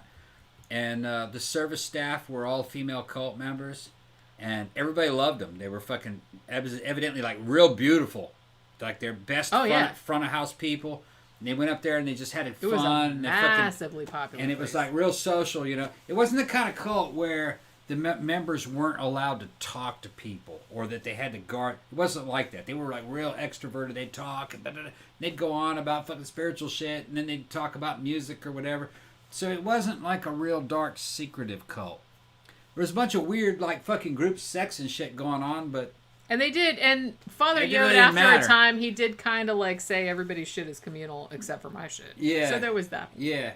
And according to the female cult members, all the fucking weird sexual shit, they didn't care about it. They just, they didn't think that was a big deal. 60s, 70s. Yeah, they didn't really think that was a big deal. They were just like, yeah, we're having a good time. You know, that's just kind of... The pussies are also cool. Yeah, pussy and dick, yeah, whatever. Pussy and dick. They didn't give a shit. Sure. So I kind of respect that they weren't really hung up in all that.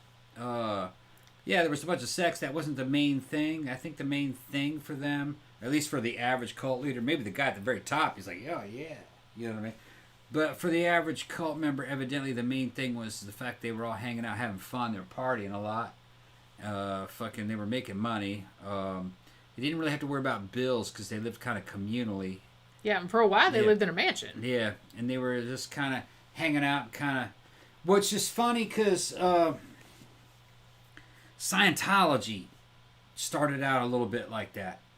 Evidently, Until it all went spiraling down the drain. Evidently, when LRH was alive, Scientology was more of a positive type experience for the average person, especially a person that was in the Sea organization. That was kind of like their clergy, their work people. They didn't have to worry about much. It was like joining the Navy or the Army. And evidently they had kind of like healthy social lives and sex lives. It wasn't so much like a swapping type thing. It's just that they were dating each other. It was called kind of like normal. Yeah. It wasn't until later that it all got weird. That it got bad when fucking LRH died and Miscavige took over and it became a very totalitarian, almost North Korean style fucking cult in a way, you know, of total control. You know, and fucking work camps for your children who are misbehaving. And everything is reinterpreted as we're helping you, we're training you, we're getting these alien demons out of your body through fucking inquisition and exorcism on a lie detector to get those damn thetans out of hold your those fucking cans, man. Get those hold the cans and get the fucking alien demons out of your body. Get those engrams out of there. Engrams and fucking whatever the fuck they are. thetans. Your thetan will be cleaned. These engrams, they're alien parasites. It's fucking crazy, you know what I mean? It's a UFO cult, you know, Scientology. But, yeah, man, they made a lot of money. They got more money than me. Look at all those billings they made. I wish I'd come up with some stupid shit That's like what I that. mean. It's like, oh, it makes me Fuck, so mad. man. It's probably too late nowadays because Too late. people are kind of more like hip to that shit nowadays. Although, like I said, you know, Scientology's still around. Nexium is still around. They fucking made a lot of shit ton of money too. But it's like, I don't know. I feel like if you're gonna do a cult nowadays, I don't know. I'm not sure how you'd approach it. You have to be like, kind of on the fucking cusp of something new that somebody hasn't thought of yet. Yeah, according to people, high-ranking members of the cult of Scientology who have left, like on Leah Remini's show that Seth was talking about, which is a fucking great series that's on Netflix. That's such What's a the name series. of that? It's just called Cult of Scientology. No. Leaving Scientology. Or Leaving. I think it's just called Leaving Scientology. Yeah, there's a Scientology thing with Leah Remini on Netflix. Watch that, and from the very beginning, all the seasons. It's addictive. Yeah, I think we had 3 seasons. Angry Gay Pope on the show, and he's like one of the 2 or 3 times. Twice we had him on the show. He's like one of the main Scientologist fucking anti-Scientology demonstrators. He protests against He's a fucking riot. He knows everything about him. He's fucking funny. But I forgot where I was going with that. I'm kind of drunk. But fucking most of the experts in these cults say that they cannot happen in the age of the internet. The age of the internet has destroyed Scientology. Like I said, if you're going to join it, if you're going to start a cult, you have to come at it from a totally new direction. It has to be something totally fucking different. You have to be totally It can't stealthy seem like a cult. Right. It has you have to be real stealthy. It has to be scientific and logical and fucking political, and it has to fucking take your money in the form of donations to get something done, which I'm sure that's out there. I'm sure a lot of these... There's a lot of grifting going on. But it's going to be something like that. Political consciousness. The spiritual angle is dead. That's 60s. Well, 70s. people don't really care about religion. Spirit, I mean, what's that? generally. A lot of people think that when you die, you just vanish. There's no spirit. I'm not saying... Because I know a lot of people are still into that kind of stuff. Yeah. I know a lot of people are into, like, spiritual stuff. A lot of people are into self-help stuff. A lot of people are still into religions, particularly in the United States. But I think in general, worldwide, I think that is declining. So I think if you're going to start a cult, just a pro tip, you might want to go in a different direction to that. I mean, look at like... It'll make more money if you get away from the spiritual aspects. Yeah, you really need to go more... Honestly, even though... Personal development, political. Yeah, even though Scientology is dying as well, but look at how successful NXIVM was. Yeah. You need to go into more self-help, personal... Like, no religious trappings, none of that spiritual hippy-dippy bullshit. No. People don't like that. Like, people don't fall for that anymore. NXIVM was about personal development and trying to find you got to go excellence. more that route. And you get tough. Toughen you up. Yeah. You got to give the pussy up to fucking get tough. That's what NXIVM was. Yeah. I know. Let's brand it. At which point I'm just kind of like... Conquer the pussy. No. Yeah. But well, that's honestly, like I said, and we've talked about this before, because I'm not saying that people that join cults are dumb, because obviously that is not the case. No, they use logic to suck you into it. But I don't know, and I don't want to say this because I know that like most people could be sucked into a cult if you came at them at the right way. And everybody has a different thing. You have to approach everybody in a different way depending on what their weaknesses are. I'm just saying that I don't know if I could get sucked into a cult because I don't want to join anything ever, because I don't want to hang out with other people ever. Yeah. So it's kind of like anytime you're trying to get me to join anything, my answer is always no. Yeah. So I don't know if you could get me into a cult. It would be really hard. Somebody out there is just saying challenge accepted. Xana's asked me what the best cult is. The best cult is Scientology. Definitely. It was very successful. It's has really good architecture. They bought up a lot of shit. It's a fucking great fucking system. It's a very fucking... It's in terms of great system, as it's a fucking real con. That's a good one. I put it way above fucking Crowley and the bullshit he was spinning. I put it above Christianity in terms of how technical it is.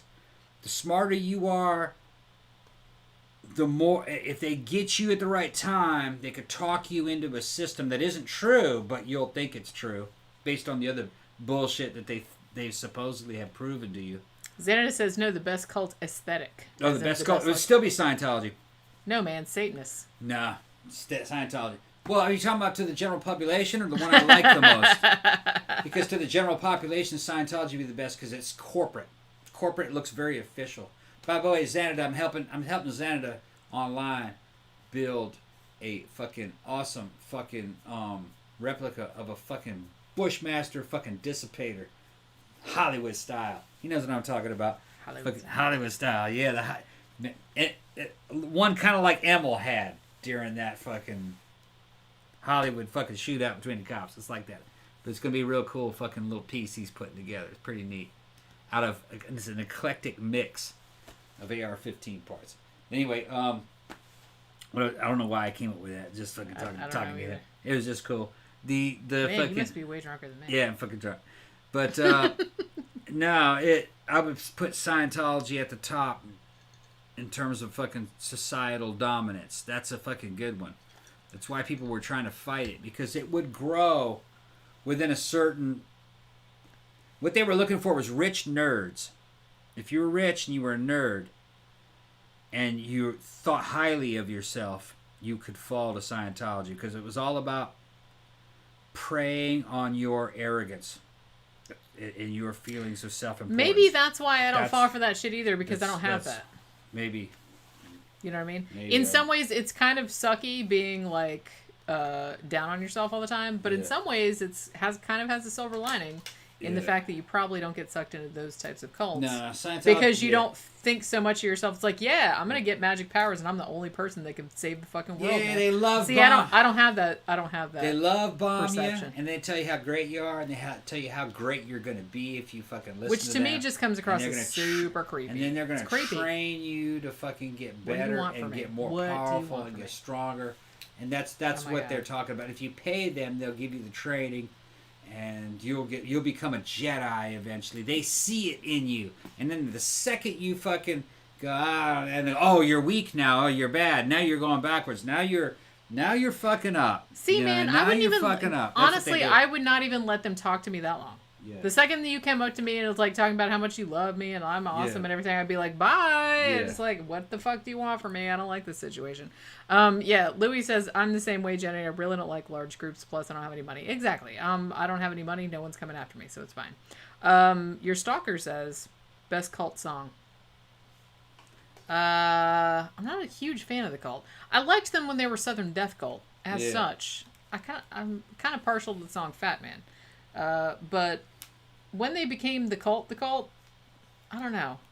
Okay, but a little too heavy. I don't know. That Electric album was pretty good. I liked it. It was, but I was just kind of like, I'm ambivalent. about it. I liked them when they were more like a death rocky kind of. I like their more death rocky sound. So. When they were Southern Death Cult and they were Death Cult and they were just the cult. They kept losing. They're still around, but they just kind of fell out of the fucking, kind of fell out of the scene, I guess.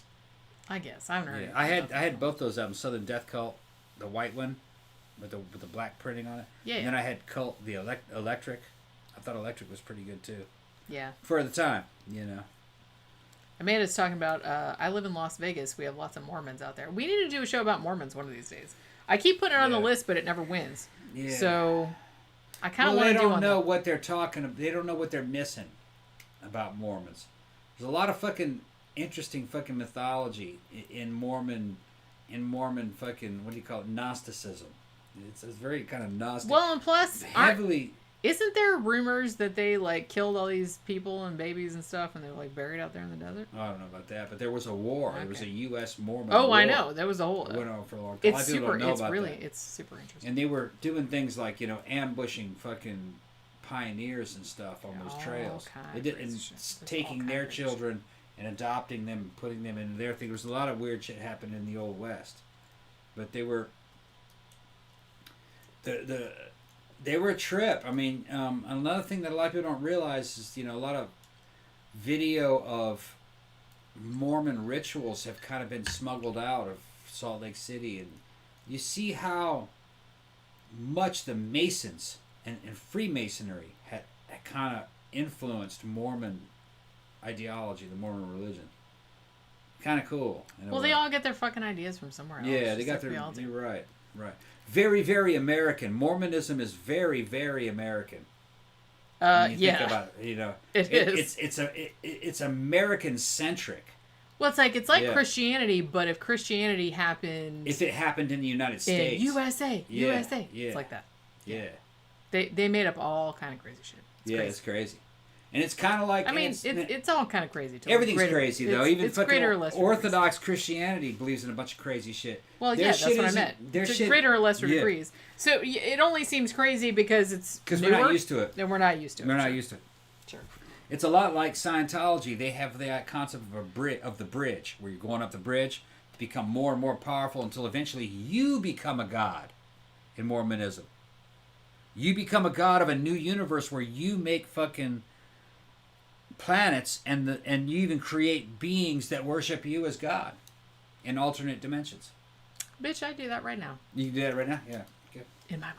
All right. But all right, so I had a couple paragraphs left and then we can talk about other shit. Because I wanted to show this book. I forgot about the beginning. Okay. So I was going to say, like I said, even like people that have been cult, except for Robin, fairly. And to be fair, people who... What? Grandpa's talking about seeing the fucking cult in '86 at the shelter in Detroit. It's a warm-up band with guns. See, he knows all the fucking same clubs. He knows all the same fucking clubs. Bitch, who the fuck are you? Graham, who the fuck are you? We were going to the same clubs, went to high school together. You know all this shit. I don't know who you are, bro. Okay. It's a mystery. It's a mystery. It's got to be a guy. It's a lot more by the fun name, to keep it a unless mystery. that's a female with a male pseudonym. I'm just gonna call it your stalker. Do you think that might be Jenny Jeffries or some of Jenny's fucking friends? Because remember, fucking Jenny's sister hangs out the club with us here in Florida. What now? Yeah. Jenny Jeffries' fucking sister, little sister, hangs out with us at fucking here at the clubs here. That's right. Yeah. So that might be her. I don't know. Possibly. Like I said, every now and then, a couple, like a week or two ago, I had my sister-in-law turned up at the chat. Grammar says we used to run the same work. We used to run in the same circle. Not hot pink. Not hot pink. Who the fuck? This is. You'll figure it out one of these days. It's a girl. Can I do my last two paragraphs at least? Yeah. Get it and then we'll over get into with. it. Thank you. Okay. So like I said, several people. So I don't know how many people that left the cult, and they're just like, fuck it, bro. I don't want to talk about it anymore because they didn't turn up for the fucking documentary. They don't want to get interviewed about it. But almost all the people they interviewed about being in this cult were not real negative about it. They were just kind of like, nah, man, it was awesome. We was like fucking vegetarian. We were taking all the drugs. We were like free love. It was awesome. So they had a good time. And some of the people are still, even though the cult is not like officially a thing anymore, like some of them still kind of consider themselves, and a lot of them have kept their cult names from back then, including Electricity, the Aquarian, and Harvest Moon, the Aquarian. They both still live in Hawaii, and they're real estate agents there.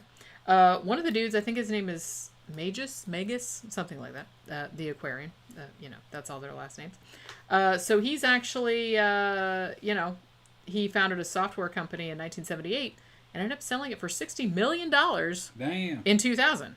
So, he's doing okay. I think he's still running a farm, him and his son. One of the other people is kind of like a leading researcher in stem cell technology. So these people are like successful. It's baby boomer kind of shit. It's like, they were all hippies back in the day and now we're all millionaires and, now we're shitting on everyone else that's coming behind us because that's kind of what baby boomers do. No offense.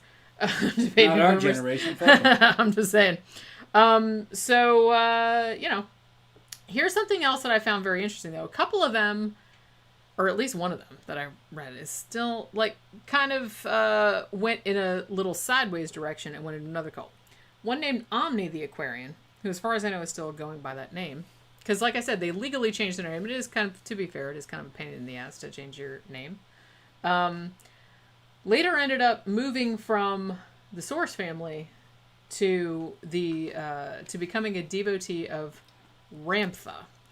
We should probably do a whole show about that one of these days. So Ramtha, if you don't know, is a Lemurian warrior who fought the Atlanteans 35,000 years ago, and is now channeled through an author named Jay-Z Knight. This woman who claims that she channels a 35,000-year-old Lemurian warrior named Ramtha, and she's written a whole bunch of books. She has a whole bunch of I don't know, man. She just does all this spiritual kind of shit. I don't know if it's a cult necessarily. Kind of. But, yeah. So Omni the Aquarian got into that kind of shit. Lives up there in Oregon with all the rest of them. So, like I said, kind of a lateral move. But, Yeah. whatever. If it's making you happy, you're not killing anybody, you're not hurting anybody, do what you want. I'm just saying. It's all the same. But, so, what's Graham saying now? So, he's giving you more clues. Yeah, he knows Patrick, Steve, and He or she. and Mike. I don't know. We don't know It who could they are. be. It could be either. Are you too drunk to care at this point? Yeah, I don't care. You don't care? Yeah, I care, but I'm too drunk to care. He's too drunk to care. It's somebody I know. Somebody knows me. I haven't seen that name in the comments before, No. so this must be like a new person. So somebody's Yeah. like just got curious about you and thought they would see what's what you he were up to doing? nowadays. What's he doing? Thought you'd see what you're up to nowadays. Yeah. Oh my god. So I have to say, I'm very happy. We are at 4 hours and 2 minutes, and we have kept the stream the whole time. It hasn't dropped out. That means that defrag worked. Yeah, see? What that means. All the shit you were saying about, I'm speaking truth and it's going to drop out. See, that didn't happen. I ain't saying anything. Whenever I start getting spicy on this motherfucker, it starts fucking getting kind of fucking sideways. Okay. Nuh-uh. Okay. It's all in your mind. It's All right. all like fucking. It's just that's selective memory. That's what that is. See, she's Selective always memory. fucking saying I'm imagining it. I don't imagine it. That's not my imagination. It's selective memory.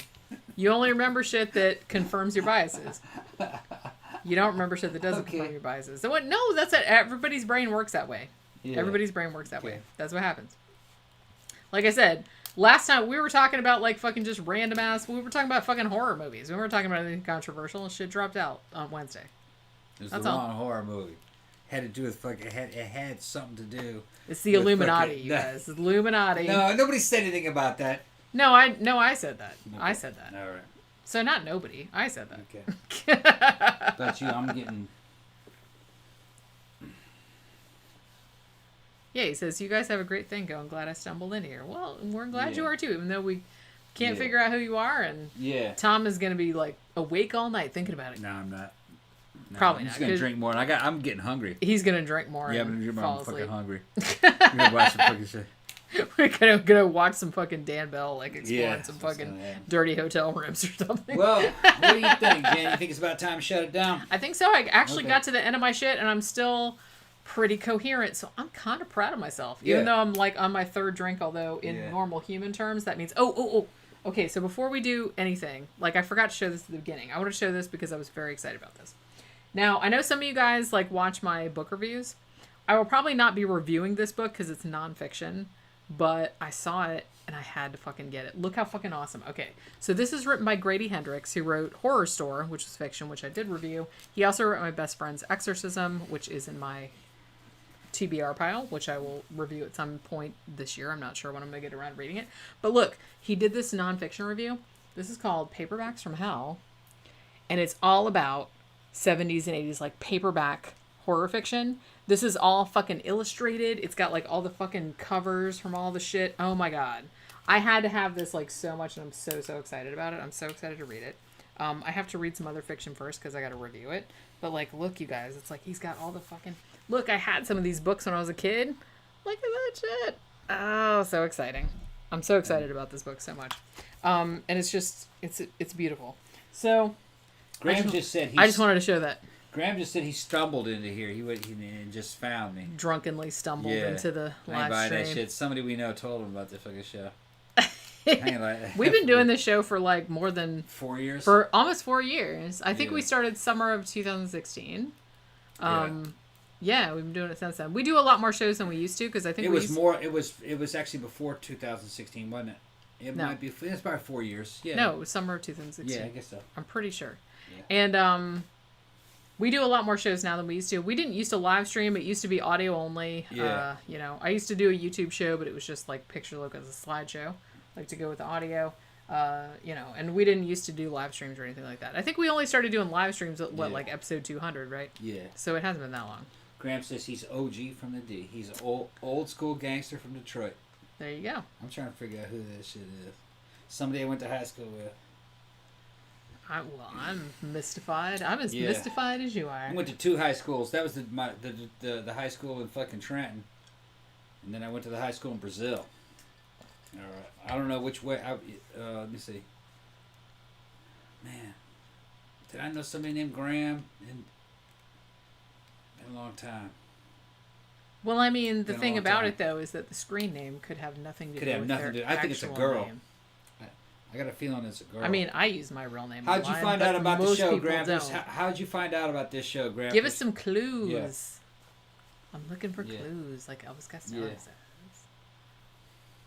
Michael Schaefer says, I discovered you on BitChute. You might Yeah. be the only person that watches this over on that Yeah, show. nobody sees us on BitChute anymore. She stopped uploading. No, well, it's supposed to go over there automatically, but it's like really, okay, it's so really They behind. cut it down. Is Yeah. it behind or they just stopped it? No, it's just behind. There's a new one they say is fucking booming called Odyssey. And some guys are getting who are getting more subscribers on Odyssey than they do on Oh my God! on Back YouTube. in the '80s, I used to have an Atari knockoff called Odyssey. Yeah. It's probably Steven Seagal, says Tammy. Yeah. Maybe it is Steven Seagal. Steven Seagal is stalking you. I've long suspected as much. Yeah, it's Steven Seagal. His fat ass is gonna. Oh, It's you guys! independent on Facebook. Last night, Shitcase Cinema, which if you don't know, Yeah, gotta see Shitcase Cinema. Johnny Shitcase. I'm a big fan of Shitcase Cinema. Yeah. So he doesn't post as much as he used to. He's a British dude, Yeah, and he's a Funny as writer, fuck. and he's real funny. And he does kind of reviews of just like the shittiest movies ever. Yeah. And he just posted a new one. He, like I said, he hasn't been posting much. And it's like he used to post maybe once a week or once every 2 weeks. Now it's maybe every couple months. But he just posted one last night, and it was a Steven Seagal movie. What was it? Out for a Kill? Yeah, it's good. It's good. And his takedown of it was very, very funny. I don't know. I just find that dude funny. And Yeah. like I said, It's one of these very days. rare that British people are funny. We got a few. What of are you them in talking China. about? British Very people are rare. fucking No, them bitches hilarious. aren't funny. Most of my No, they're not funny. favorite comedians are British. Yeah. Most of my favorite comedians are British. There was a fucking show I grew up with as a kid. It was British. It was a fucking comedy show. It used to have me rolling. I don't know if it's funny or not now. It's called The Goodies. Remember The Goodies?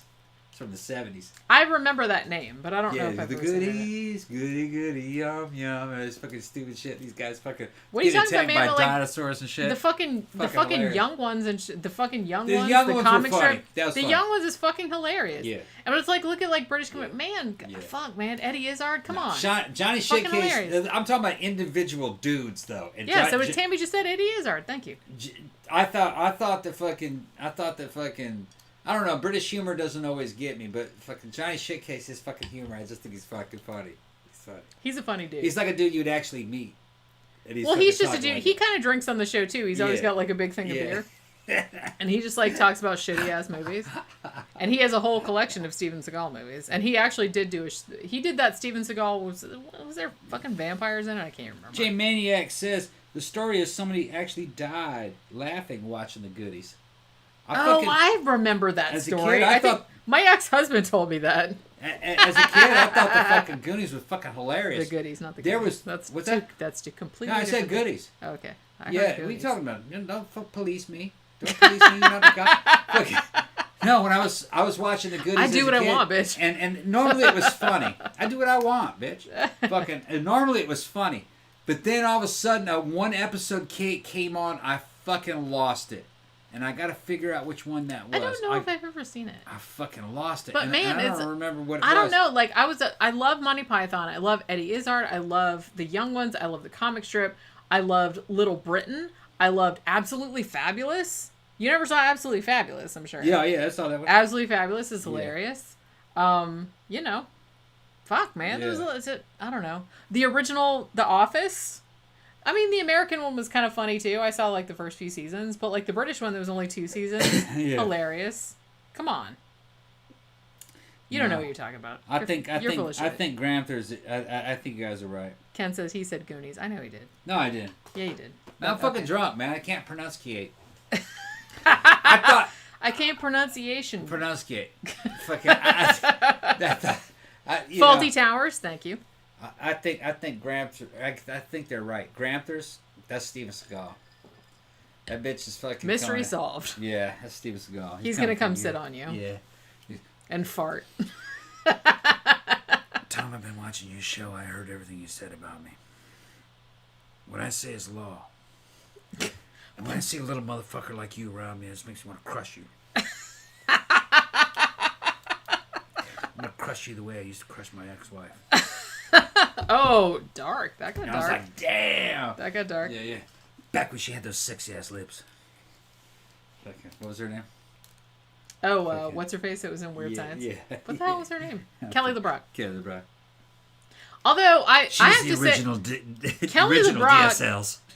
Kelly LeBrock looked like she could probably take Steven Seagal. Gotta tell you.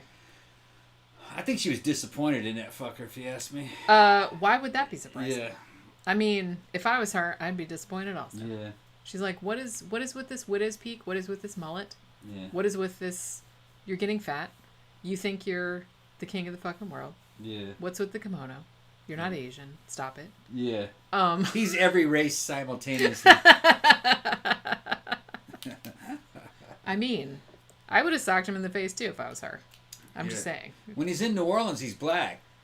When he's up in New York, he's fucking Chinese or Japanese. You know what I mean? And It's then mind-boggling. Well, he's versatile. When he's versatile. Yeah, when he's out in California, all of a sudden he's Italian.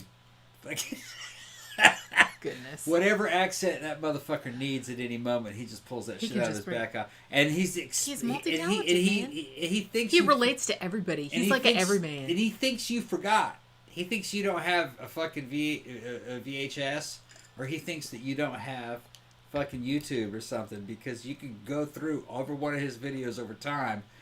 That motherfucker's accent is just whatever he needs it to be. And it goes back to the fucking 90s. It goes back to the fucking 90s. Seagal was the original transracial man. He was the original transracial man. Well, I mean, I feel like there's a little bit of Steven Seagal in all of us. All right, we gotta shut this shit down, man. DJ Maniac mentioned Red Dwarf and Blackadder. Father Ted. Oh my God, it's like so much good British humor. I'm not even, and I'm not even talking about like all the fucking British movies. Maniac's that have been right. fucking hilarious. Seagal's whatever race is convenient for him at the time. Exactly right. That's what I mean. Exactly right. He's trying to be an everyman, man. He's kind of like, he's the transcendental human. Yeah. Right? Yeah. We all have a little Steven Seagal in us. That's funny. Okay, guys, we're gonna fucking see you. I'm getting off. You getting off, Jenny? I guess so. I'm getting off this bitch. I'm quit this bitch. I gotta fucking get something to eat. I'm starving. Okay. I'm starving. What are you gonna make? I don't know. I'm gonna see when I get in there. I'm gonna see when I get in there. Maybe a little bit, but whatever. You hungry? Okay. Yeah, kind of. I mean, we ate a long time ago. Yeah. We ate at what? I'll make you some. 12:30. I'll figure something out. So like 8.5 hours Okay. ago. But yeah, so I'm so happy that we went 4 hours and 14 minutes, and we didn't lose the stream. Yay! Yeah. That makes me so happy. Yeah. I didn't Defrag that bitch again later. I didn't get all upset about it. Okay. So yeah, we'll be back tomorrow. Probably going to be talking about. We might go a little more in. I know it's not what we normally do, but we might go a little bit more in depth into that 1975 movie we saw earlier, Bug. Yeah. Okay. Also, I want to talk about that 2019 movie Climax. Gaspar Noé or whatever. Yeah, I can. Okay. Because I just watched that movie last night. It was some weird ass shit. So I'd been wanting to see that for a while. So last night I was just like, fuck it, I'm gonna watch this. What the fuck did I just watch? I don't know. I kind of liked it, but it was a little weird. I have feelings about it. Steph says she really wouldn't want any Steven Seagal in her. I don't blame you, girl. I don't think I want any either. Yeah. I mean, even if he was just like, hey, you want a little Steven? Yeah, I don't even want a little bit. Yeah. I don't even want an atom of Steven Seagal. Just keep that shit over there. Just Sophie's going off about climaxing. So I'm finally climaxing. Took long enough. God damn. All right. So, oh my God. That's not what she said. People. I know. No, I'm just kidding. So, you know how the show goes. Yeah. Which we just go right into the gutter. Right into the gutter. Yeah. That's how we do on this shit. All right. So, we'll be back tomorrow at 3 p.m. Eastern Standard Time. Talking about some fucking movies. Hopefully you guys have enjoyed this. I'm very, very glad the stream didn't drop out because I would have been very upset about it. Hopefully I'm still coherent, even though I'm pretty drunk. You're drunker than me, though, I think.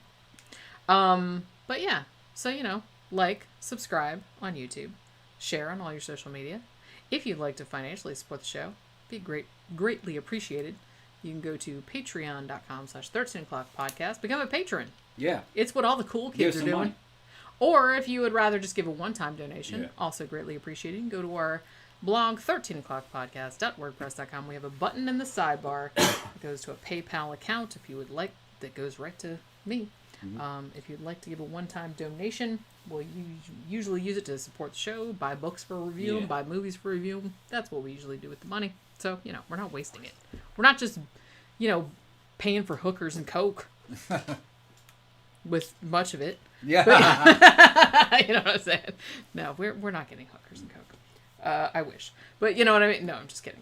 So anyway, we will see you guys tomorrow at 3 o'clock Eastern Standard Time. Thank you for dropping by. Thank you for all your donations.